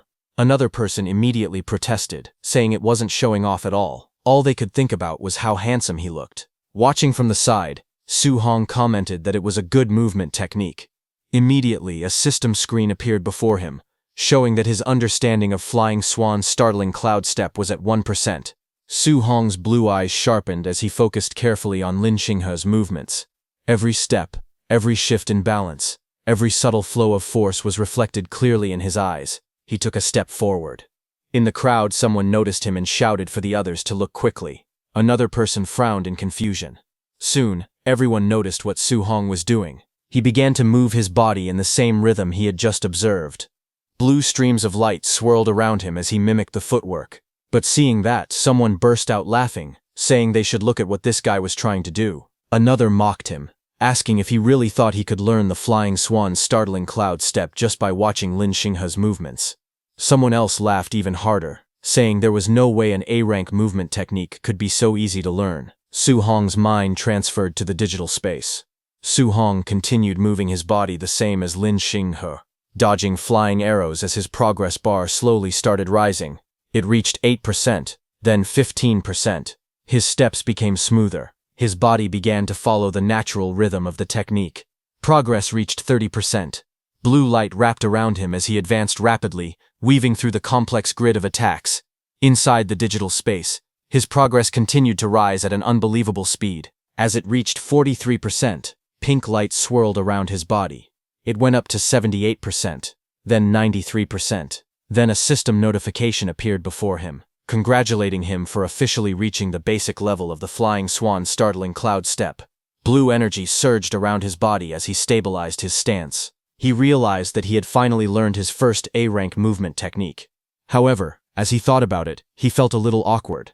Lin Xinghe's movements were too showy, they were flashy and overly dramatic. He admitted to himself that he had never seen a normal version of the flying swan's startling cloud step before.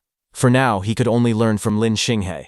Just then, another system message appeared, saying that it was now sending Su Hong back to reality.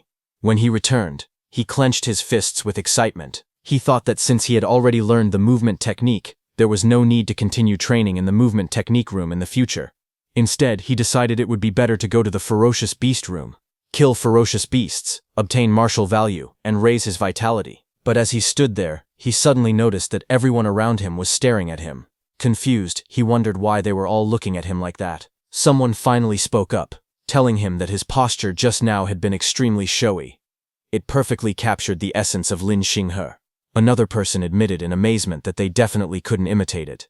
It was simply too flashy. Hearing that, he froze. A troubling thought crossed his mind. Could it be that he had also performed those showy movements in reality? Sweat formed on his forehead as he replayed the scene in his mind, realizing just how dramatic he must have looked. As he hurried away, frustration filled his mind. He swore to himself that he absolutely could not use Lin Xinghe as a learning template again in the future. Behind him, voices echoed loudly. Some girls shouted for him not to leave.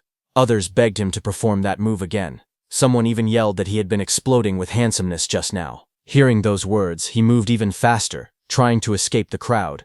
While running, he suddenly narrowed his eyes as he sensed that someone was following him. Not far away, those two men who had been beaten up by Su Hong in the forest watched him from the shadows. One of them said they had finally found him and that he should be heading to the ferocious beast room. The other smirked and suggested that they block the door. When he came out, they would give him a few vicious blows. Soon, Su Hong arrived at the ferocious beast room. It was a large building with crowds already gathered outside. Inside, Wang Tiantuo laughed loudly. He asked Xiao Yan if she had said she wanted to compete with him in killing ferocious beasts. Xiao Yan calmly replied that she only wanted to know, between the two of them, who was truly number one in the training camp. Hearing that, Wang Tiantuo raised an eyebrow and questioned whether she really thought she could defeat his barbarian god body by relying on spiritual telekinesis. He wondered aloud if he was being underestimated. Xiao Yan remained composed. She answered that it was actually he who had underestimated the power of a spirit master. Hearing the words spirit master, Su Hong paused because he had never actually seen a spirit master's fighting method before. He decided that he might as well go take a look first. He could always come back later to fight ferocious beasts and earn martial value. Inside the ferocious beast room, something shocking was happening. Xiao Yan suddenly floated into the air. Seeing this, Su Hong was stunned. He could not understand what was going on. She had actually floated out of thin air. Sweat formed on his face as he remembered that walking on air was a method only grandmasters possessed. He wondered if this was truly the power of a spirit master. In the next instant, Xiao Yan raised her hand. Golden light gathered at her fingertips. Streaks of flowing light shot forward at terrifying speed. Before anyone could react, 3 Tier 1 high-stage black tigers were pierced at the same time by that golden light. Blood splashed as the beasts collapsed instantly. Su Hong stared in disbelief. In just one moment, she had simultaneously killed all three of them. He could not understand what those streaks of flowing light were. Suddenly, a deafening roar echoed through the arena. A massive, ferocious beast appeared behind Zhao Yan, its eyes glowing red with killing intent. Red energy surged around it like flames. But suddenly, the massive beast's eyes widened in shock. Xiao Yan turned sharply, and using her telekinesis, she grabbed the beast's neck. Su Hong was shocked to see that Xiao Yan was actually using spiritual telekinesis to forcibly bind and control her enemy. Golden energy flared again. Xiao Yan made a simple motion with her hand. In the next instant, blazing streaks of light slashed forward. The attack tore through the beast with explosive force. As Su Hong observed closely, he finally understood. Those streaks of flowing light were daggers. He felt a chill run down his spine, walking on air, controlling objects from a distance, even controlling enemies directly. Now he truly understood why spirit masters were known to be ridiculously strong enough to easily crush ordinary martial artists. Suddenly, the crowd behind him erupted in shock. They stared at the battlefield in disbelief. Someone shouted in confusion, asking what that giant sword was. Golden light filled the entire ferocious beast room as a giant ferocious beast appeared there. Seeing that, Xiao Yan created a massive golden sword in the sky. Blazing light poured down like a pillar from the heavens. Xiao Yan raised one hand calmly. In the next instant, the enormous sword slammed straight down. The giant ferocious beast opened its mouth and roared, but the golden blade pierced through it with overwhelming force. The beast's massive body trembled violently as the attack tore through it from head to tail. Watching from the side, Su Hong felt his heart shake. He realized that it was a weapon, but just moments ago she had not been holding any weapon at all. He could not understand how such a huge weapon appeared out of nowhere. He also wondered how something that massive could possibly not weigh several tons. At that moment, Lin Xinghe appeared there and explained to everyone that this was a martial skill belonging to spirit masters, and it was even ranked as high as A rank. Hearing this, everyone was stunned. A martial skill belonging to spirit masters was already shocking enough, but A rank made it even more unbelievable. Some of them admitted they had never even heard of such a thing before. Then someone turned toward Lin Xinghe, questioning how they all seemed to know A rank martial skills. He asked Lin Xinghe whether Wang Tiantu might also possess one. Lin Xinghe casually waved his folding fan and calmly stated that Wang Tiantu indeed possessed an offensive A-rank martial skill. The others stared at him in disbelief. Someone muttered in shock, wondering if they were all monsters. Another voice questioned how they could be so heaven-defying. Sweat rolled down Su Hong's face when he heard that Wang Tiantu not only had an A-rank martial skill, but that it was also offensive.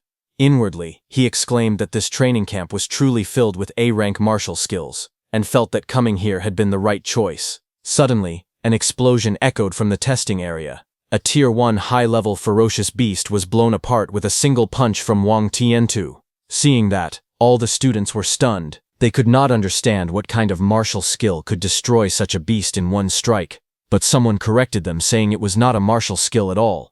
It was purely Wang Tiantu's physical strength. The realization shocked everyone even more. He was this powerful without even using a martial skill. Watching quietly, Su Hong observed that Wang Tiantu did not seem to have any intention of using his martial skills at all. After a moment of thought, Su Hong decided he would find a chance to learn from him next time. For now, his goal was simple. He wanted to become a spirit master. However, his spirit stat was only 26.5. A system panel showed his current stats. His vitality was 130. His spirit was 26.5. His physique showed overlord body, profound rank at 0%. He had mastered several guidance techniques. As for martial skills, he possessed many. Still, to become a spirit master, one needed their spirit stat to exceed 100 points. Su Hong calculated silently. He was still short by 73.5 points. Then he calculated that 73.5 points in spirit meant he needed 735 points of martial value. Clenching his glowing fist, his eyes hardened with determination as he was about to go on a killing spree. At that moment, those two boys who were after Su Hong arrived there. One of the boys pointed toward the entrance and said that Su Hong had gone inside. They immediately walked toward the entrance, saying that everyone else was focused on watching Wang Tiantu and Xiao Yan's training, and no one was paying attention to this side at all. A greedy smile appeared on one of the boys' faces. He called it a perfect opportunity and suggested they rush in and ruthlessly beat that kid up. Just as they were about to move, one of them suddenly saw something and shouted in alarm. The other quickly scolded him, telling him not to scream, otherwise Su Hong would notice them. Then both of them turned toward the large screen, which was showing Su Hong. They stared in disbelief. Su Hong was standing alone in the training arena, but he was not facing just one ferocious beast. He was challenging more than 10 ferocious beasts at once, and every single one of them was Tier 1 high stage. The sight left those two boys stunned. They could not believe what they were seeing and wondered if he was completely insane. The two boys panicked as they watched the screen. One of them urgently suggested going to find the instructor to save Su Hong, fearing that otherwise he would definitely die, but the other shook his head, saying it was already too late. At this rate, Su Hong would be torn to shreds in seconds. He said it seemed there was no way for them to get revenge anymore. At the same time, Su Hong stood calmly in the arena as a faint smile appeared on his face. His eyes sharpened as he raised his hand and challenged the beasts directly. He told them to come. In the next moment, the ferocious beasts roared wildly. Their massive bodies charged toward him from all directions, shaking the ground as they closed in. But Su Hong did not retreat. Instead, he moved, his body twisted mid-air, effortlessly dodging a powerful strike. In the very next instant, as he jumped high, blue energy gathered in both of his hands. He used his void-breaking finger technique. A brilliant glow burst out as he prepared his counterattack. Surrounded by ferocious beasts on all sides, he did not retreat. Instead, his body twisted mid-air as blue energy beams surged violently from his palms. With a single rotation, streaks of blue light sliced through the air. His attacks landed one after another. Claws and fangs never even reached him. Blood sprayed as the beasts were torn apart mid-charge, their bodies slashed open by the glowing arcs of energy. The arena filled with flashes of blue light. Outside, the two students stared at the screen in complete disbelief. One of them muttered, asking if he was dreaming. He could not believe this was something a Tier 1 initial stage martial artist could do. Even a middle stage martial artist, surrounded and attacked by over a dozen high stage ferocious beasts, would definitely die. Yet Su Hong was dominating them effortlessly. Suddenly, one of them leaned forward. He said that Su Hong's movement technique looked familiar. He said it was Lin Xinghe's flying swan startling cloud step. Hearing this, the other boy was too shocked, saying there was no way. He immediately rejected the idea, saying Su Hong was just a number 1 high school student. It was impossible for him to have access to such a high-grade movement technique. He wondered if Su Hong could possibly be from some great family. Then the other boy asked if it could be that he had seen Lin Xinghe use it once and learned it. Both of them were stunned thinking that. Then one of them exclaimed that the technique Su Hong was using was an A-rank movement technique. It was impossible to master something like that just by watching it briefly. He wondered how heaven-defying Su Hong's talent must be. The other boy swallowed nervously. He suggested that maybe they should forget about revenge. Even if they gathered more people, they would not be strong enough to defeat Su Hong. But the first student clenched his teeth tightly. Sweat rolled down his face as anger burned in his eyes. He said that whether Su Hong was the heir of a great family or some kind of monster genius, he could not swallow this humiliation. While shaking, the other boy raised a hand and pointed toward the screen, telling the first boy that before he went looking for trouble with Su Hong, he should take another look at the screen. Hearing this, the first boy froze and turned back toward the screen in silence. What he saw left him speechless. His metal bat fell from his hand. He muttered in disbelief that they had only been talking for a few minutes. Yet all the high-stage ferocious beasts inside were already completely dead. On the screen, Su Hong stood calmly atop the massive corpse of a giant serpent-like beast. Around him, the bodies of other monsters lay scattered across the battlefield. Standing among the corpses of fallen beasts, Su Hong calmly calculated his gains. Over a dozen Tier 1 high-stage ferocious beasts had only given him a total of 81 martial value points. That meant they averaged just 7 points each. He realized that the stronger he became, the harder it was to earn martial value. But suddenly his blue eyes sharpened as he noticed movement. From the dark upper level of the building, several ferocious beasts emerged. Their red eyes glowed ominously in the shadows. The air turned heavy with bloodlust. Without hesitation, Su Hong stood tall atop the corpse beneath his feet. Red light flickered throughout the building as more beasts stirred in the darkness. He declared that there was no time to rest. He said they should continue. In the next instant, the giant beast lunged downward from above, claws extended, tearing through the air toward him. But Su Hong did not panic. His expression remained steady. A golden glow ignited around his fist as energy gathered rapidly. Using his Vajra fist, he stepped forward and threw a powerful punch that collided with the descending beast. A burst of golden light exploded outward. The impact sent shockwaves ripping through the air as multiple beasts were struck at the same time. He landed in the middle of those beasts as golden energy spiraled around him, expanding violently. The ground beneath his feet cracked. Seeing his power, the remaining beasts hesitated. The saber-toothed and the giant scorpion-like monsters began to retreat. But Su Hong did not let them escape. He launched himself forward as a faint smile appeared on his face. He demanded to know where they thought they were going, and ordered them to hand over all their martial value. His body shot through the air at incredible speed as he reached out with one hand. He grabbed onto the thick tail of a fleeing scorpion beast. With a violent motion, he swung it around. The massive creature crashed into the surrounding beasts. The beasts' bodies were sent flying across the battlefield. The arena echoed with the sounds of bones breaking and monsters howling. Outside, the giant screen flickered with violent flashes of red and gold. The two boys stood frozen in front of it, and neither of them spoke. After a long moment, the first boy forced a smile and said he wondered when this cycle of vengeance would ever end. He said he had decided to forgive Su Hong.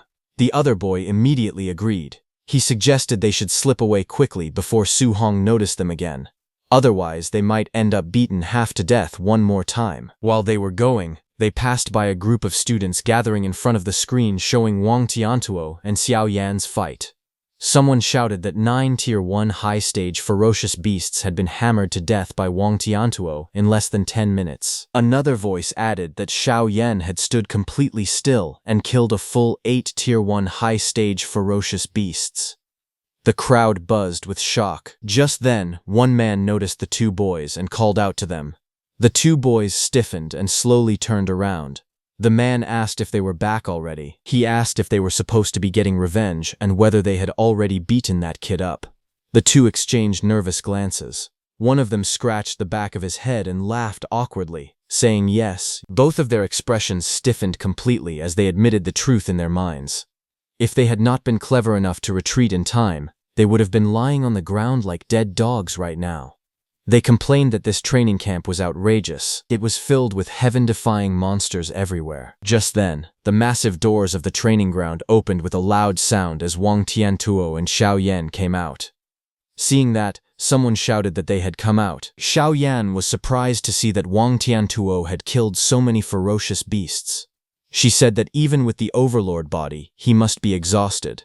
She asked how many contribution points he had earned. Wang Tiantuo glanced at his wrist display and announced that he had earned 280 points. Xian Han also checked her own screen and said she had 270 points. Hearing this, the surrounding crowd instantly fell into an uproar. Someone shouted in disbelief that it was far too many. A Tier 1 high-level ferocious beast was only worth 5 contribution points. If calculated that way, the two of them must have killed 50 or 60 high-level ferocious beasts. Wang Tiantuo then checked the results of the weight vests and said that the contribution points for the weight vest had been settled at 100 points. Xiao Yan looked at her display and said she only had 50 points from it. Around them, other students began checking their own scores. One muttered that he had only gotten 20 points. Another complained that he had carried a 1-ton weight and only received 30 points. Someone in the back whimpered that he had only gotten 10 points, nearly on the verge of tears. The gap between them was painfully obvious. Just then, Lin Xinghe appeared and asked Wang Tiantuo and Xiao Yan who had won their ferocious beast hunting competition.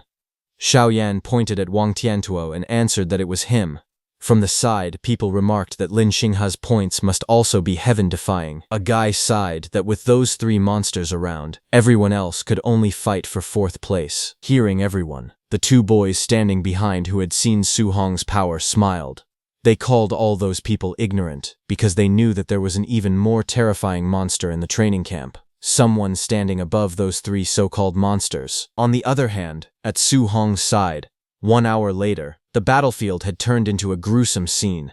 The walls and surroundings were splattered with blood, and the bodies of ferocious beasts lay piled across the ground. The air felt heavy, filled with the aftermath of intense battle. On top of those corpses sat Su Hong, his body covered in sweat. He exhaled in exhaustion and let out a long breath. After continuously killing ferocious beasts for over an hour, even with his overlord body, he could feel the strain taking over. Even after everything, he was still far from reaching 735 martial value points. He then checked his training watch for points. Despite the exhaustion, he had gained 700 contribution points. He wondered what kind of rewards he could exchange for them at the martial art pavilion. His watch showed that for hunting ferocious beasts, he got 400 contribution points, and for the weight vest, he got 300 contribution points. The total stood at 700. After confirming it, he arrived at the martial art pavilion. Under the night sky, the grand building stood tall, glowing warmly with light. Inside the martial art pavilion, behind a long wooden counter, a receptionist in a pink suit lazily leaned back in her chair, resting her chin on her hand. Across from her, Su Hong stood calmly, flipping through a thick catalog. His eyes scanned the list carefully. A Tier 1 Vitality pill was for 10 points. A Tier 1 Blood Recovery pill was for 20 points. A Tier 1 Spirit Gathering pill was for 30 points. Another Tier 1 Spirit Gathering pill was for 50 points. He continued turning the pages and saw that an A-rank martial art, Explosive Palm, was for 2,000 points. Another A-rank martial art, Bone Netherfire Fist, was for 2,880 points. Then another A-rank martial art, Startling Swan Heavenly Roam, was for 3,000 points. Looking at it, Su Hong thought that A-rank martial arts were extremely expensive. The cheapest one cost 2,000 points. Compared to that, the prices of the pills were still acceptable, especially since there were spirit gathering pills available here. The receptionist looked at him with mild curiosity and asked whether he had decided what to exchange for. She examined him briefly and assumed he was only at the Tier 1 initial stage. In her mind, she guessed he probably could not afford to exchange for anything significant. Ignoring her assumption, Su Hong then asked calmly whether the spirit-gathering pills referred to the kind that could increase spiritual power. The receptionist said yes and explained that the spirit-gathering pills were only effective the first time they were taken. The higher the grade of the pill, the better the improvement effect. Hearing that, Su Hong immediately checked the book. He saw that the highest grade of spirit-gathering pill available there reached Tier 4. Costing 500 contribution points. The catalog listed clearly. A Tier 4 Vitality pill was for 100 points. A Tier 4 Blood Recovery pill was for 200 points. A Tier 4 Energy Gathering pill was for 300 points. And a Tier 4 Spirit Gathering pill was for 500 points. After a brief moment of silence, Su Hong made his decision. He asked the receptionist to give him a Tier 4 Spirit Gathering pill first. Hearing this, the receptionist froze. Her eyes widened in shock as she blurted out, telling Su Hong that a Tier 4 Spirit Gathering pill cost 500 contribution points, not 50. Su Hong showed his point-calculating watch and said that was right, a Tier 4 Spirit Gathering pill. Still stunned, she quickly checked his contribution balance. The number displayed 700 points clearly in front of her. She was stunned seeing that he actually had a full 700 contribution points. Her attitude instantly changed. With a bright smile and sparkling eyes, she carefully brought out an ornate wooden box and handed it to him politely. She told him that it was his spirit-gathering pill. He thanked her and then asked if they had any dual thunder and fire attribute alloy spears. Without missing a beat, she nodded enthusiastically, saying they did have them for only 200 points. She thanked him warmly for his patronage, calling him handsome with a cheerful expression. Outside, the night sky stretched wide and clear as Su Hong returned to his room.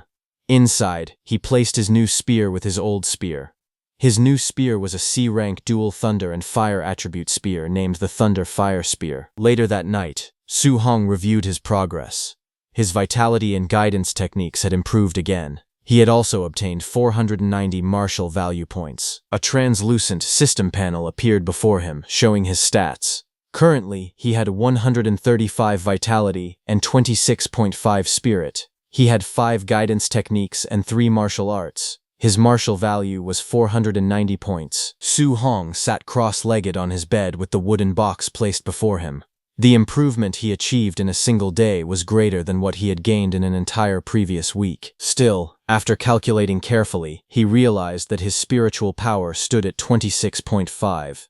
Even with 490 martial value points, he was still 25.5 points short of reaching 100. He opened the box. Inside was the golden spirit gathering pill. He picked up the pill and looked at it steadily. He hoped this spirit gathering pill could provide at least 25 points of spiritual power improvement. With determination in his eyes, he ate the pill, thinking that no matter what, he was going to become a spirit master. The next second, the Tier 4 spirit gathering pill dissolved inside his body.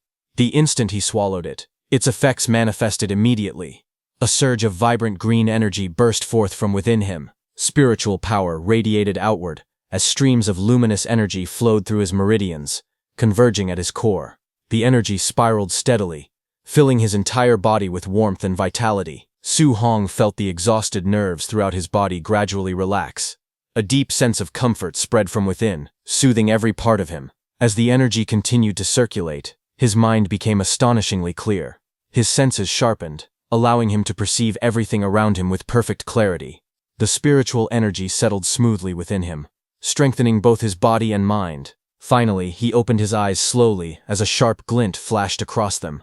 After absorbing the effects of the pill, Su Hong quickly checked his system panel. His eyes widened as he saw the results. His spiritual power had risen to 50.5, increasing by a full 24 points. The astonishing improvement left him stunned, making him realize the incredible potency of a Tier 4 spirit gathering pill. Su Hong carefully analyzed the numbers once more. With 50.5 spiritual power and 490 martial value points, his progress had reached 99.5%. He was only 0.5% short of breaking through. Thinking about it, he sighed inwardly. If he had known earlier, he would have hunted one more ferocious beast to obtain the remaining 5 martial value points needed for the breakthrough. A faint sense of regret crossed his face, but it quickly faded. Calmly leaning back on his bed, he accepted the situation. Since he could only collect martial value again tomorrow, there was nothing more to do for now. Closing his eyes, Su Hong decided to rest for the night. Meanwhile, at the training camp warehouse, rows of hunters gathered inside the vast hall. Weapons lined the walls, and the atmosphere buzzed with quiet discussion as the trainees held documents in their hands. Among the crowd, a group of men recognized someone familiar. One of them spoke with surprise, asking why Bu Jingfeng, who had been cultivating at Martial Dao University, had also been summoned there. Another man echoed the question with curiosity, wondering why Bu Jingfeng was serving alongside them like everyone else, despite his status among the geniuses. Bu Jingfeng scoffed arrogantly, his lips curling into a disdainful smirk. He declared that if he were still in high school, those so-called geniuses would not even be qualified to serve as his sparring partners. Nearby, several hunters laughed loudly as they examined the documents in their hands. One of them remarked confidently that the trainee under his supervision, Wang Tiantuo, possessed a vitality score as high as 340 points. He mockingly asked whether such a level had even been attainable back in their own days. Another man joined in the laughter, boasting proudly that the trainee he was responsible for also had vitality exceeding 300. Another guy added with confidence that his trainee was even a spirit master, implying that the strength of such a prodigy required no further explanation. Hearing this, Bu Jingfeng could not help but feel surprised. He questioned how the trainees under their charge could all be so powerful, while the one assigned to him was only at the Tier 1 initial stage with a vitality value of 123. As he spoke, he stared at the document in his hand. It contained Su Hong's profile, an 18-year-old student from Star City No. 1 High School. The report detailed that Su Hong was at the Tier 1 initial stage with a vitality value of 123. The others looked at the document in disbelief. One of them questioned how such a seemingly insignificant trainee could have been assigned to him. Another insisted that Bu Jingfeng's strength was the highest among all martial artists who had arrived that day, even superior to the three of them. They wondered aloud whether Grandmaster Qin had made a mistake by arranging a Tier 1 initial stage trainee for a sneak attack against another of the same level. At that moment, footsteps echoed through the hall. The murmuring ceased instantly as Grandmaster Qin entered, accompanied by 2 of his attendants. With calm authority, Grandmaster Qin affirmed their doubts, saying this was right. Bu Jingfeng stood before Grandmaster Qin, with visible frustration. He complained that the arrangement was insulting, claiming that assigning him such an opponent was nothing more than giving him a piece of trash at the Tier 1 initial stage.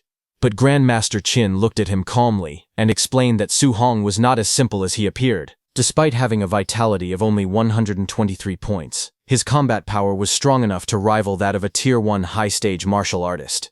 Hearing this, the surrounding hunters were stunned. They could hardly believe that someone with such low vitality could possess strength equal to a high-stage martial artist. Shock filled their expressions as they wondered what kind of monster Su Hong truly was. Grandmaster Qin continued, revealing that part of Su Hong's intelligence was classified and therefore not included in the files they had received. He assured them that once he exchanged blows with Su Hong, he would naturally understand his true abilities. Still dissatisfied, Bao Jingfeng lowered his head and protested. He explained that his own vitality was nearly 500 points, and he was on the verge of breaking through to become a Tier 2 martial artist.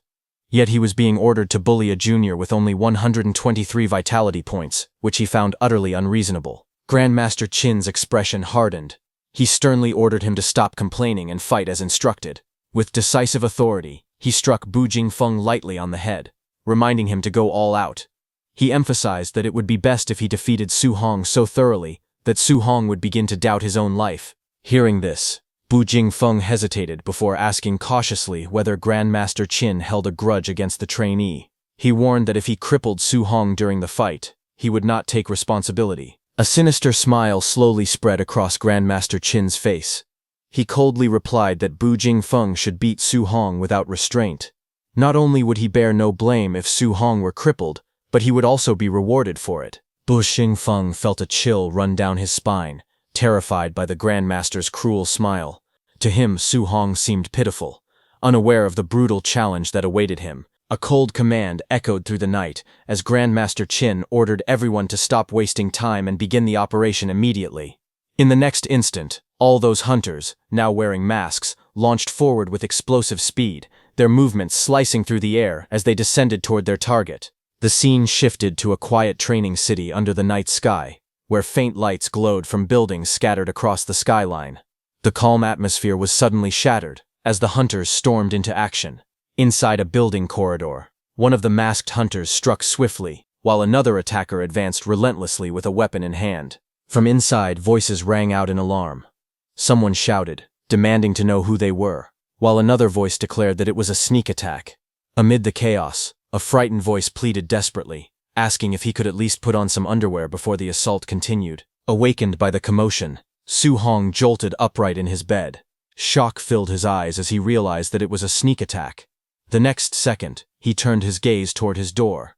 Deep slashes suddenly tore across its surface. Bu Jingfeng, wearing a mask, broke through the door and jumped inside, gripping a weapon glowing with a fierce purple aura.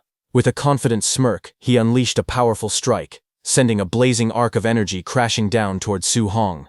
The violent impact shattered the floor as the purple energy exploded outward, forcing Su Hong to leap back to avoid the devastating blow. Regaining his balance amid the chaos, Su Hong quickly assessed the situation. A tense thought crossed his mind, as he recalled a disturbing rumor. There were whispers that the All Heaven's 10,000 races frequently hunted down human geniuses across the world to weaken the strength of humanity. He wondered if these attackers were among them. Without hesitation, he clenched his spear from the side, steeling himself for the battle. Though uncertain of the enemy's true power, he remained alert and prepared to defend himself. The next second, Bu Jingfeng jumped towards Su Hong, his blade radiating a dangerous purple glow. With a mocking tone, he declared that it was just as he expected. A mere Tier 1 initial stage brat stood before him. Running into him, he sneered, was nothing but bad luck. Su Hong was surprised to see that the attacker was a human martial artist at the Tier 1 high stage, not a member of the All Heaven's 10,000 races as he had initially suspected. A confident smile slowly spread across his face. The timing was perfect. This opponent was exactly what he needed. Determination filled his gaze as he tightened his grip on his spear. He believed that by defeating this enemy, he could obtain the final 5 points of martial value required to break through and become a spirit master. Meanwhile, Bu Jingfeng watched in disbelief. He could not understand why a mere Tier 1 initial stage martial artist would choose to confront his attack head-on instead of evading it. To him, such a decision seemed utterly reckless, as if Su Hong had lost his mind. In the next instant, their weapons collided with explosive force. A brilliant burst of energy erupted at the point of impact, sending shockwaves through the air. Bu Jingfeng's eyes widened as he was forced backward, stunned by the overwhelming power behind the strike. Realization struck him like a thunderbolt. This seemingly insignificant brat possessed strength far beyond his expectations. Bu Jingfeng admitted that his combat power was indeed capable of rivaling that of a Tier 1 high-stage martial artist. As he struggled against the pressure of the clash, he finally understood that Grandmaster Qin had spoken the truth. Bu Jingfeng's eyes widened in disbelief as he felt the overwhelming force pressing against him. Panic surged through his mind as he realized something was terribly wrong. He shouted inwardly that this level of strength was impossible, and questioned how a Tier 1 martial artist could possess such terrifying power. At that moment, Su Hong remained calm. He acknowledged that his opponent was merely at the Tier 1 high stage, and reminded himself that he had already fought someone of that level before. With unwavering confidence, he tightened his grip on his weapon and commanded the energy around him to press forward. A crimson aura erupted from his body as he raised his spear high. With a fierce shout, he unleashed his full strength and brought the attack crashing down. His strike descended like a blazing comet, smashing toward Bu Jingfeng with unstoppable force. The impact exploded with a thunderous sound, sending shockwaves across the battlefield and forcing Bu Jingfeng backward. Staggering from the overwhelming power, Bu Jingfeng trembled as he gripped his sword. Unable to contain his shock, he wondered if Su Hong was a monster. Bu Jingfeng decided to now get serious, as purple flames covered his blade. He steadied himself, gripping his glowing weapon. With a confident expression, he declared that a battle between martial artists was not merely about comparing who possessed greater physical strength. Su Hong watched closely, recognizing that it was a fire attribute martial art, something he had never encountered before. So he also activated his lightning attribute martial arts. Without hesitation, Bu Jingfeng unleashed his power. Purple flames surged violently, forming a blazing arc that tore through the air. With a mocking grin, he challenged Su Hong, questioning how he intended to withstand a B-rank martial art. With a thunderous roar, he executed his technique, Flame Slash, sending a massive wave of blazing power crashing towards Su Hong. Facing the incoming attack, Su Hong remained calm. Golden lightning crackled fiercely around his body as he raised his spear, gathering immense energy. As he assessed the incoming strike, he realized that the power behind it might be even greater than the void-breaking finger. A technique also ranked at B level. The clash of power erupted violently as the two attacks collided mid-air. Purple flames and golden lightning struck against each other, releasing a blinding burst of energy that illuminated the battlefield. The impact exploded outward with overwhelming force, sending shockwaves in every direction and shattering the ground beneath them. Amid the swirling dust and debris, Su Hong descended calmly from the air, smoke curling around him as the battlefield fell silent. Standing in front of Bu Jingfeng, he held his spear firmly, his expression composed and unwavering. Bu Jingfeng stared in shock, sweat running down his face as he struggled to comprehend what had just happened. He realized that Su Hong had not used any martial arts at all. Instead, he had blocked his B-rank fire attribute martial art, using only thunder externalization. The realization struck him deeply, filling his mind with disbelief. Bu Jingfeng clenched his fists as he acknowledged the terrifying talent before him. It was no wonder Grandmaster Qin had instructed him to go all out. This opponent was far stronger than he had anticipated. Then, with a faint hint of mockery in his tone, Bu Jingfeng remarked that it was truly a pity that Su Hong still did not know any thunder attribute spear techniques. Otherwise, he would not have been defeated so easily. Hearing this, Su Hong smiled, golden lightning crackling around his spear as he spoke with quiet confidence. He admitted that it was true. He did not know any thunder attribute spear techniques. However, what if he said this on top of it? Just as he said that, blazing crimson flames erupted from his spear as lightning wrapped around it, merging together. The fusion of lightning and fire ignited violently, surrounding his body in a brilliant aura. Flames roared along the length of the spear, while arcs of thunder crackled fiercely, intertwining into a single devastating power. But Jingfeng watched in disbelief, asking how this was possible. Shock and fear spread across his face as his eyes widened. He realized that this was attribute fusion. The reason Bu Jingfeng was so shocked upon seeing Su Hong's attribute fusion was because it was a principle understood by every martial artist that attributes repel each other. Both Su Hong and Bu Jingfeng stood facing one another inside the damaged room, as Su Hong held his spear blazing with fire and streaks of lightning crackling. Across from him, Bu Jingfeng tightened his grip on his weapon, sweat running down his face. Shock filled his eyes as realization dawned on him. Attribute fusion. The power of thunder and fire. He had always believed it was nothing more than a legend. Just then, lightning flashed across Su Hong's eyes as golden sparks danced in his vision. Without hesitation, he attacked. His spear shot forward in a burst of flame and thunder. Seeing the incoming fast strike, Bu Jingfeng's eyes widened in alarm. He shouted in panic as Su Hong's spear tore through the air toward him. Reacting instantly, he roared out his technique, Flame Slash. Purple flames spiraled around his blade as he swung with full force, unleashing a blazing arc of energy. The two attacks collided violently. Flames and lightning clashed in a blinding explosion of light. Bu Jingfeng wanted to deflect Su Hong's attack, but just as Su Hong's spear touched his sword, thunder crackled violently along the shaft while flames spiraled downward, gathering into a single devastating strike. The fused power of thunder and fire crashed toward Bu Jingfeng like a descending pillar of destruction. Caught in the center of the blast, Bu Jingfeng could only stare in disbelief. He admitted that this power was far too outrageous. Bu Jingfeng groaned in pain as he was blasted away, completely overwhelmed by the fused elemental force. Ripping through the wall, he went flying out of the room. When the dust slowly began to settle, the flame and thunder around Su Hong's spear calmed down. Amid the swirling smoke, Su Hong stood calm and steady as a notification popped up, stating that he had gained 7 martial value. A faint smile appeared on his face as he realized that the martial value required to become a spirit master. He finally had enough. A system panel appeared before him, showing his stats. Su Hong's vitality was 135, spirit was 50. His guidance techniques. Thunder guidance technique was at level 4. Extinguishing heaven guidance technique was also at level 4. Water marsh guidance technique was at level 3.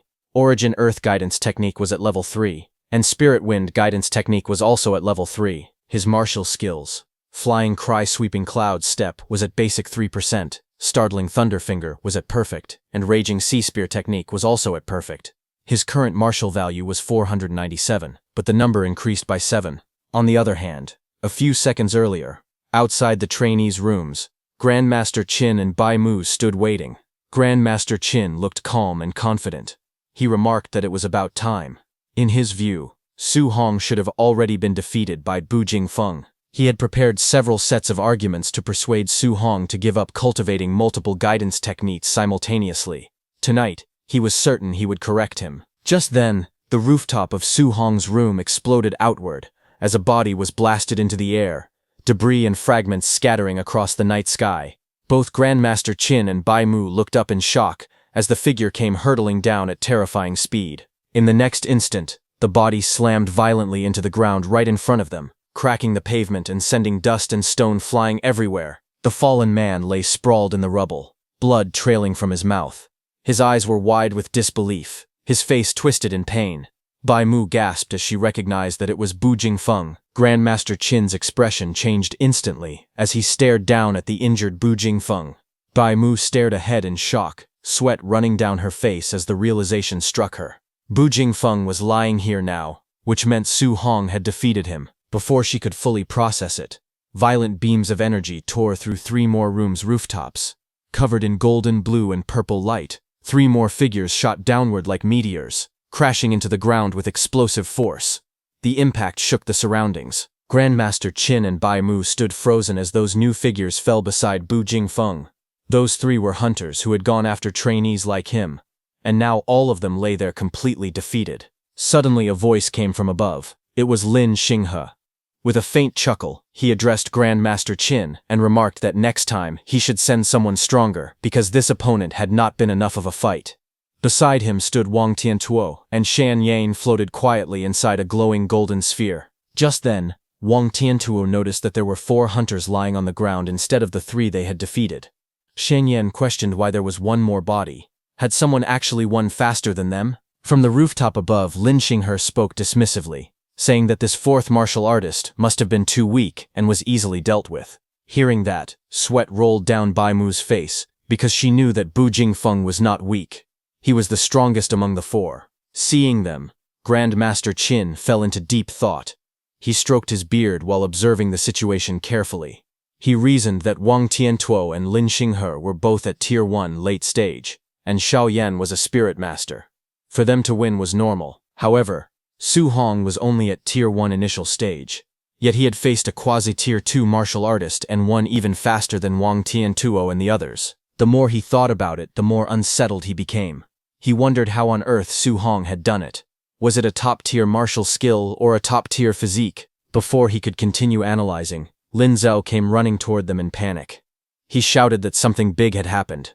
Grandmaster Qin turned slightly and asked calmly if a trainee had been killed by mistake. Without showing any concern, he waved his hand dismissively and remarked that it was no big deal. After all, it was normal for a few people to die. But Lin Zhao rushed forward in panic and shouted that it was Su Hong.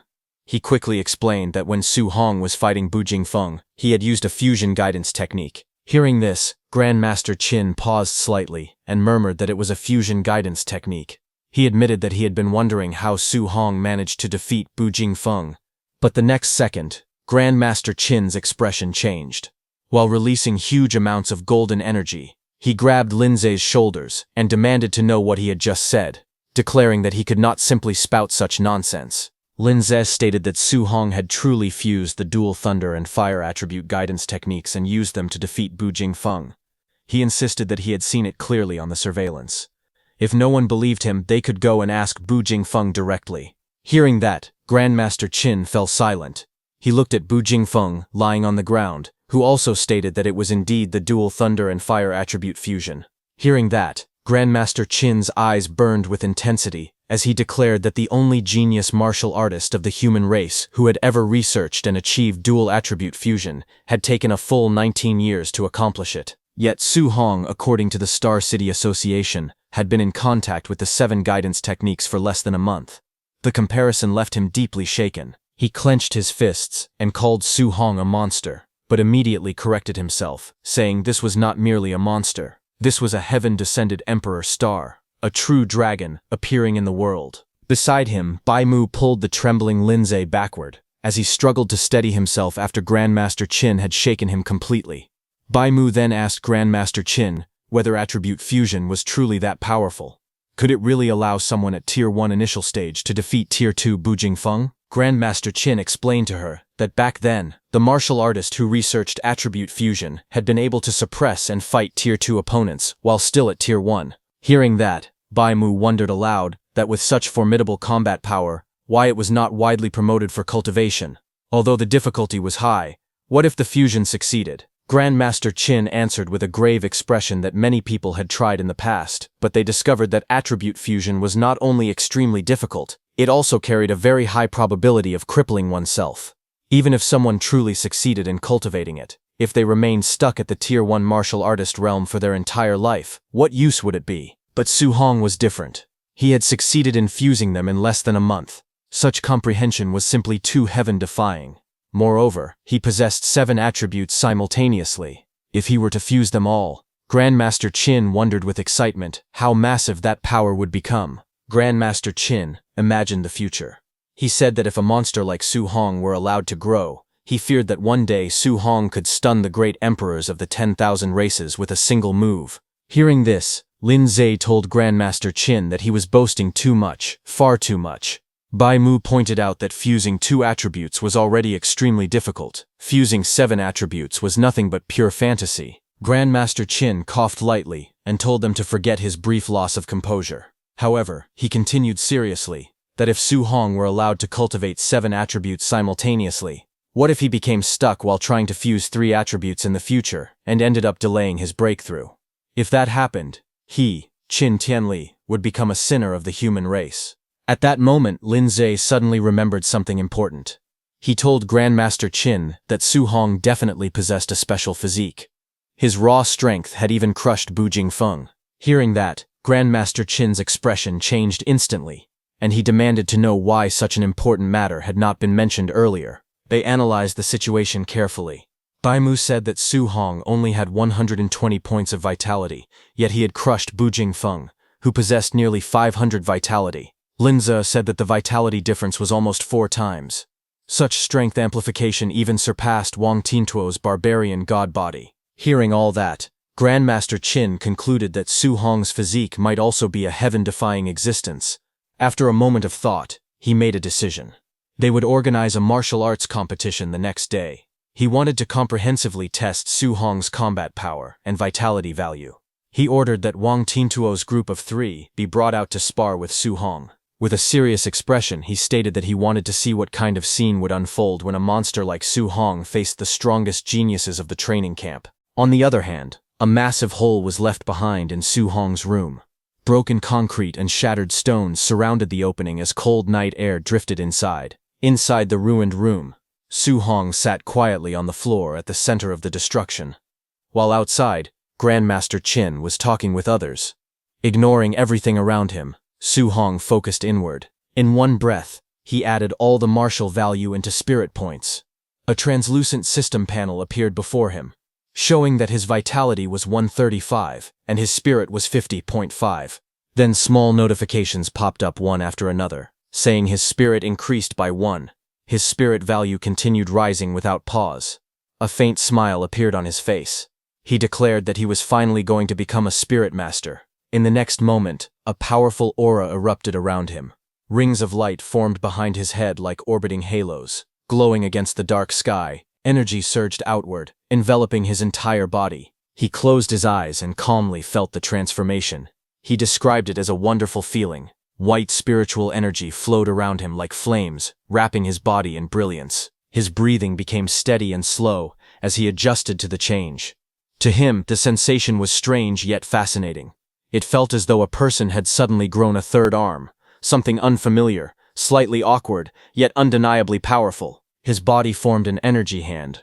Another system panel flashed brightly before him, saying his spirit was at 100.2%. The moment it exceeded 100%, the spiritual energy around Su Hong suddenly dispersed outward. He exhaled slowly, sweat sliding down his face as the white aura swirled and gradually stabilized around his body. His gaze sharpened as he sensed the changes within himself. Nearby, fragments of broken concrete began to tremble. Then his bed vibrated against the ground. Then, slowly, it started to float.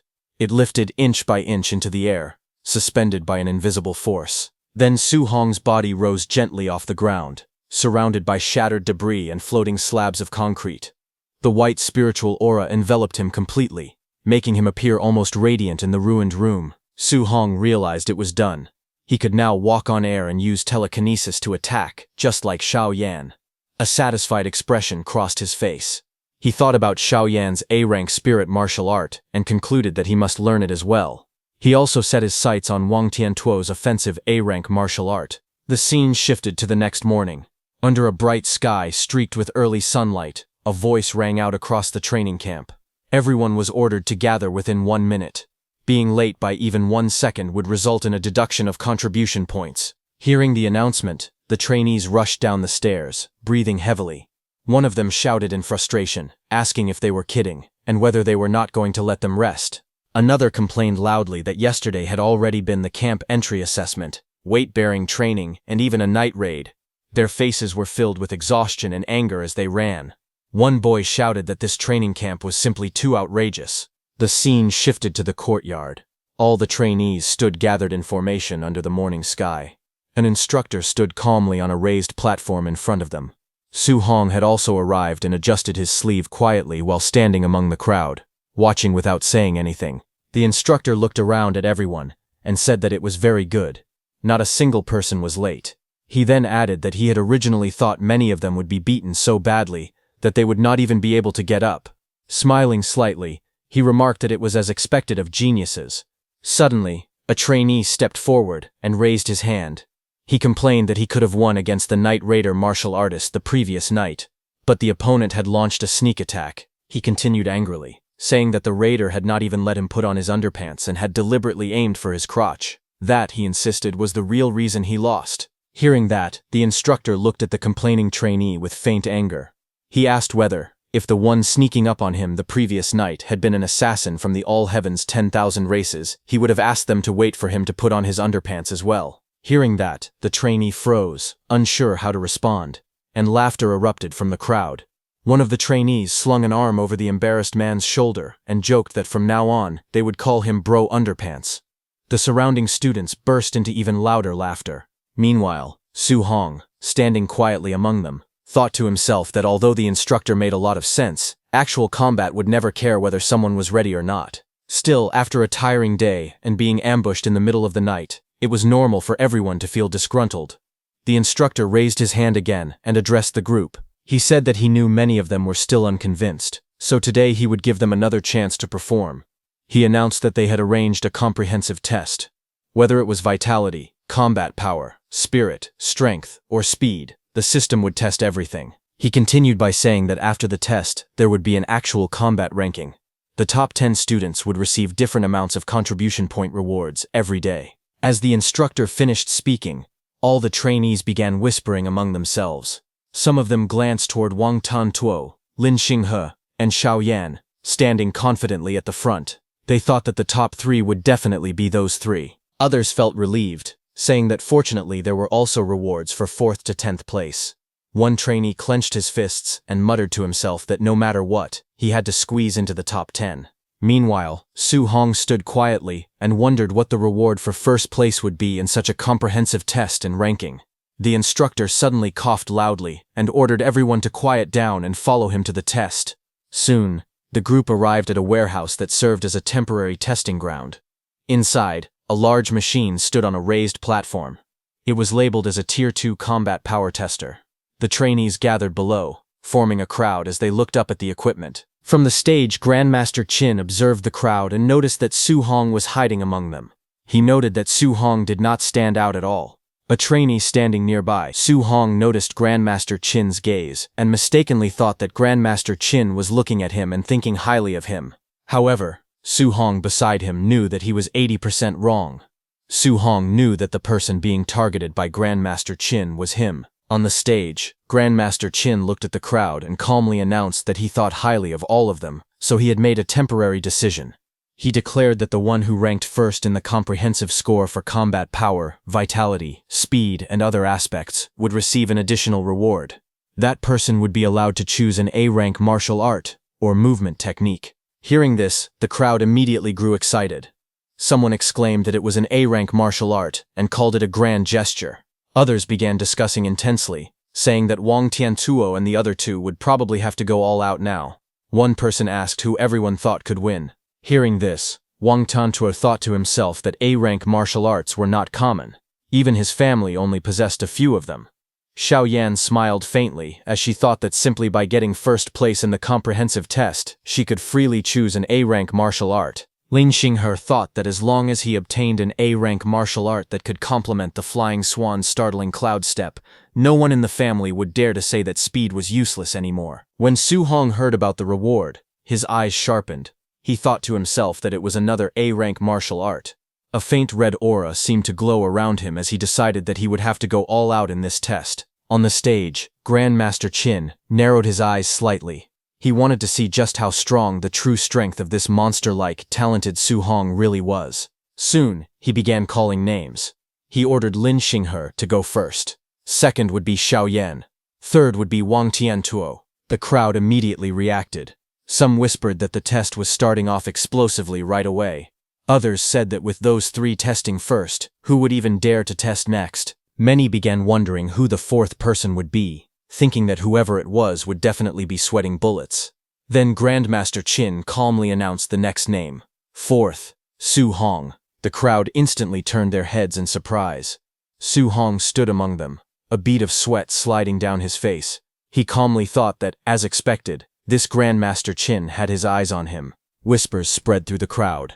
Someone questioned whether Su Hong was not the one who had come last during the camp entry assessment. Su Hong's classmate Chen Shen shook his head and sighed, saying that Su Hong was truly too unlucky. Li Tu placed a hand on Su Hong's shoulder and asked if he had offended Grandmaster Qin. The crowd murmured among themselves. They said that putting the 3 strongest first and then the weakest would make the contrast even stronger. It was too stimulating. Someone guessed that Grandmaster Qin probably wanted to use this method to motivate the weaker students, hoping they would learn from shame and become braver. Amid the whispers, those 2 trainees who had seen Su Hong's strength let out a quiet laugh and said that they would all be dumbfounded later. Then, on the stage, the instructor reminded everyone that they would test physical body combat power first, and then martial skill combat power. A large combat power tester stood in the center of the arena. Lin Xinghe stepped forward calmly. He thought that the combat power tester was not his strong point. Without hesitation, he dashed forward and threw a powerful punch. His fist struck the machine with explosive force. The impact caused sparks to fly as the number on the screen rapidly increased to 4113. The crowd was instantly shocked. Someone shouted that it was over 4,000 and that this punch was thrown without using any martial skills. People stared in disbelief. They could not believe that Lin Xinghe had called this his weak point. However, someone commented that compared to his terrifying speed in the movement technique room, his physical combat power was indeed his weak point. But Su Hong knew that since Lin Xinghe could cultivate an A-rank movement technique, his physical body would definitely not be bad either. His lips curved slightly into a faint smile. He judged that it had to be at least a B-rank martial art. He wondered if he could learn it. Green energy began to swirl tightly around Lin Xinghe's fist. Wind gathered in layers, wrapping around his hand as sharp currents formed. In the next moment, he stepped forward and unleashed his technique, Cloud-Hiding Gale Fist. A powerful green torrent of wind crashed down onto the combat power tester. The machine trembled violently as the numbers on the screen surged upward to 5642. Seeing that, the crowd was completely stunned. Someone shouted that 5600 was already the standard of a Tier 2 martial artist. Another cried out in disbelief, saying the combat power was unbelievable. What shocked them even more was that this was not his strongest ability. It was only his weak point.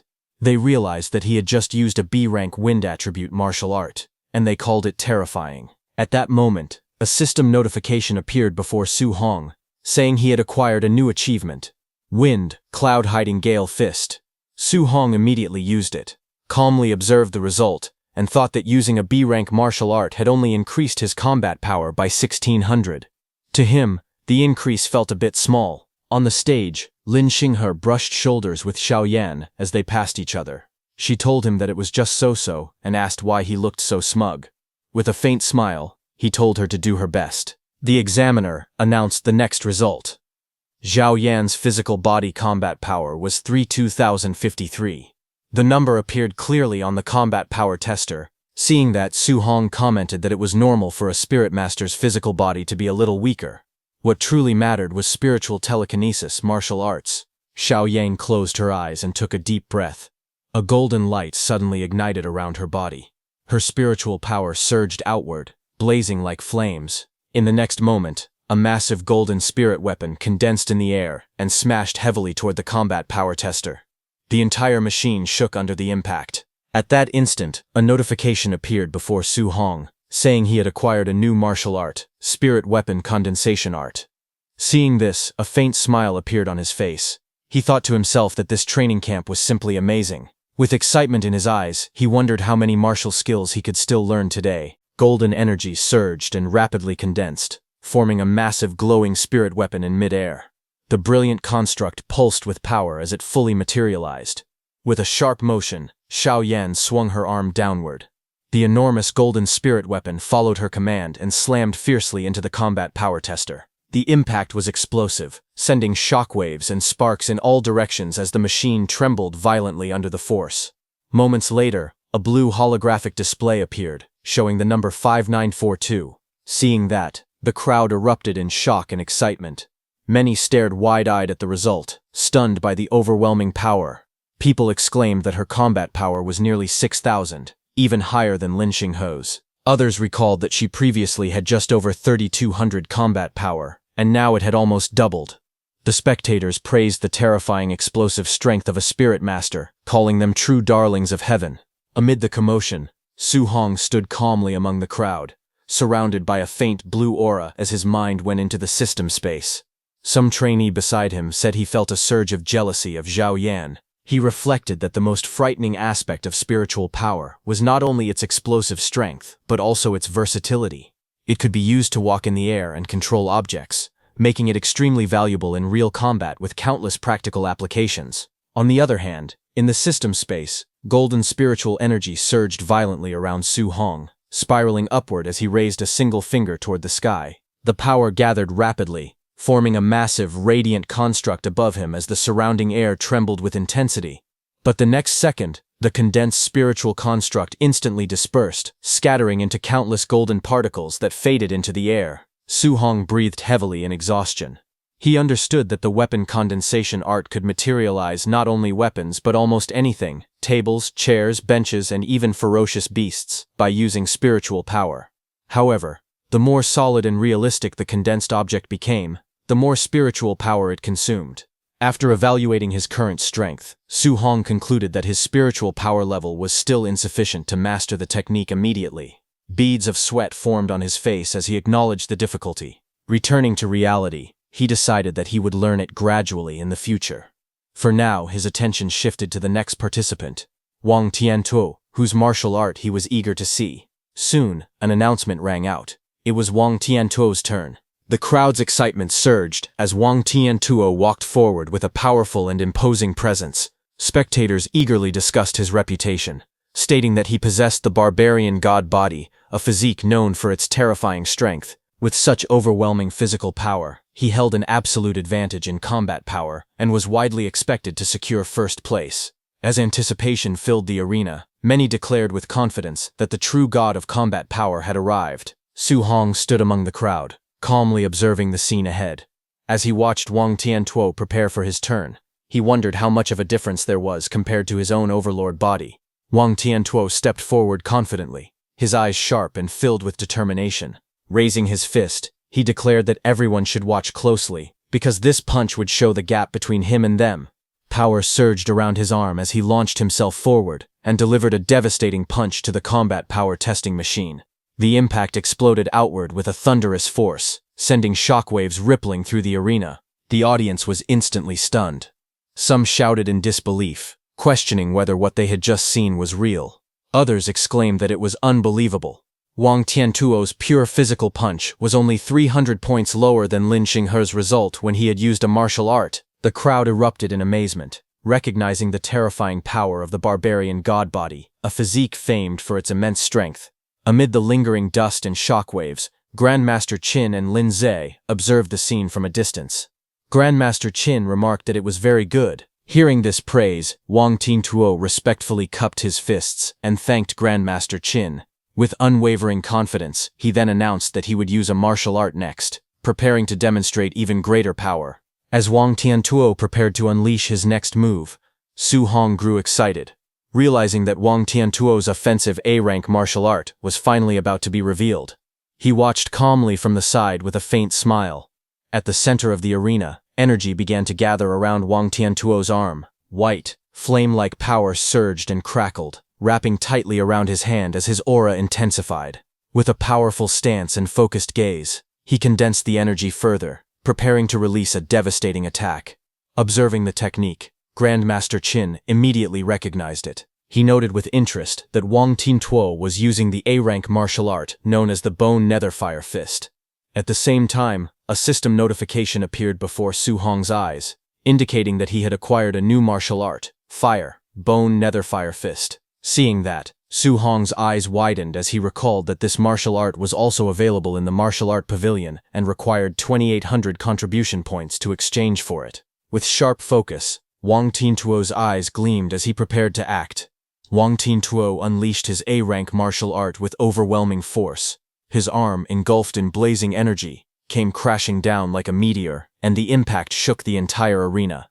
The combat power testing machine flashed brightly before displaying the result, 7534. The crowd erupted in shock.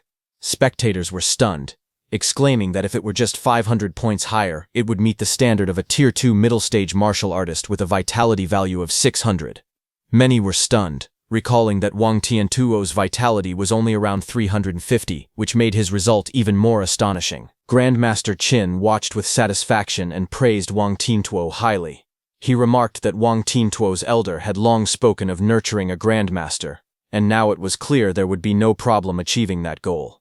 Wang Tiantuo respectfully cupped his fists and humbly responded that he would borrow the grandmaster's auspicious words. With Wang Tiantuo's performance concluded, Grandmaster Qin called for the next participant, Su Hong.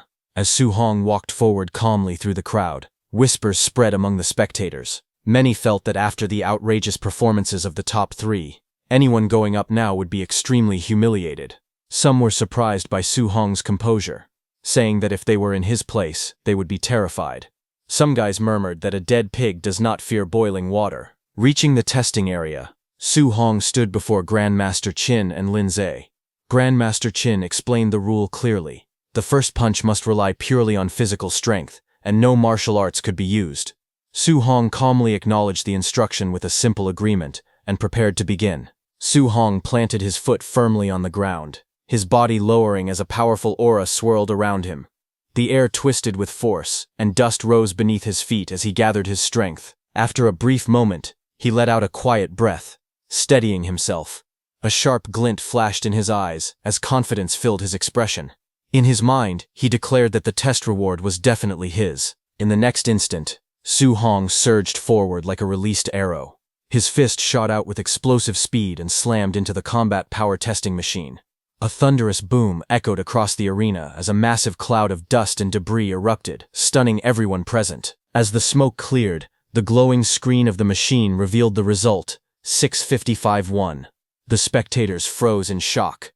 The number was far beyond what anyone expected. Grandmaster Qin stared at the result, his eyes widening as cold sweat formed on his face. Grandmaster Qin admitted internally that he had still underestimated Su Hong's terrifying monster-like strength. The arena fell into complete silence as the crowd stared at the combat power tester in disbelief. The astonishing result left everyone speechless.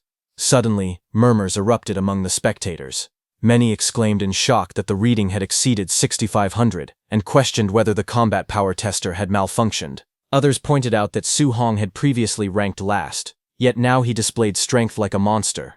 Some trainees admitted they had believed Wang Tiantuo was already invincible in the training camp, only to realize that an even more powerful expert had emerged. From the observation area, Wang Tiantuo, Lin Xinghe, and Xiao Yan watched with tense expressions.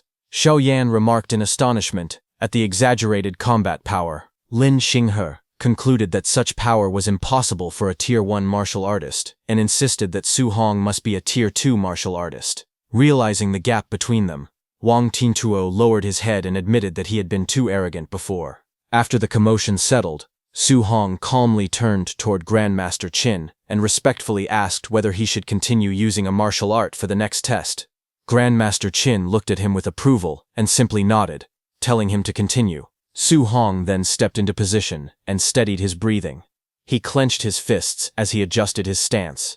In the next moment, his mind went into the system space as he started learning his new martial art technique. A system-like interface appeared, displaying his new martial arts learning percentages that steadily increased: 1%, 4%, 6%, 9%, 14%, and 23%. Su Hong stood calmly as a cold, blue flame-like aura surged around his body.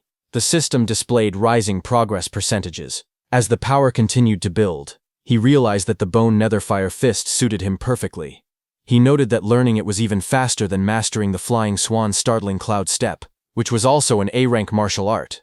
Watching from the observation area, Grandmaster Qin wondered how high Su Hong's combat power would rise once he used a martial art. Lin Zhe then reminded Grandmaster Qin that Su Hong came from an ordinary family, suggesting that the rank of his martial art should not be high. However, Grandmaster Qin calmly observed Su Hong and stated that in his current state, what he was executing was definitely not a low-level martial art. At that moment, the system interface completed its process.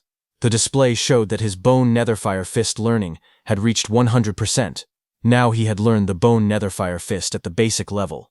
A sharp glint flashed in Su Hong's eyes as his mastery was finalized. Blue netherfire gathered around his fist as he stood firmly in the arena.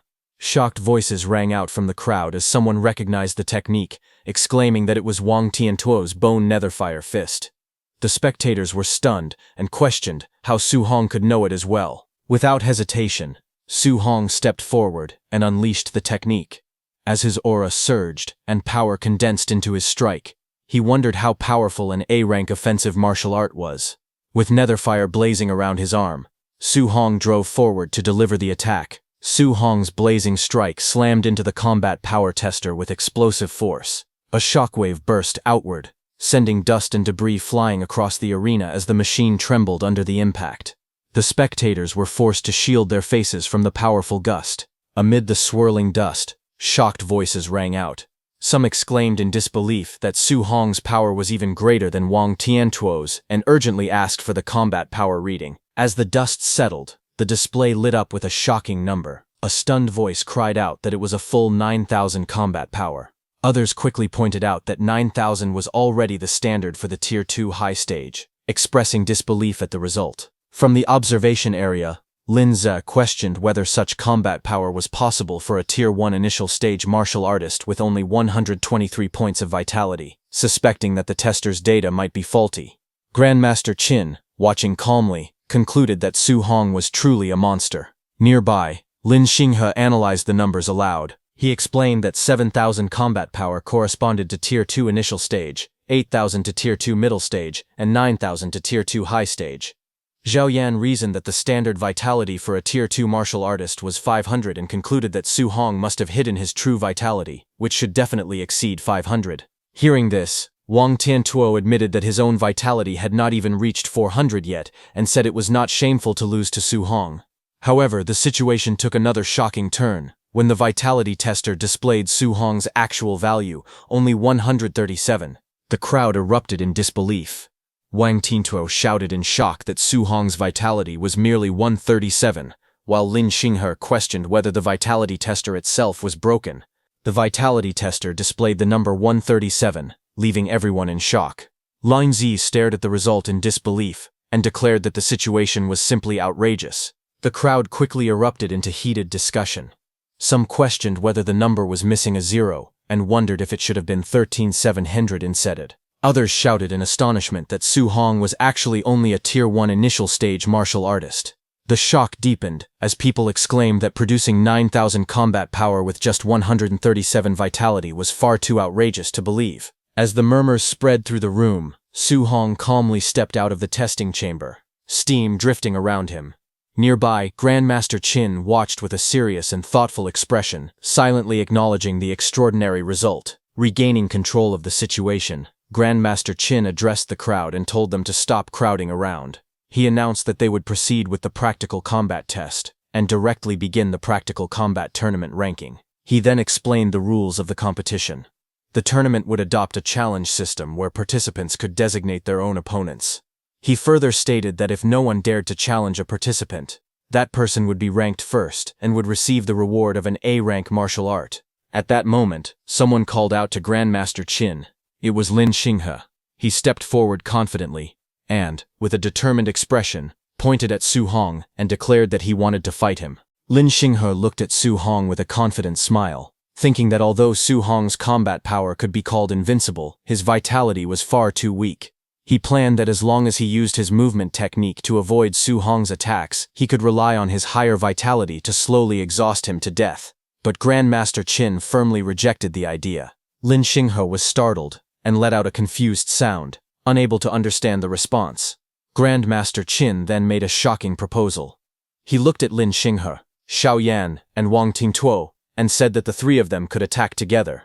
Hearing that, the group froze in surprise. Lin Xinghe immediately questioned the decision, asking what kind of opponent deserved the three of them attacking at the same time.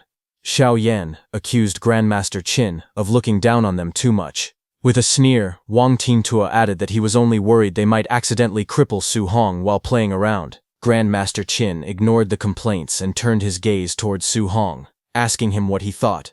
Without hesitation, Su Hong said that he had no objections.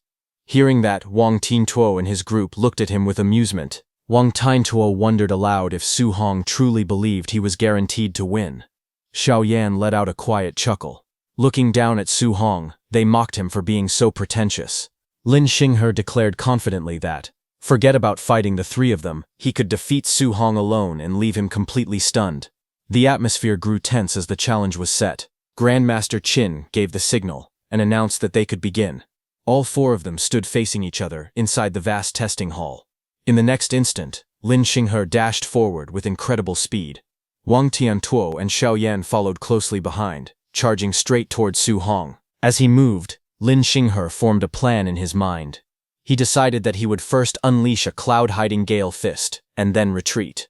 Once Su Hong was occupied with the others, he would launch a sneak attack from the flank. With the speed of his flying swan startling Cloud Step, he believed it would be impossible for Su Hong to react in time. But suddenly, Xiao Yan sensed danger and shouted for Lin Xinghe to dodge.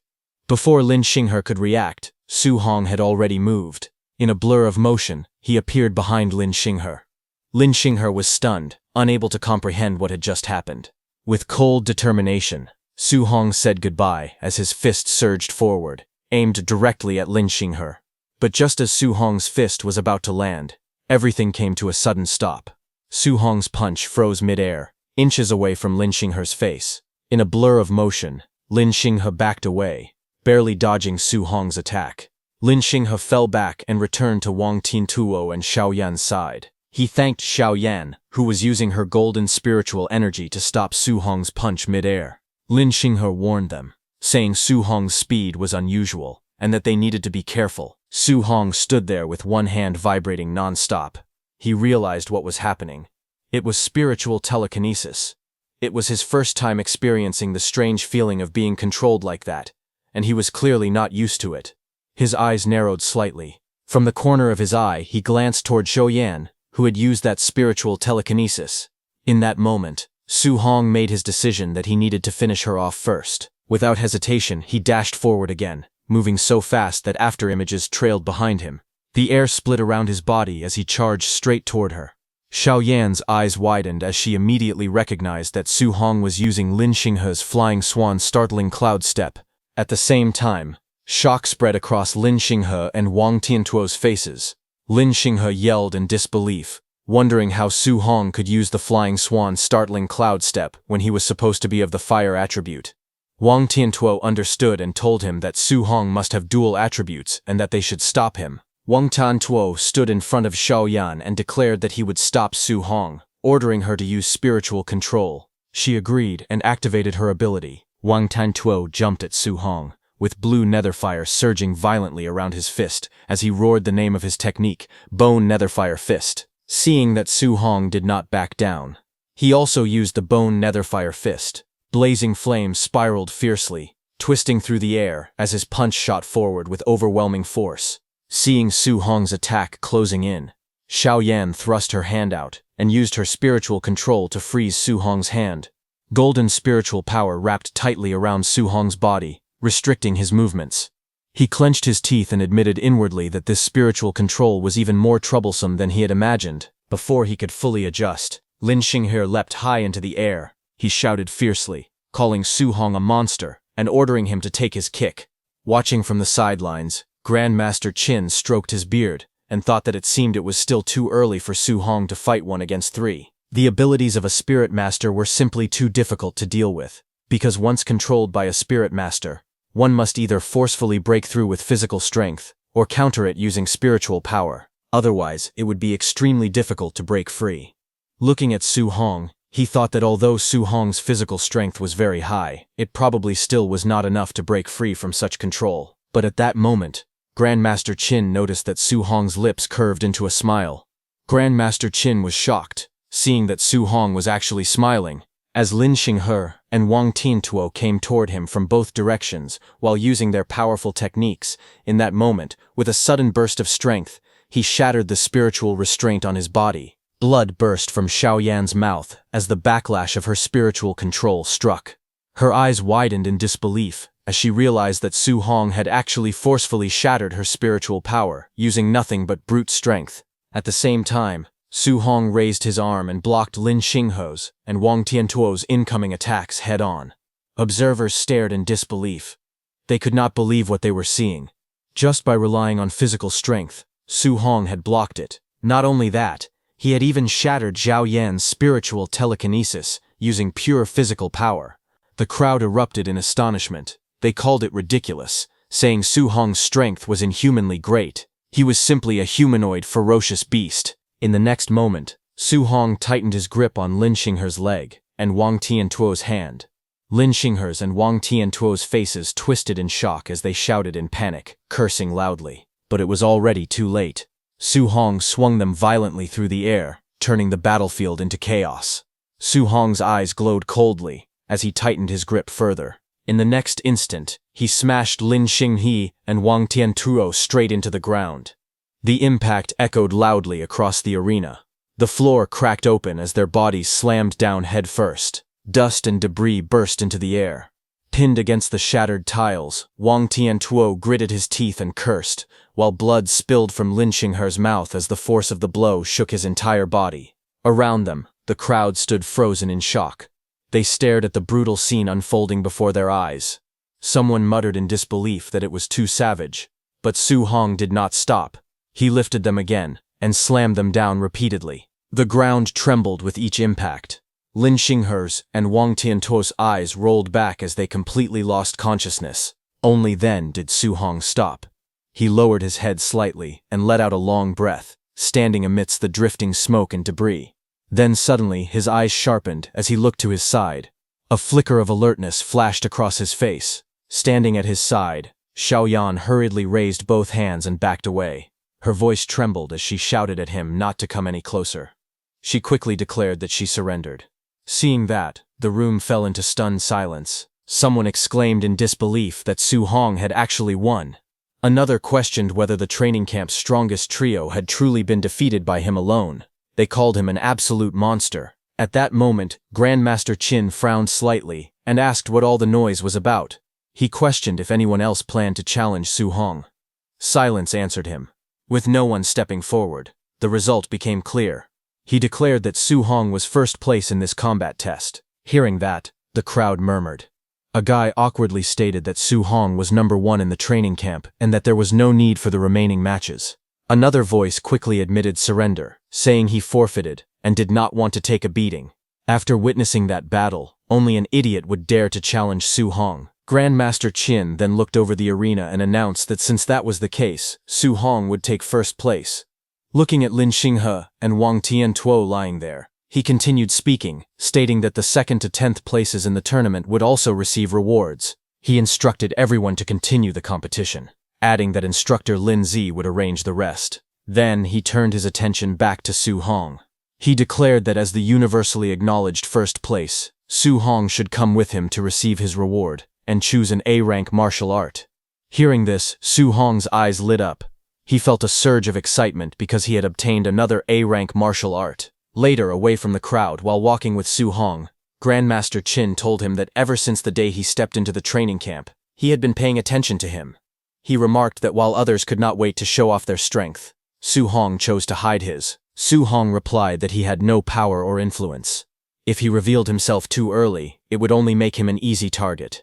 Hearing that, Grandmaster Qin started laughing. He said he liked smart people like him. Then he explained that this combat tournament had actually been arranged by him specifically for Su Hong. He wanted to strive for more resources on Su Hong's behalf. Then, with a serious tone, Grandmaster Qin said that in today's world, the strong only grow stronger and resources would always be concentrated on geniuses. He told Su Hong that there was no need for him to hide his strength in the future. He declared that he, Qin Tianli, would personally cover him and challenge anyone who dared to cause Su Hong trouble. Hearing this, Su Hong respectfully thanked Grandmaster Qin. Soon after, they arrived at the martial art pavilion. The warm golden light filled the room as they stepped inside. A staff member immediately greeted Grandmaster Qin with respect. Grandmaster Qin instructed the staff member to bring the list of martial arts. He then told Su Hong to look carefully and choose well, adding that he should ask if there was anything he did not understand. Su Hong asked Grandmaster Qin what kind of martial art he thought would be better for him to choose at that moment. Grandmaster Qin looked at him and asked what martial arts he already knew. Su Hong started listing them. He said he knew Bone Netherfire Fist, Flying Swan Startling Cloud Step, Cloud Hiding Gale Fist, and Void Breaking Finger. The rest were of lower rank. Hearing that, Grandmaster Qin was surprised. He stated that he did not even have Flying Swan Startling Cloud Step and Cloud Hiding Gale Fist in his martial art pavilion. He asked if Su Hong had learned them simply by watching Lin Xinghe use them once. Su Hong only responded with a quiet sound. Hearing that, Grandmaster Qin fell silent. Inwardly, he admitted the truth that Su Hong was truly a monster. That staff member looked at Su Hong with surprise. She wondered who he was, thinking that Grandmaster Qin had actually brought him personally to choose a martial art. Grandmaster Qin calmly explained that Su Hong already had an offensive martial art and a movement technique. He said that Su Hong could now learn a control-type martial art, and pointed out that this one was not bad. He introduced it as Flame Cage, an A-rank martial art. He explained that it condensed fire spiritual chi into a flame cage to trap and solidify enemies. Grandmaster Qin continued explaining. He said that offensive martial arts only required attaching spiritual chi to weapons or the body. However, control-type martial arts required spiritual chi to leave the body, something most Tier 2 martial artists could not achieve. He reminded Su Hong that he was currently only at the Tier 1 initial stage. Logically speaking, he should not recommend it. But with Su Hong's talent, he believed he should be able to learn it. Grandmaster Qin then said that he had learned this martial art before. He offered to demonstrate it first, so Su Hong could decide whether to choose it or not. Hearing that, Su Hong respectfully thanked him. Grandmaster Qin raised his hand as spiritual chi gathered between his fingers. A small flame suddenly appeared, glowing brightly as it formed in the air. Grandmaster Qin told Su Hong not to think that control-type martial arts were inferior to offensive martial arts. He explained that their usefulness in battle was immense. As he spoke, flames surged outward and formed a blazing cage in the air. The fiery cage burned intensely, radiating powerful heat. Grandmaster Qin told Su Hong that the first step was to trap the enemy inside the flame cage. Then, after trapping them, one could launch an attack. He created a fire bow and arrows and aimed at the cage. He stated that by doing so, it would be possible to achieve a one-hit kill. He shot, and the fiery energy gathered and exploded downward with tremendous force. After the demonstration, Grandmaster Qin looked at Su Hong and explained further. He said that maintaining the flame cage while launching an attack at the same time was currently impossible for Su Hong. Even for him back then, he had only mastered it after becoming a Tier 3 martial artist. Hearing this, Su Hong shook his head. He said that since even Grandmaster Qin considered it so difficult, he would choose something else. He stated that he no longer wanted a control-type martial art. Grandmaster Qin looked slightly surprised and asked if he was giving up so quickly. Inwardly, he reflected that geniuses were usually arrogant. Yet a monster like Su Hong actually listened to advice. He thought that Su Hong's future was limitless. But on the other hand, a system notification appeared before Su Hong, telling him that he had acquired a new skill. Fire, flame cage. Su Hong gave a faint smile because he had already obtained this martial art. He then politely asked Grandmaster Qin to help him look for another martial art instead. Grandmaster Qin looked at him and explained that he already possessed an offensive martial art and a movement technique. For now, a control-type martial art was not suitable for him. He suggested that Su Hong should consider learning a defensive martial art next. After flipping through the book, Grandmaster Qin pointed at one technique and stated that this martial art was definitely suitable for him. It was an A-rank Earth attribute technique called Thick Earth Armor. He explained that it condensed battle armor on the body's surface using Earth spiritual chi, providing extremely high defense. Su Hong thought to himself that with his physical body combined with this defensive martial art, the effect would certainly not be bad. He nodded and agreed that he would listen to Grandmaster Qin. Suddenly, Grandmaster Qin remembered something and asked about Su Hong's special physique. Su Hong answered that his special physique was the Overlord body. Saying that, Su Hong thought inwardly that the Overlord body possessed the greatest strength among the 3,000 physiques. If the Grandmaster heard this, he might even pull out a whole basket of A-rank martial arts to give him. He even imagined that Grandmaster Qin was shocked and exclaimed that it was actually the once-in-a-millennium Overlord body, and excitedly declared that all those A-rank martial arts were his. But in reality, Grandmaster Qin frowned and said he had never heard of a physique called the Overlord body. Su Hong laughed awkwardly and admitted that he had actually come up with that name himself. Hearing that, Grandmaster Qin realized that it seemed to be a physique that had not been recorded yet. Grandmaster Qin then spoke seriously. He said that even a full-power punch from Wang Tintoke, who possessed the barbarian god body, had been easily blocked by Su Hong. The strength amplification of Su Hong's Overlord body was truly terrifying. He added that he had never seen the strength of a Tier 1 martial artist reach such a level. Just then, his phone rang with a funny ringtone. Su Hong was surprised to hear that. Grandmaster Qin answered it and asked what the matter was, saying that he was still busy. On the other end, he was informed that the contribution point statistics backend showed that when Su Hong was fighting earlier, he seemed to still be wearing a weight vest. Grandmaster Qin was stunned. He immediately turned to Su Hong and asked whether he had really been wearing a weight vest while fighting Wang Tiantuo and the other two. Su Hong replied that if he had taken off the vest to fight those three, wouldn't he have been unable to get the contribution points? Hearing this, Grandmaster Qin was shaken. Sweat formed on his forehead as he tried to calm himself. He told himself to stay calm because Su Hong was a monster, and he should not view him with a normal mindset. Grandmaster Qin told Su Hong to stop obsessing over those contribution points. He explained that as long as Su Hong successfully challenged the training camp later, there would be plenty of martial art rewards. He urged him to hurry up and take off the weight vest. Su Hong agreed and took out his weight vest. The staff member stepped forward and said she would help him. She told him to take it off and give it to her, and she would send it back to the warehouse. Before handing it over, Su Hong told her that it was a bit heavy. With a proud expression, she declared that she was the Martial Art Pavilion Administrator, a dignified Tier 2 martial artist. However, the moment she took the vest, her expression changed.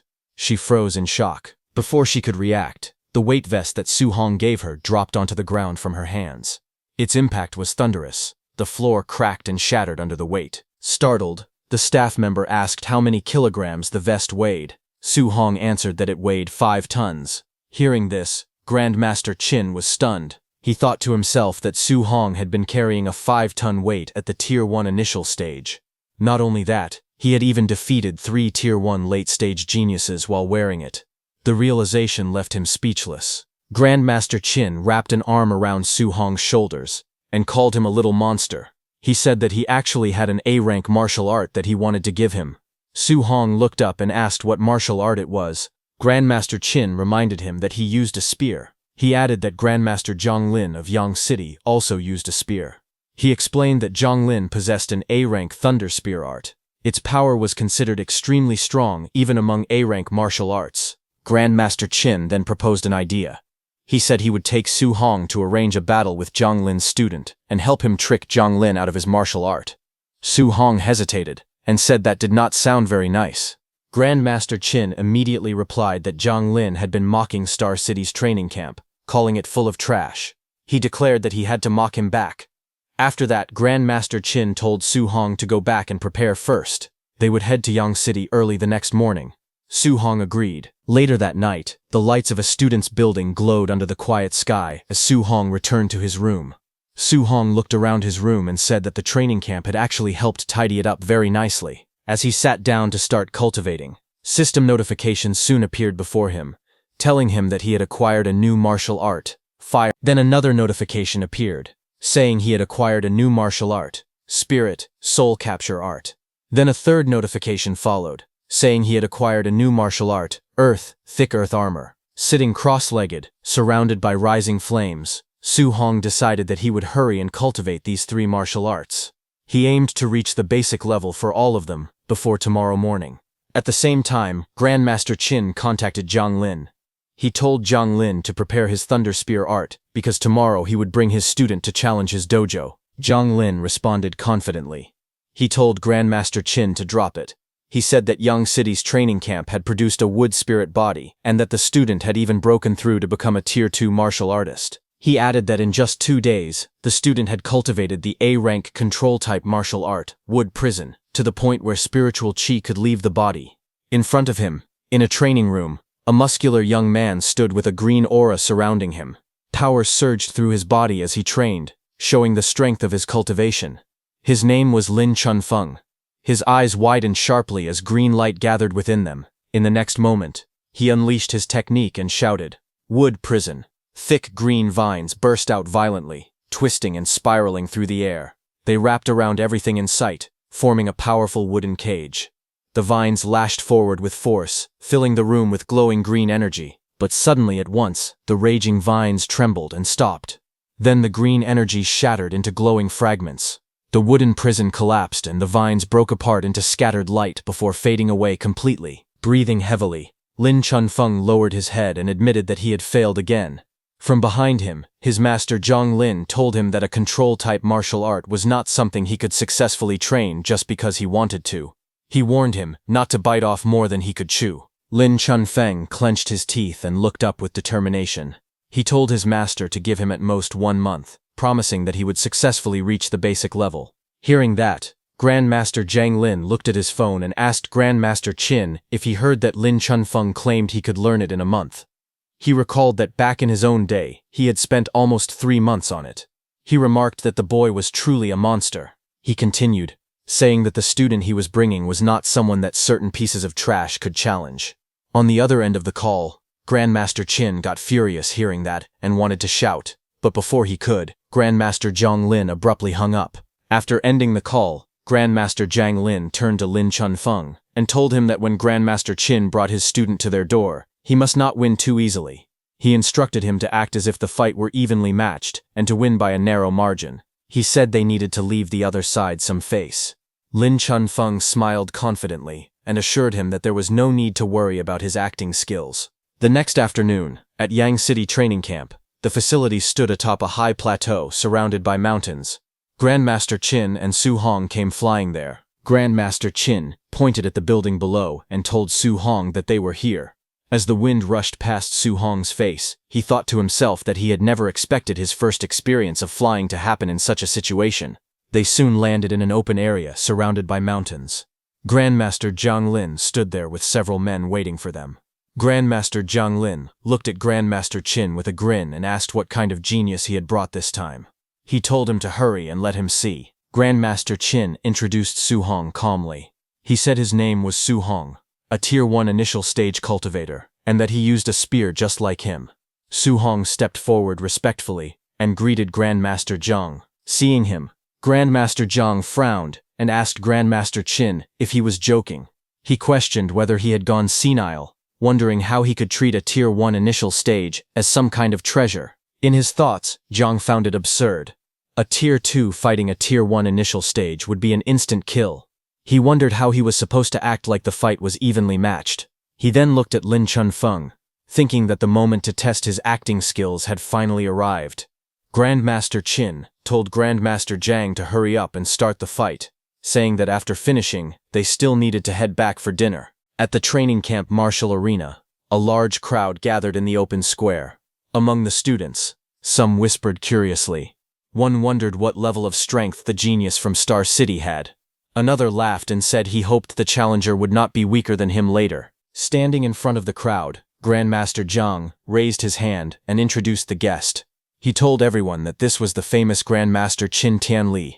The students immediately greeted him respectfully. Grandmaster Zhang continued speaking and said that the one standing beside Grandmaster Qin was the genius from Star City who had come to challenge them today. Su Hong stepped forward, smiled, and greeted everyone politely.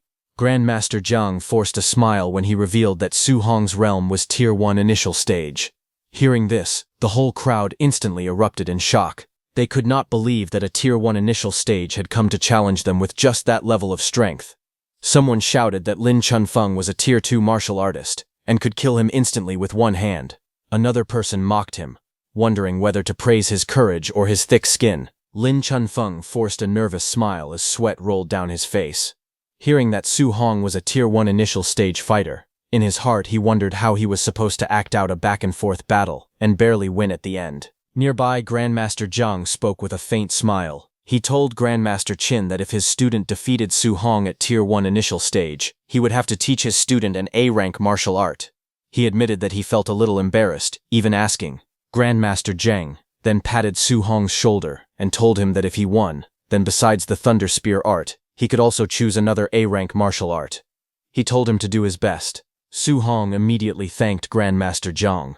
Hearing that, Grandmaster Qin praised Grandmaster Zhang, saying that he was actually quite a nice person. However, Grandmaster Zhang was thinking that it was impossible for a Tier 1 initial stage to defeat Lin Chunfeng, who was already Tier 2 and possessed a wood spirit body. Soon, both fighters stepped onto the martial arts viewing platform and stood facing each other from a distance.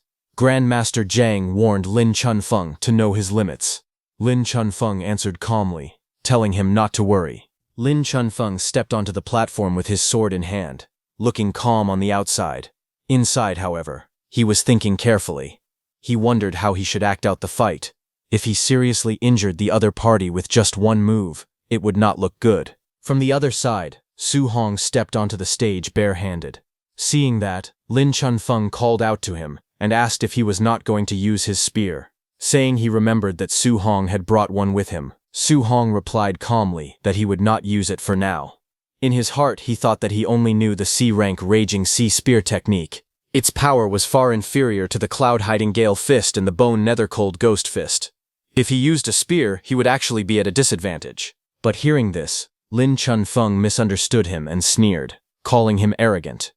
Lin Chunfeng shouted that he wanted to see exactly what gave Su Hong the confidence to be so arrogant, and rushed forward at incredible speed. Wind gathered around his body as he shot through the air like a blade.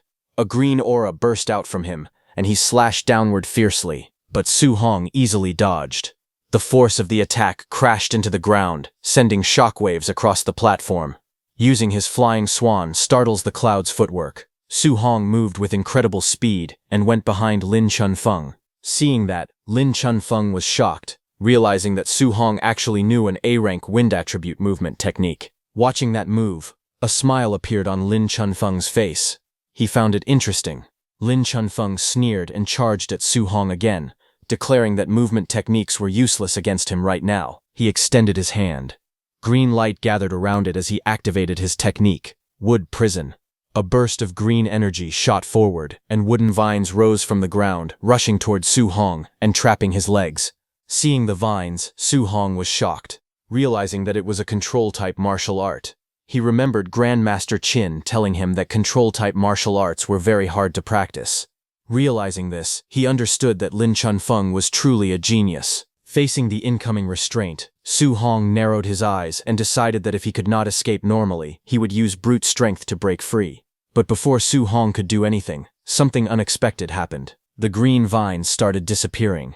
Su Hong blinked in confusion.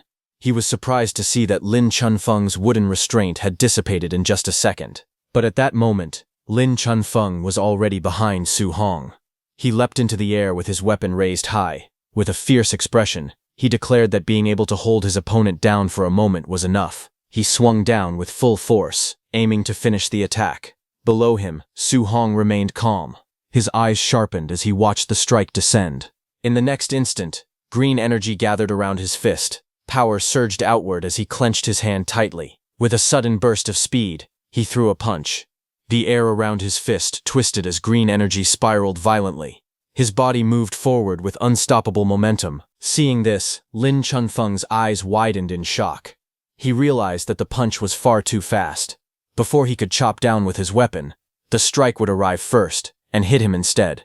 Sweat ran down his face as he quickly made a decision. Shouting desperately, he activated his technique, Wood Escape.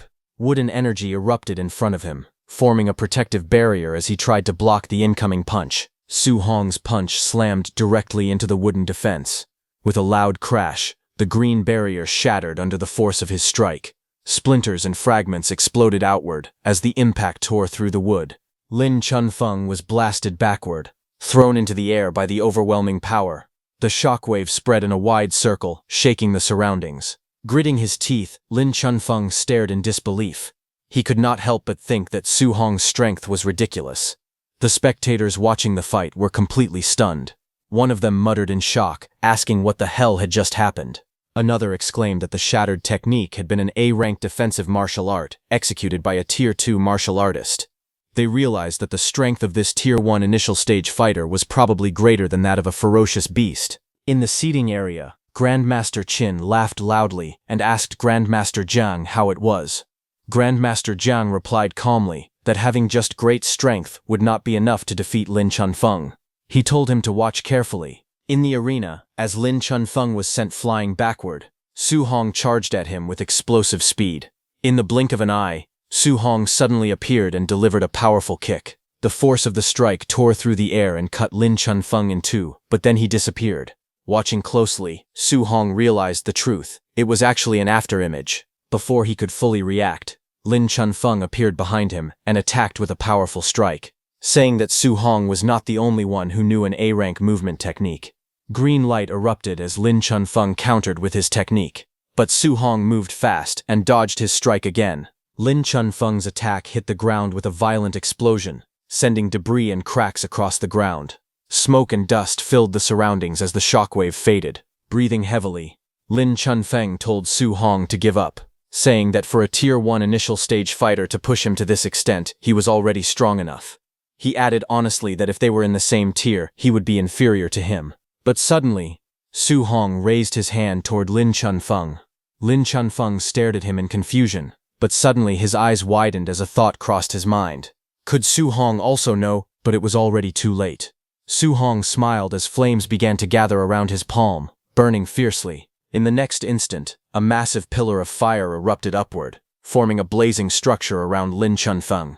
Surrounded by roaring flames, Lin Chunfeng trembled and shouted in shock. He instantly recognized that it was a control-type martial art. His heart pounded as he realized the truth.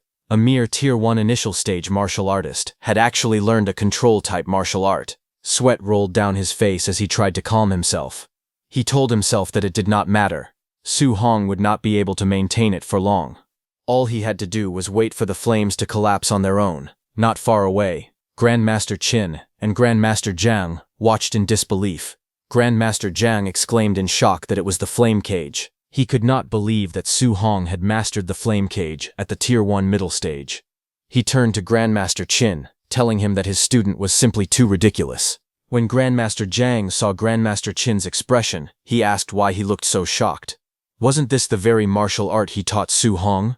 Grandmaster Qin hesitated awkwardly and tried to respond, stumbling over his words. Grandmaster Jiang suddenly realized something and shouted in disbelief. He pointed out that Su Hong was supposed to have a wind attribute. He demanded to know where this fire attribute had come from. Grandmaster Qin coughed and replied that it was simply multiple attributes. He asked whether there was really a need to be so shocked about it. But Grandmaster Jiang frowned and said that if that was the case, why had the flame cage not collapsed yet? Grandmaster Qin told him to look carefully at Su Hong's hand. There was a white flame there. On the battlefield while Lin Chunfeng stood inside the blazing flame cage, Su Hong stood in front of him as white flames rose on his hand. Sweat dripped down Lin Chunfeng's face as he forced out a strained smile. He could not believe what he was seeing. He asked whether Su Hong could really maintain the flame cage and attack at the same time. He admitted that even a Tier 3 martial artist would find something like that difficult to do. Su Hong said bingo and raised his fist, blue flames swirling around it. Su Hong charged at Lin Chunfeng with blue energy swirling around his fist as the flame cage continued burning fiercely around him. Seeing the incoming attack, Lin Chunfeng gritted his teeth and reacted quickly. He activated his technique, Wood Escape, forming a wooden barrier to block Su Hong's attack. But Su Hong's fist crashed forward with unstoppable force.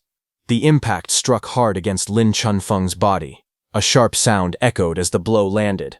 Blood spurted from Lin Chunfeng's mouth, and his eyes widened in shock. Wooden fragments exploded into the air as he was driven backward by Su Hong's strike.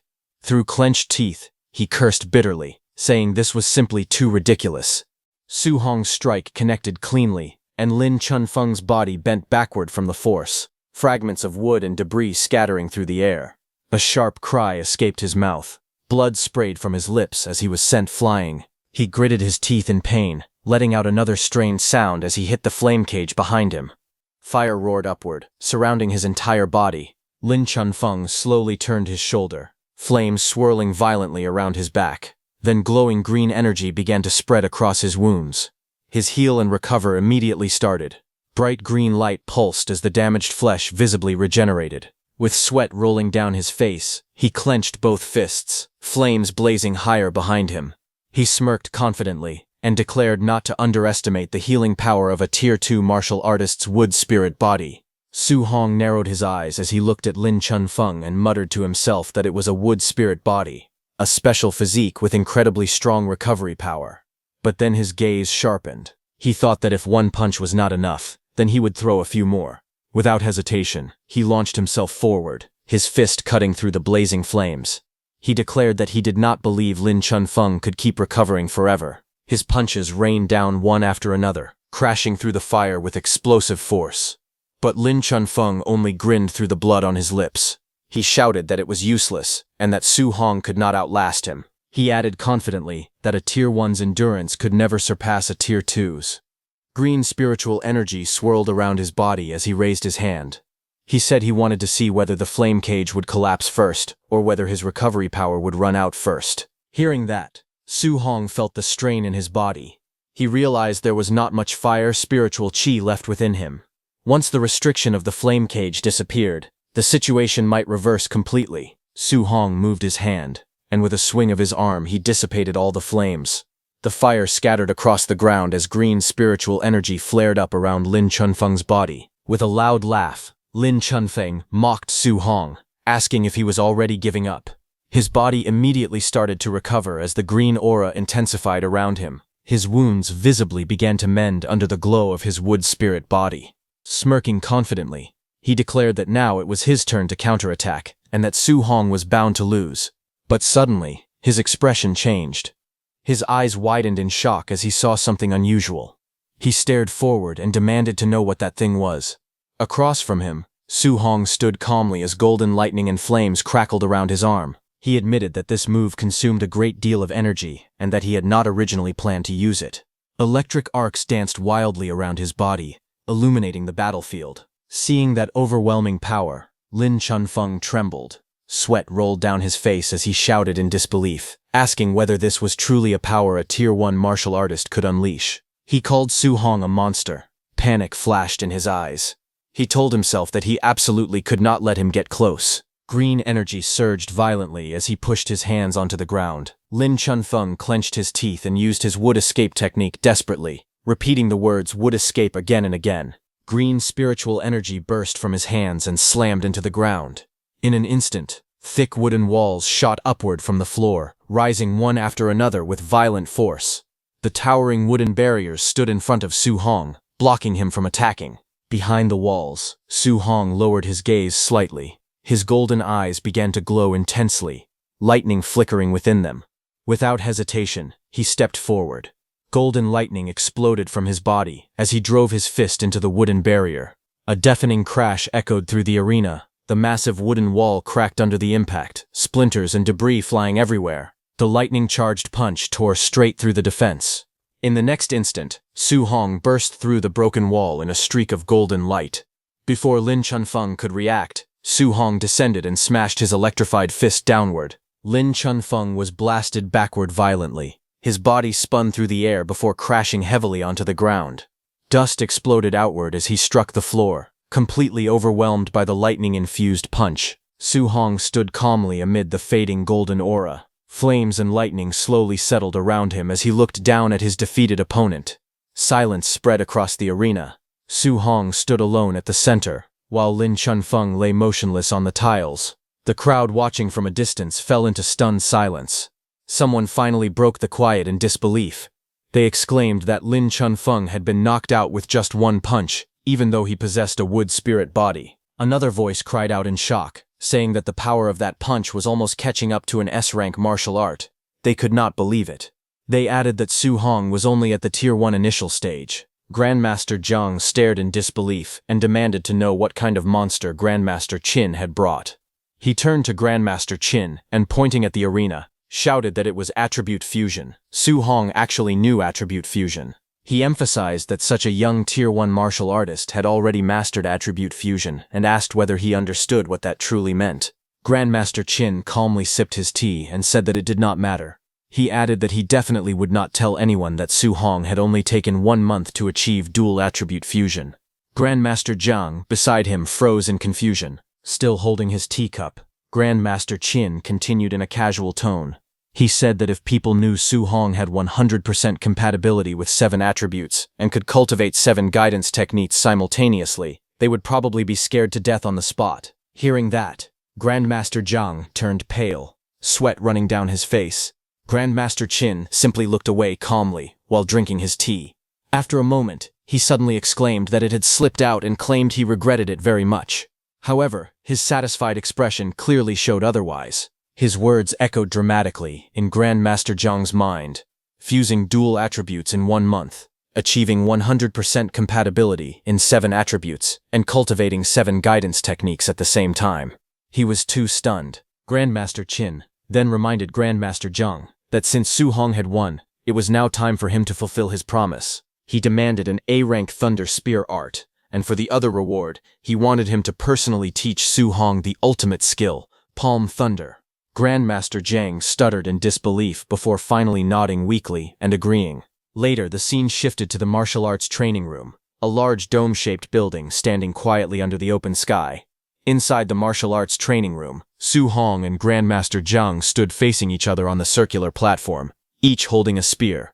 Grandmaster Jiang looked at Su Hong and admitted inwardly that Su Hong was truly a monster. He had never seen someone like him in his entire life. After a moment, he straightened his posture and began explaining seriously. He said that the A-rank Thunder Spear art he was about to teach was called 9 heaven-breaking spears. He gripped the spear firmly, and lightning suddenly surged around it, crackling with blue energy. He explained to Su Hong that in the 9 heaven-breaking spears, every 3 moves formed one stance, and there were 3 stances in total. Electricity wrapped around the spear as he continued, saying that each stance was stronger than the last, and the difficulty of learning them increased progressively. He then added that if it were an ordinary martial artist, he would not teach this technique at all unless they had reached Tier 4. However, he looked at Su Hong calmly and said that with Su Hong's talent, learning the first stance should not be a problem. Grandmaster Jiang's eyes flashed with lightning as he gripped the spear tightly. Blue electricity crackled violently around the weapon. He shouted at Su Hong to watch closely. In the next instant, thunderous power burst forth. He declared the first stance, river overturning. A massive surge of lightning exploded outward like a raging river, flipping upside down. Waves of electric energy roared across the platform, crashing forward with unstoppable force. Without pausing, he continued. He announced the second stance, sea inverting. The spear swept downward, and the lightning transformed into something even more terrifying. It rose like an enormous ocean turned upside down. A colossal wave of thunder spiraled into the sky, swallowing everything in its path. The roaring energy surged, layer after layer, each strike heavier than the last. Standing below, Su Hong felt as if he were trapped in the center of a violent thunderstorm. He thought that in this storm of lightning, he was like a lone boat drifting in the ocean. Any single bolt of thunder, or even a raindrop, could completely overturn him. As the storm reached its peak, Grandmaster Jiang's voice rang out once more. He calmly declared the third stance. The spear tip erupted with blinding light, gathering all the thunder into a single dazzling point. Grandmaster Jiang shouted its name, heaven breaking. In the next instant, he flipped his body in midair and drove the spear straight downward. Thunder roared violently as the spear pierced toward the ground like a bolt falling from the heavens. The impact did not explode wildly. Instead, the gathered lightning spiraled outward, forming enormous twisting tornadoes of electric energy. The storm churned and rotated fiercely, filling the entire training room with terrifying pressure. Su Hong watched the raging vortex carefully. He realized that Grandmaster Jiang had clearly held back on that final spear strike so as not to destroy the room. Even so, the residual power of the move still whipped up a horrifying tornado. Facing such overwhelming strength, Su Hong admitted inwardly that he was like an ant standing before the instructor right now, but his eyes remained steady. He silently declared that in the future, he would also possess such combat power. Gradually, the thunderstorm subsided. The violent winds calmed, and the lightning scattered into faint sparks across the circular platform. Grandmaster Jiang lowered his spear and looked at Su Hong calmly. He threw a manual at Su Hong and explained that this was the full demonstration of the 9 heaven-breaking spears. He told Su Hong to practice it himself first, and if there was anything he did not understand, he could ask at any time. Su Hong respectfully thanked Grandmaster Jiang. Grandmaster Jiang smiled faintly and told him there was no need for thanks. He said he was only honoring the bet between them. He then added that once Su Hong had mastered the first stance, he would teach him a second martial art called Palm Thunder. Grandmaster Jiang explained that although the power of the 9 heaven-breaking spears was considered extremely strong compared to Palm Thunder, it still fell far short. Hearing this, Su Hong was surprised. He wondered if Palm Thunder was even more powerful than the 9 heaven-breaking spears. Holding the manual in his hand, he felt a surge of determination. He told himself that he needed to hurry and learn this spear art. Grandmaster Jiang then mentioned that he still had matters to discuss with Grandmaster Qin. He said he would return later to check on Su Hong's practice. With that, he prepared to leave, leaving Su Hong alone to begin his training. Then, 1 hour later, the training hall stood quiet from the outside as Grandmaster Jiang returned. He pushed the door open and stepped inside. He asked Su Hong if he had figured out the trick yet. Calmly, he told him not to rush, explaining that this technique could not be learned in just a month or two. But before he could say more, a sudden burst of golden lightning erupted from the center of the room. Thunder roared violently as Su Hong launched himself forward, spear in hand. Electric arcs wrapped around the weapon as he struck downward with force. The impact sent shockwaves across the floor, lightning flashing in every direction. Grandmaster Zhang watched from behind as the storm of energy gradually faded. Su Hong stood upright, breathing steadily. He admitted that the 9 heaven-breaking spear art was too difficult. For now, he had only barely reached the beginner level. Then, without hesitation, he looked at Grandmaster Zhang and firmly asked him to teach Palm Thunder next. Grandmaster Zhang wiped the sweat from his face as he forced a smile. In disbelief, he muttered to himself that this was what a monster's talent looked like. A few hours later, outside, the sun was already setting, its golden light reflecting off the glass dome of the training hall as someone was seated on its stairs. It was Grandmaster Zhang, who was staring ahead in a daze. At that moment, Grandmaster Qin approached and asked why he was standing outside, spacing out. He questioned whether he had taught Palm Thunder to Su Hong yet. Grandmaster Zhang calmly replied that he had already finished teaching it and told him to go see for himself. Grandmaster Qin narrowed his eyes and warned Grandmaster Zhang not to tell him that he had held back on Su Hong. He said that Palm Thunder was an extremely high-difficulty martial skill. If it was not taught step by step, how was Su Hong supposed to possibly learn it? Before he could finish speaking, the sound of crackling thunder echoed from inside. Grandmaster Qin looked through the doorway and saw Su Hong standing in the center of the room. Lightning surged around his body as golden arcs burst from his palms. The Palm Thunder technique had already taken form. Lightning crackled wildly around Su Hong's body as golden thunder gathered between his palms. With excitement in his voice, he declared that he had finally learned Palm Thunder. Outside the training room, Grandmaster Qin watched the scene unfold. He admitted that although he had been mentally prepared, he still did not expect Su Hong to master it so quickly. Grandmaster Zhang recalled that it had taken him 3 whole months to grasp Palm Thunder in the past, and even then, his teachers had called him a prodigy. But looking at Su Hong's performance, he concluded that Su Hong would definitely reach Tier 9 one day. His future was limitless. Grandmaster Qin then told Jan to stop sighing and said that he would treat him to a meal. It had been a long time since they had shared a proper drink together. Before leaving, he informed Su Hong that he would be going out drinking with Grandmaster Zhang. The camp assistants would arrange a temporary dormitory for him, and they would head back tomorrow. Su Hong immediately replied that he understood. That night, at the Yang City Training Camp dormitory building, Su Hong lay on his bed, thinking quietly. After defeating Wang Tiantuo and the others yesterday, and Lin Chunfeng today, he calculated that he had earned a total of 230 martial Dao points. A translucent system panel appeared before him. It displayed his current status. His vitality and blood were at 138.6, his mental power was at 100.2, and his physique, overlord body and spirit rank were at 1%. His guidance techniques were listed clearly. Thunder guidance technique had reached level 5. Heavenly Flame guidance technique was also level 5. Spirit Wind guidance technique was level 4. Under martial arts, his mental weapon condensation secret was still at the introductory stage. Cloud Hidden Gale Fist, Bone Chilling Nether Flame Fist, and Flying Swan Startling Cloud Step had all reached the proficient level. Thick Earth Battle Armor remained at the introductory level. Looking at the panel, Su Hong frowned slightly. He admitted that his blood energy was still too low. His spirit, physique, and martial skills all needed improvement as well. The 230 martial Dao points he had earned were far from enough. He reminded himself that Realm was the foundation. Increasing blood energy had to come first. With a focused expression, he began allocating points. The numbers on the panel started rising. Blood energy increased by 0.1, then another 0.1. Again and again, the value climbed steadily. Even so, Su Hong knew he needed more martial Dao points, but inside the training camp, no one would dare to spar with him anymore. After a moment of thought, he concluded that from now on, he could only grind more fierce beasts in the beast room.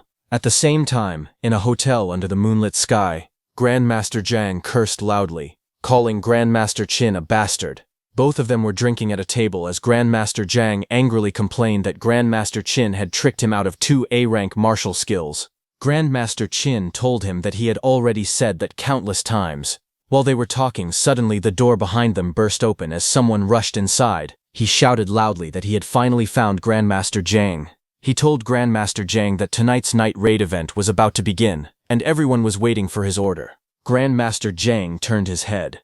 He responded that since it was a night raid, they should begin immediately and not go easy on the participants. The messenger quickly relayed the command. announcing that under Grandmaster Zhang's orders, the night raid would begin and they were to drill them hard. However, Grandmaster Qin reminded Grandmaster Zhang that Su Hong was also staying in his dorms tonight. Hearing that, Grandmaster Zhang's expression changed. With a loud smack, he suddenly sobered up. In panic, he shouted for them to postpone the night raid and delay it immediately, but the messenger nervously replied that the word had already been sent out. The night raid had already started. On the other hand, outside under the dark blue night sky, many figures gathered on a mountain hill as the raid unfolded throughout the dormitory area. 2 warriors stood at the corner of the hill, looking down at the dormitory. One of them, Bu Jinglong, who had fought Su Hong before, looked at his companion and asked why he was still participating in night raids despite being a Tier 2 upper stage warrior. The other, Bo Jingfeng, calmly explained that there was a wood spirit body here with extremely strong regeneration and that Grandmaster Zhang had specifically asked him to come. Bo Jingfeng thought of Grandmaster Zhang and spoke helplessly. He said that the wood spirit body was only Tier 2 lower stage and that arranging this felt like bullying kids. Beside him, Bu Jinglong paused slightly. Hearing the mention of a night raid and a wood spirit body, he muttered that it sounded strangely familiar. Bu Jinglong then smirked and teased him. He said he had heard that Bu Jingfeng was reverse killed by some brat during a night raid at Star City's camp. He clicked his tongue and mocked him, saying it was a shame for his big brother's reputation. Bu Jingfeng's face flushed with anger. He immediately defended himself, saying that he had only underestimated Su Hong. If he ran into Su Hong again, he would definitely take him down. Bu Jinglong sneered and reminded him that he was only a near Tier 2 warrior. Beating a Tier 1 lower stage opponent was nothing to be proud of. Bo Jingfeng warned him not to get cocky, adding that wood spirit bodies were troublesome and that he should be careful not to end up eating dirt. Bo Jinglong let out a cold laugh, questioning whether he would really eat dirt. Then Bu Jinglong ordered everyone to put on their masks and follow his command. Immediately, all masked figures rushed forward together. Bu Jinglong shouted for his brothers to charge with him. Under the night sky, chaos erupted around the dorm buildings. Shouts rang out as someone yelled that they were under attack. Cries of pain echoed through the area, followed by angry curses in the darkness. Hearing the loud commotion outside, Su Hong slowly opened his door and looked into the hallway. He wondered if all that noise meant this was a night raid. Before he could think further, chaos erupted in the corridor. A naked boy was sent flying by a masked attacker. He shouted that they had no honor. Another masked figure lunged at Su Hong aggressively, accusing his companions of even missing one of the students. But in the next instant, a powerful punch slammed directly into the attacker's face. The masked man's head snapped back violently as he was struck. Su Hong's punch blasted the attacker into the air and smashed him against the ceiling before sending him crashing down. Dust filled the hallway as the impact echoed through the building. With a cold expression, Su Hong spoke. He said that they did not even bother asking who he was. He was not even part of their training camp.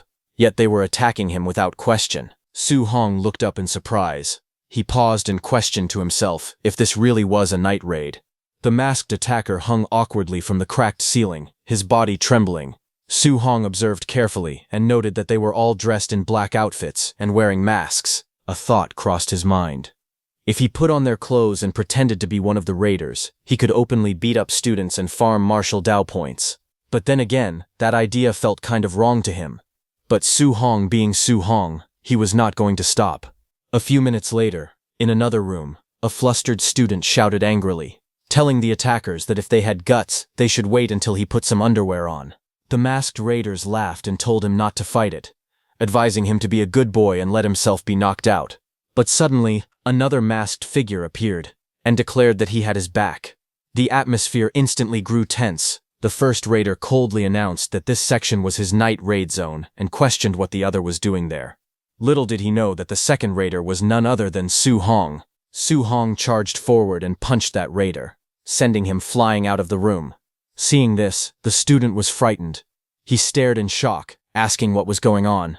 He asked if it was friendly fire. Su Hong then turned to leave. He grinned and declared that it was a jackpot. He proudly announced that he could earn a few hundred points tonight. The half-naked student looked confused and asked if they were not going to hit him. But ignoring that student, down the corridor, Su Hong rushed forward with flames blazing from his hand. Laughing confidently, he said that they were all higher tier, so he could go all out. Without hesitation, he attacked. Bright golden strikes exploded across the hallway as all the raiders and students were hit repeatedly. The victims cried out in pain, shouting and demanding to know why they were hitting them. A raider yelled that they had a mole among them, but it was already too late. Chaos intensified as Su Hong delivered a powerful blow, sending that raider crashing backward. After defeating everyone, Su Hong let out a heavy breath.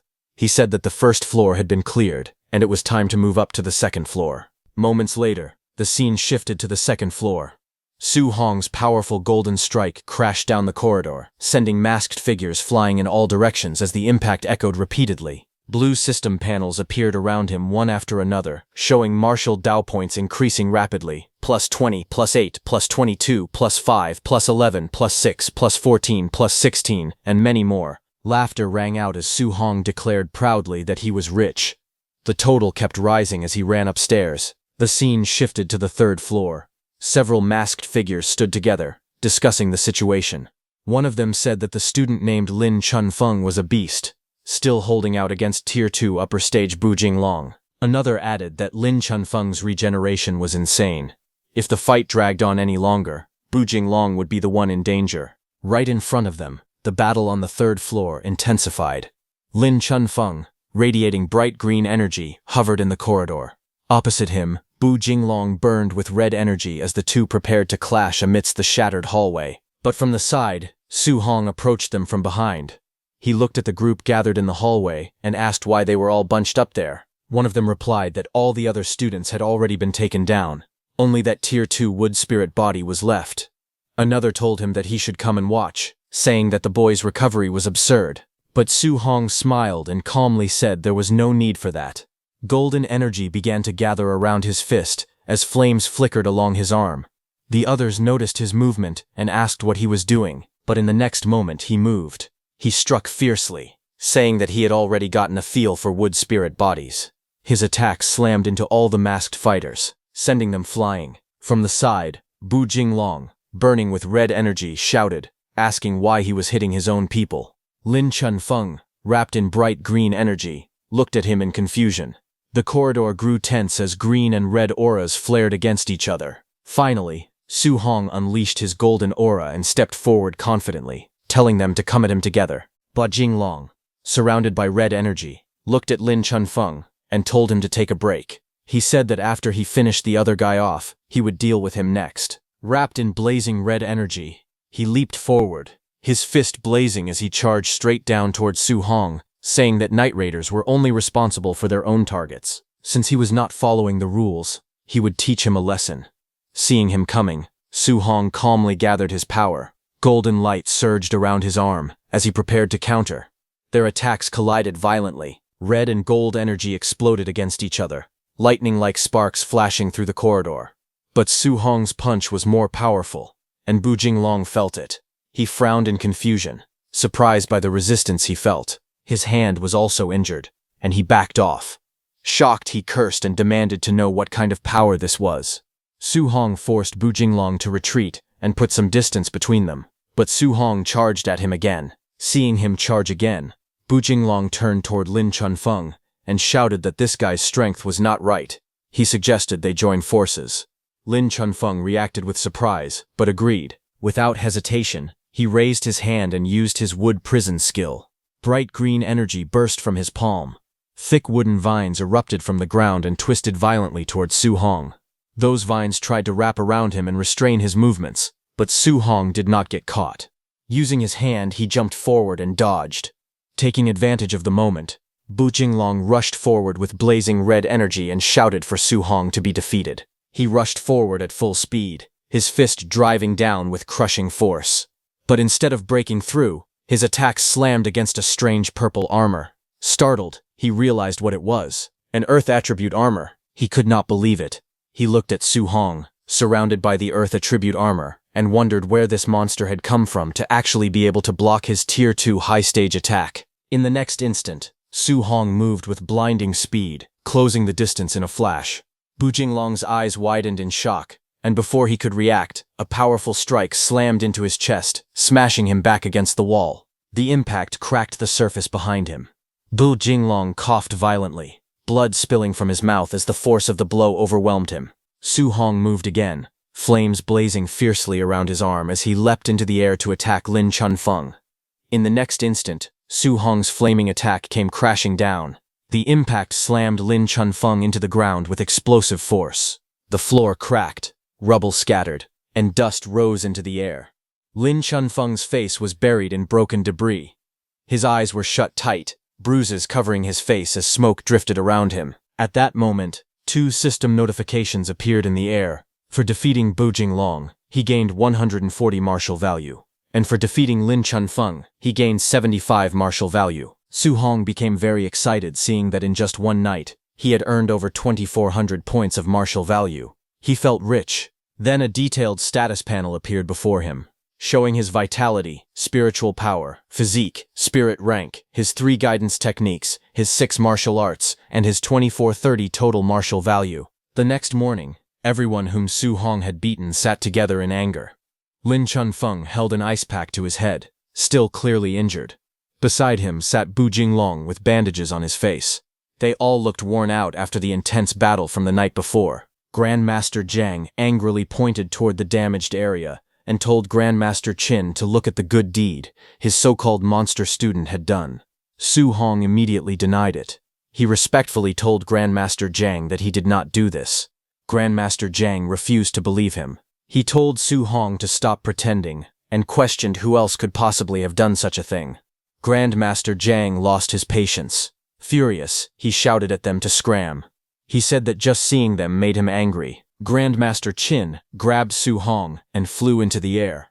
He burst into laughter and mockingly said goodbye to Grandmaster Zhang before leaving. As they were in the air, Grandmaster Qin turned to Su Hong and asked if he was still lacking martial arts for the 3 attributes of metal, wood, and water. Su Hong replied honestly. He confirmed that he was, and asked why the Grandmaster was asking. Grandmaster Qin smiled slightly and said that he still had some old friends. He suggested they go pay them a visit. Over the next 10 days, they visited 3 other training camps. At one camp, when Su Hong defeated that Grandmaster's disciple, that Grandmaster angrily accused Grandmaster Qin of fraud. But Grandmaster Qin calmly told him to concede defeat when losing a bet and not to play dirty. With the same routine as before, Su Hong won 3 new A-rank cultivation methods. Later, the scene shifted to Su Hong's training camp dormitory. Inside his dormitory, Su Hong sat cross-legged as a powerful red aura flared around his body. He learned those 3 new martial arts, and system notifications appeared, telling him that he had learned the metal element technique, Metal Repel, at basic level, the wood element technique, Vine Entanglement at basic level, and the water element technique, Water Dragon at basic level. Su Hong had finally raised all 3 A-rank martial arts to the basic level.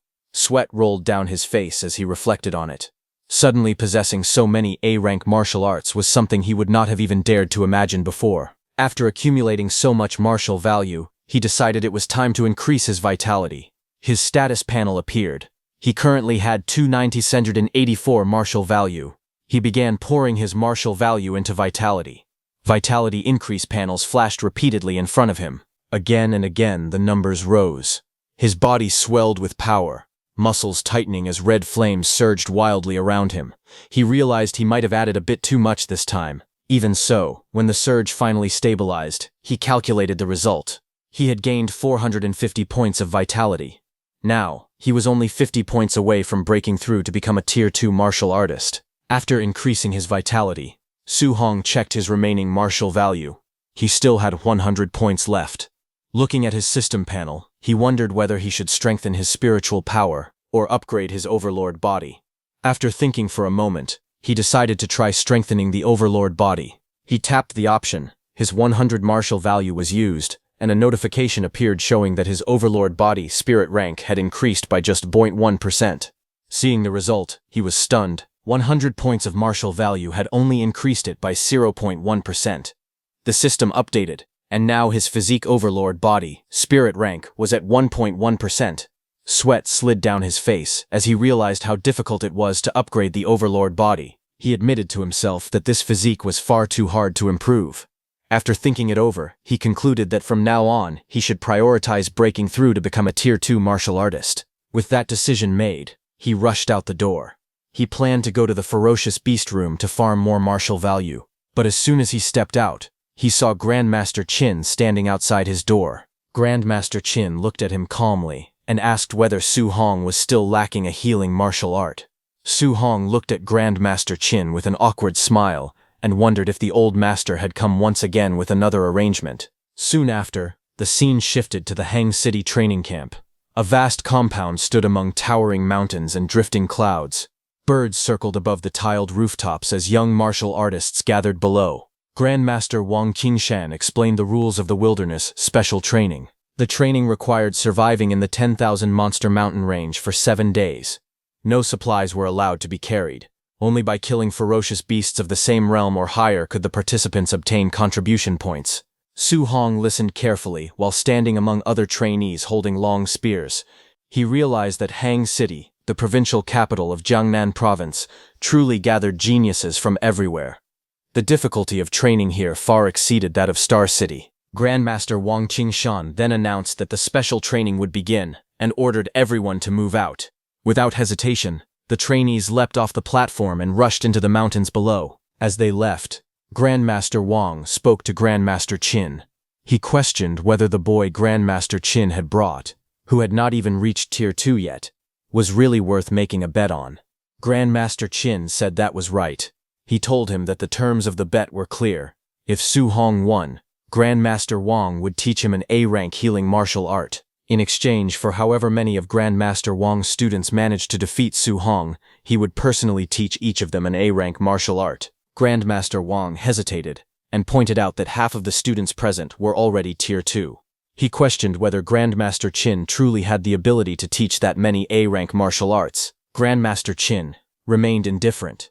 Seeing that, Grandmaster Wang said that letting the boy experience those beasts early on was not a bad thing. When Grandmaster Qin heard this, he was startled and asked if the beasts from the 10,000 races demonic cult had already arrived. Grandmaster Wang reassured him, saying that the ones who had come were merely some Tier 2 and Tier 3 small fry. Hearing that, Grandmaster Qin became anxious, saying Tier 3 beasts were no joke. Sending the students against them would be driving them to their deaths. However, Grandmaster Wang spoke firmly, saying that the war of the 10,000 races was cruel. Without enduring hardships, how could anyone become a true powerhouse? Hearing that, Grandmaster Qin sighed, as there was nothing he could do. Grandmaster Qin wanted to tell Su Hong that he was not required to take first place this time. Simply coming back alive would be enough. Meanwhile, in the mountains, Su Hong fought fiercely. Lightning surged around his spear as he launched himself forward. With a powerful strike, he pierced through a wolf ferocious beast. Blood splattered as golden lightning exploded outward. Next, he fought a boar ferocious beast.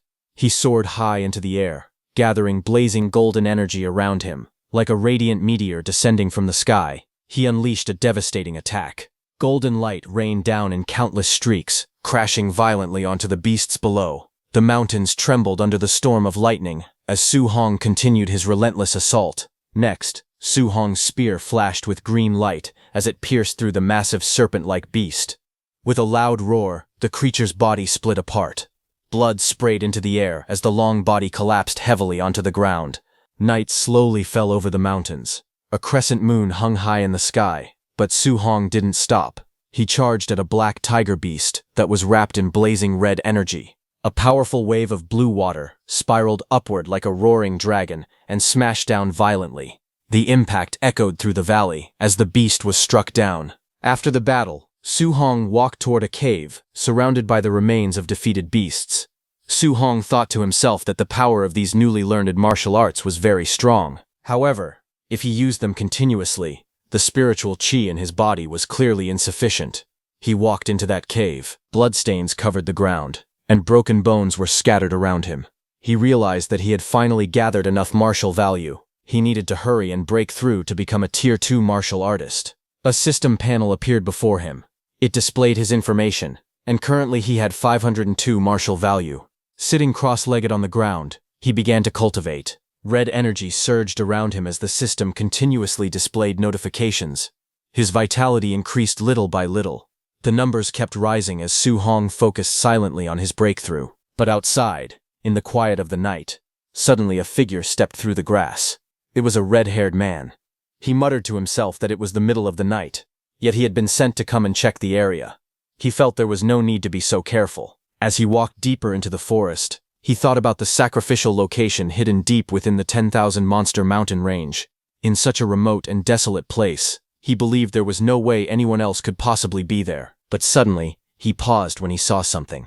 He saw the body of a fallen beast lying near the cave entrance, blood pooled beneath it. He narrowed his eyes and looked ahead. To his surprise, there really was someone there. That man stared toward the dark cave opening under the starry sky and coldly ordered the hidden person to stop. With a sinister smile, he spoke loudly into the night. He declared that he knew someone was hiding inside. He told them to come out on their own, and he would give them a quick death. Otherwise, he threatened that he would swallow them alive and skin them. That red-haired man stood at the cave entrance with his arms spread slightly. He stated calmly that the person inside had killed a rank 1 Crimson Flame Black Tiger. At most, he concluded, that meant they only had the strength of a rank 2 or rank 3 martial artist. He warned them not to try to resist, otherwise he would show them something worse than death. Inside the cave, Su Hong, who was hiding behind a rock, listened carefully. Judging by that man's tone, Su Hong realized he did not seem like someone who could be trusted.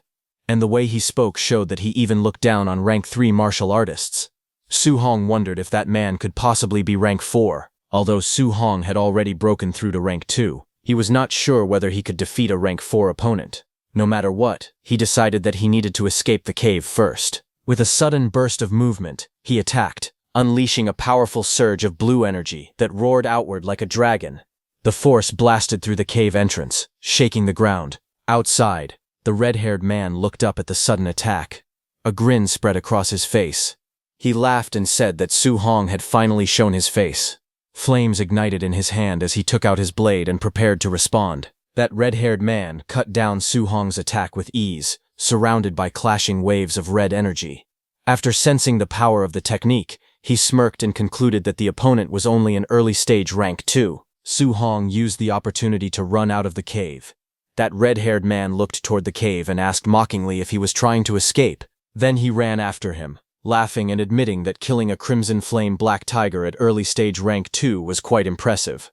He even called him a genius, but he added that he loved crushing so-called lucky geniuses the most. As he rushed forward to attack, his expression suddenly changed. He froze for a moment, confusion flashing across his face. A drop of sweat rolled down as he let out a puzzled sound. Outside the cave, he noticed that Su Hong had stopped running. He asked why he had stopped. Standing calmly with his spear in hand, Su Hong looked at him steadily.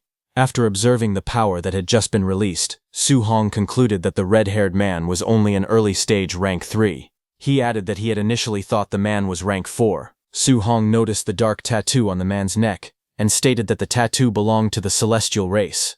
He then asked if the man was part of the Myriad Race's demon cult. It was known that the members of the Myriad Race's demon cult were originally humans.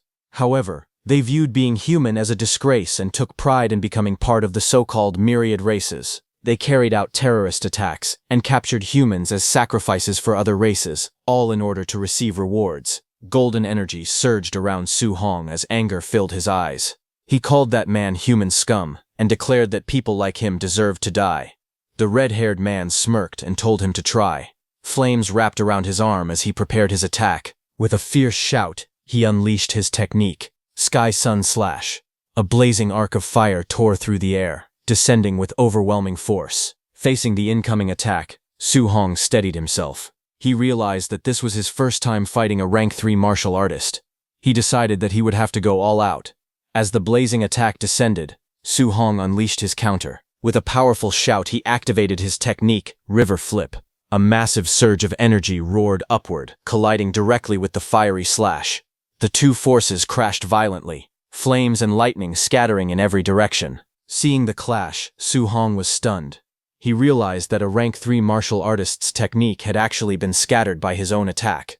The red-haired man's eyes widened in disbelief. He could not understand it. He was an entire level higher, and was even using an A-rank technique. Yet he was falling behind. On top of that, Su Hong was supposed to use water attribute abilities. How could he also wield lightning? Anger twisted his expression. He cursed and declared that Su Hong was asking for death. Golden arcs of energy tore across the battlefield as he swung his blade in all directions to attack. In the next instant, a flash of lightning streaked through the air. Before the red-haired man could react, Su Hong appeared behind him in a burst of speed, his blade cutting forward with decisive force. Golden lightning roared upward like a blazing pillar, illuminating the entire battlefield. Su Hong leapt into the air, surrounded by crackling energy. The red-haired man froze in shock as the overwhelming power pressed down. With calm eyes and steady resolve, Su Hong called out his next technique, Sea Treader. The lightning intensified, surging violently around him. The red-haired man felt the terrifying pressure and realized that this power was even stronger than his own Sky Sun slash. Panic gripped his heart. He immediately decided that he had to retreat. Just as he attempted to pull back, green vines suddenly shot upward from the ground and wrapped tightly around his legs. His eyes widened in disbelief. It was a wood attribute control technique. First water, then lightning, and now wood. He couldn't believe his opponent was using multiple attributes. The vines tightened, holding him firmly in place. In the next instant, the blazing sphere of lightning energy crashed down with unstoppable force, exploding in a brilliant burst of light. The lightning slowly faded, leaving smoke drifting through the forest. Su Hong stood calmly, holding his spear as arcs of electricity crackled around him. In front of him, a molten figure knelt within the smoke, its body melting and reforming. Seeing that, Su Hong wondered if the man had dodged the attack using some strange movement technique. The molten body continued to dissolve, heat rising from it as it softened and shifted. Suddenly, a little farther away, fragments of dark rock began floating in the air. An eye opened within the rocky mass as it reappeared. The red-haired man reformed his body from the scattered stones, kneeling on the ground. His skin looked cracked like burning rock, glowing with lava-like veins. Fear filled his thoughts. He realized that he had not encountered a mere human genius. He had run into a complete monster. But anger quickly replaced fear, as Su Hong tracked him down, saying that he wanted to see where he could run now. With a furious roar, the red-haired man cursed him and shouted that the brat would pay. A bright light began to gather on his neck where the wing tattoo was, glowing intensely as he prepared another attack. The red-haired man roared as dark wings burst out from his back. He shouted for Su Hong to feel the divine might of the celestial race. His body, cracked like burning stone, surged with violent energy as the transformation continued. Seeing this, Su Hong tightened his grip on his spear and swung it forward. He declared that neither human nor ghost had ever mutated into such a state, and that everyone in the demon cult was insane. But in the next instant, the red-haired man caught the spear with his bare hand. Shockwaves rippled outward from the impact. Su Hong was flung backward as the force exploded between them.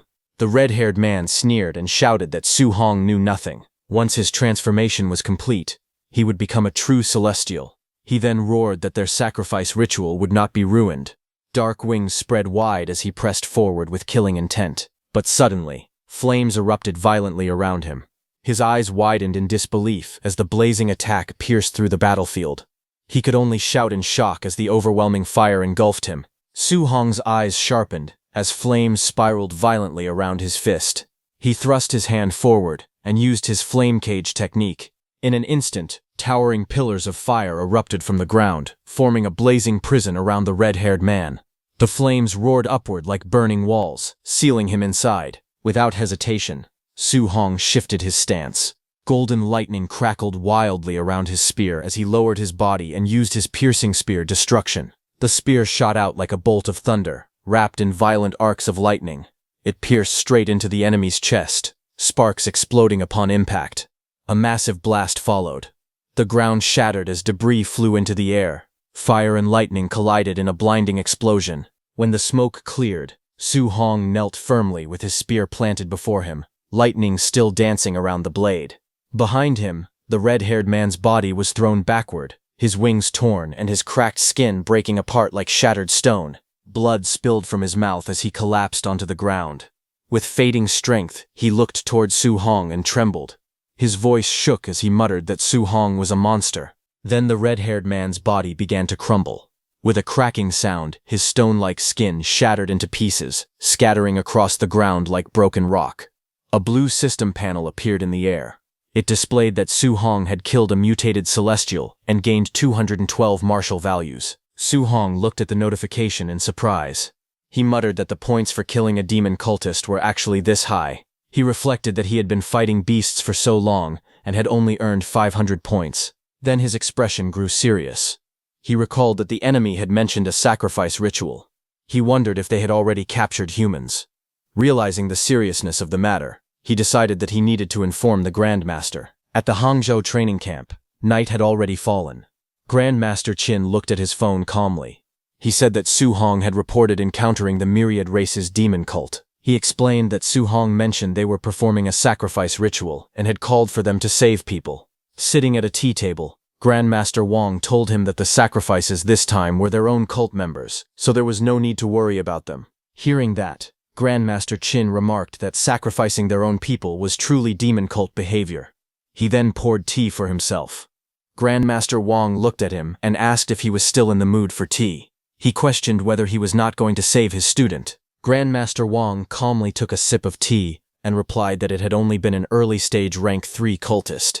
He said Su Hong had already taken care of him. Hearing that, Grandmaster Wang said that a high-stage rank 1 killing an early-stage rank 3 and a demon cultist at that was nothing special. He remarked that his student bragged too much. Grandmaster Qin simply told him to believe whatever he wanted. Then, 3 days later, a beast lay dead on the ground, blood pooling beneath its body. Su Hong stood nearby, leaning against the monster with his spear resting at his side. He muttered that it had already been 3 days. He had killed plenty of rank 3 beasts, but he had not found another cultist. A blue status panel appeared before him, displaying his information. His vitality had reached 5002 and his mental strength was 100.5. His constitution was listed as Overlord Body, spirit grade 11%. His total martial values were 832. Looking at the number, he remarked that it was only a little over 800 points in total. Not as good as killing 4 cultists. Just then, he sensed a sudden warning and looked up. From between the trees, a woman stepped forward and spoke in a playful tone. She called him a little handsome guy and praised his perception for being sharp enough to notice her presence. She smiled faintly and told him that if they had met at another time, she would not have minded showing him some love. Her expression then turned cold. She declared that since he was here now, he would simply have to die. In the next instant, energy gathered in her hand. Sharp, glowing blades formed around her as she launched a fierce attack, sending multiple streaks of light slicing toward him at high speed. Su Hong stood calmly, his spear resting over his shoulder as the attacks rushed toward him. Looking at her, he realized she was a cultist. A faint smile appeared on his face as he thought that his martial values had just delivered themselves to him. Su Hong raised his hand and unleashed his powerful water dragon technique. A massive dragon formed from surging water burst forward, roaring as it crashed ahead with overwhelming force. The water dragon exploded outward, blasting through everything in its path. Just then, as Su Hong was extending his arm, a red robe suddenly blasted out from the smoke to attack him. In the next moment, Su Hong moved swiftly and grabbed that red robe. He thought that this was perfect. He could ask her where the other cult bases were. With full force, he pulled that woman toward himself, ordering her to get over there. The woman was dragged by that robe toward Su Hong. She was shocked and cried out in disbelief, asking what kind of crazy strength this was.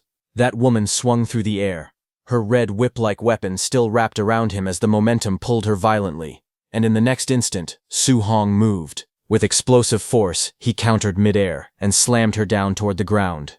A powerful burst of energy followed as she crashed heavily below. Dust and shockwaves spread outward from the impact. Su Hong stood over her fallen body, his spear pointed down at her. Coldly, he ordered her to talk and demanded to know where the 10,000 Races demon cult base was located. Lying on the ground, injured and bleeding from the mouth, she quickly gave in. She told him it was 10 kilometers north of there. Desperately, she begged him to spare her life and promised to tell him everything. Without hesitation, he asked how many third-tier warriors they had brought this time. She answered weakly that, counting herself, there had only been one more third-tier warrior. Hearing that, Su Hong calculated that he had already taken out 2 third-tier warriors. That meant only one remained. If that was the case, then he could wipe out every last cultist there. Killing enemies at his own tier should be enough to push him into tier 2. While he was lost in thought, that woman suddenly broke free from him. She shouted that he was underestimating her and swore that this old lady would never let him off. Suddenly, the wing tattoo on her back began to glow. With a fierce roar, she declared that it was a heavenly god race mutation. Dark wings burst out from her back as her aura surged wildly. She announced that once she mutated, her strength would double, and killing him would be a piece of cake. But the next second, golden lightning suddenly tore down from above. In the next instant, a blazing pillar of energy struck through her body, forcing her down violently. Su Hong stood firm amid the crackling lightning and coldly stated that the 10,000 Races demon cult had committed too many vile acts. He would not let a single one of them escape. He then cut that woman in two, telling her to hand over her martial Dao points. A blue system panel appeared before him, displaying that he had gained 208 martial Dao points. Seeing the number, he remarked that 208 martial Dao points were not bad at all. On the other hand, deep within the forest stood the 10,000 Races demon cult's sacrifice site. Dozens of cultists gathered around a group of humans, and the air was thick with tension. One of the humans cursed angrily, saying that the cultists had lied to them. They had been told there were only 2 people at the base. They were also told those 2 were Tier 2. But now, all of them were clearly Tier 3. At that moment, a tall and muscular man stepped forward. He was known as the Blood Commander. He gave a single order to the cultists to kill them. Hearing that, one cultist sneered and pointed out that there were 3 Tier 2 fighters, and all of them were human geniuses. With killing intent rising, they charged forward, mocking the so-called geniuses and shouting for them to die. They roared that they would skin them, tear out their tendons, and offer them up to the immortals. On the other side, the 3 fighters remained fearless. They declared that their enemies were only Tier 3, so there was nothing to be afraid of. Even if the worst happened, they would die together, and no matter what, their grandmasters would avenge them. High above the scene, Grandmaster Qin and Grandmaster Wang observed everything from a distance. Grandmaster Wang remarked that those 3 were the top geniuses in Hongcheng, and asked if they were not bad at all. Grandmaster Qin remarked that the 3 youths were truly impressive. To stand their ground against a swarm of Tier 3 enemies and risk their lives like that showed real courage.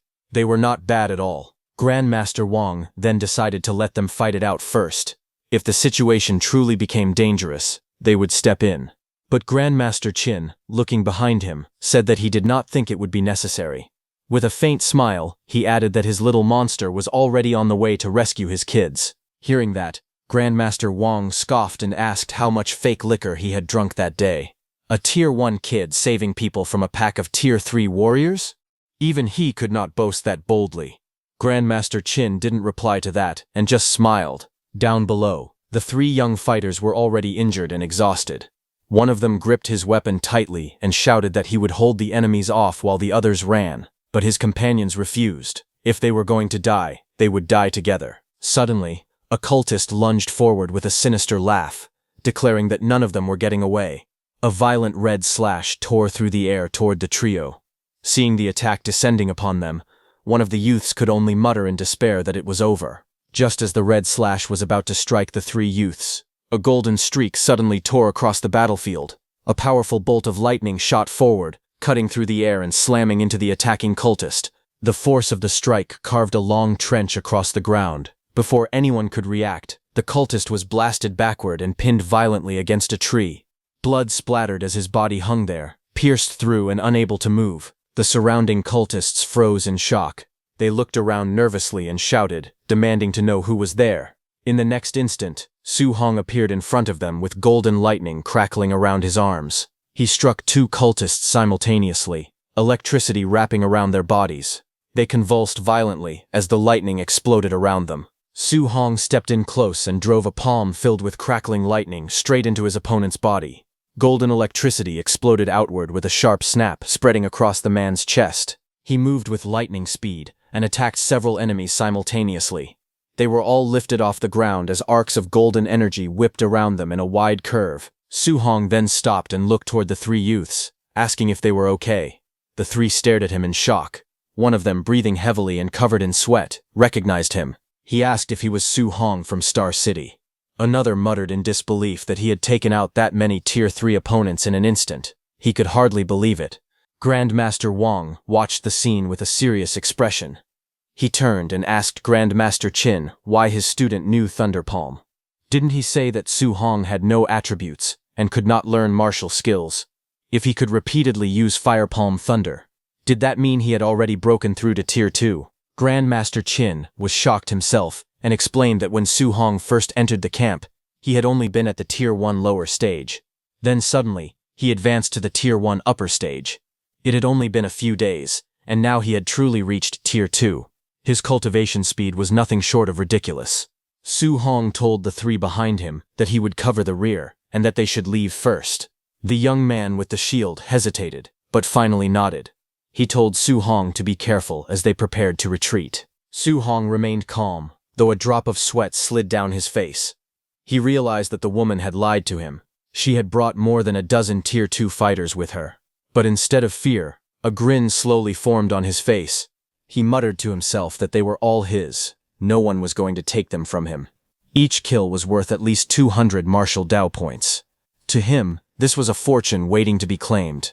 Suddenly, a bald man with glowing fists rushed forward, roaring that he would smash him into paste. The ground cracked beneath his charge as he lunged at Su Hong. In the next instant, golden lightning flashed. Su Hong moved like a streak of light, his kick striking with explosive force. Blood sprayed into the air as the attacker was blown away. When the dust settled, Su Hong stood alone, calm and unmoving, as the pieces of that man's body fell onto the ground. Golden lightning crackled violently around Su Hong's hand as he lunged forward. His eyes were cold and focused, as he declared that it was their turn next. The remaining men froze in fear. One of them stammered, telling him not to come any closer. Before they could react, screams echoed through the area. A terrified voice cried out that he was a monster.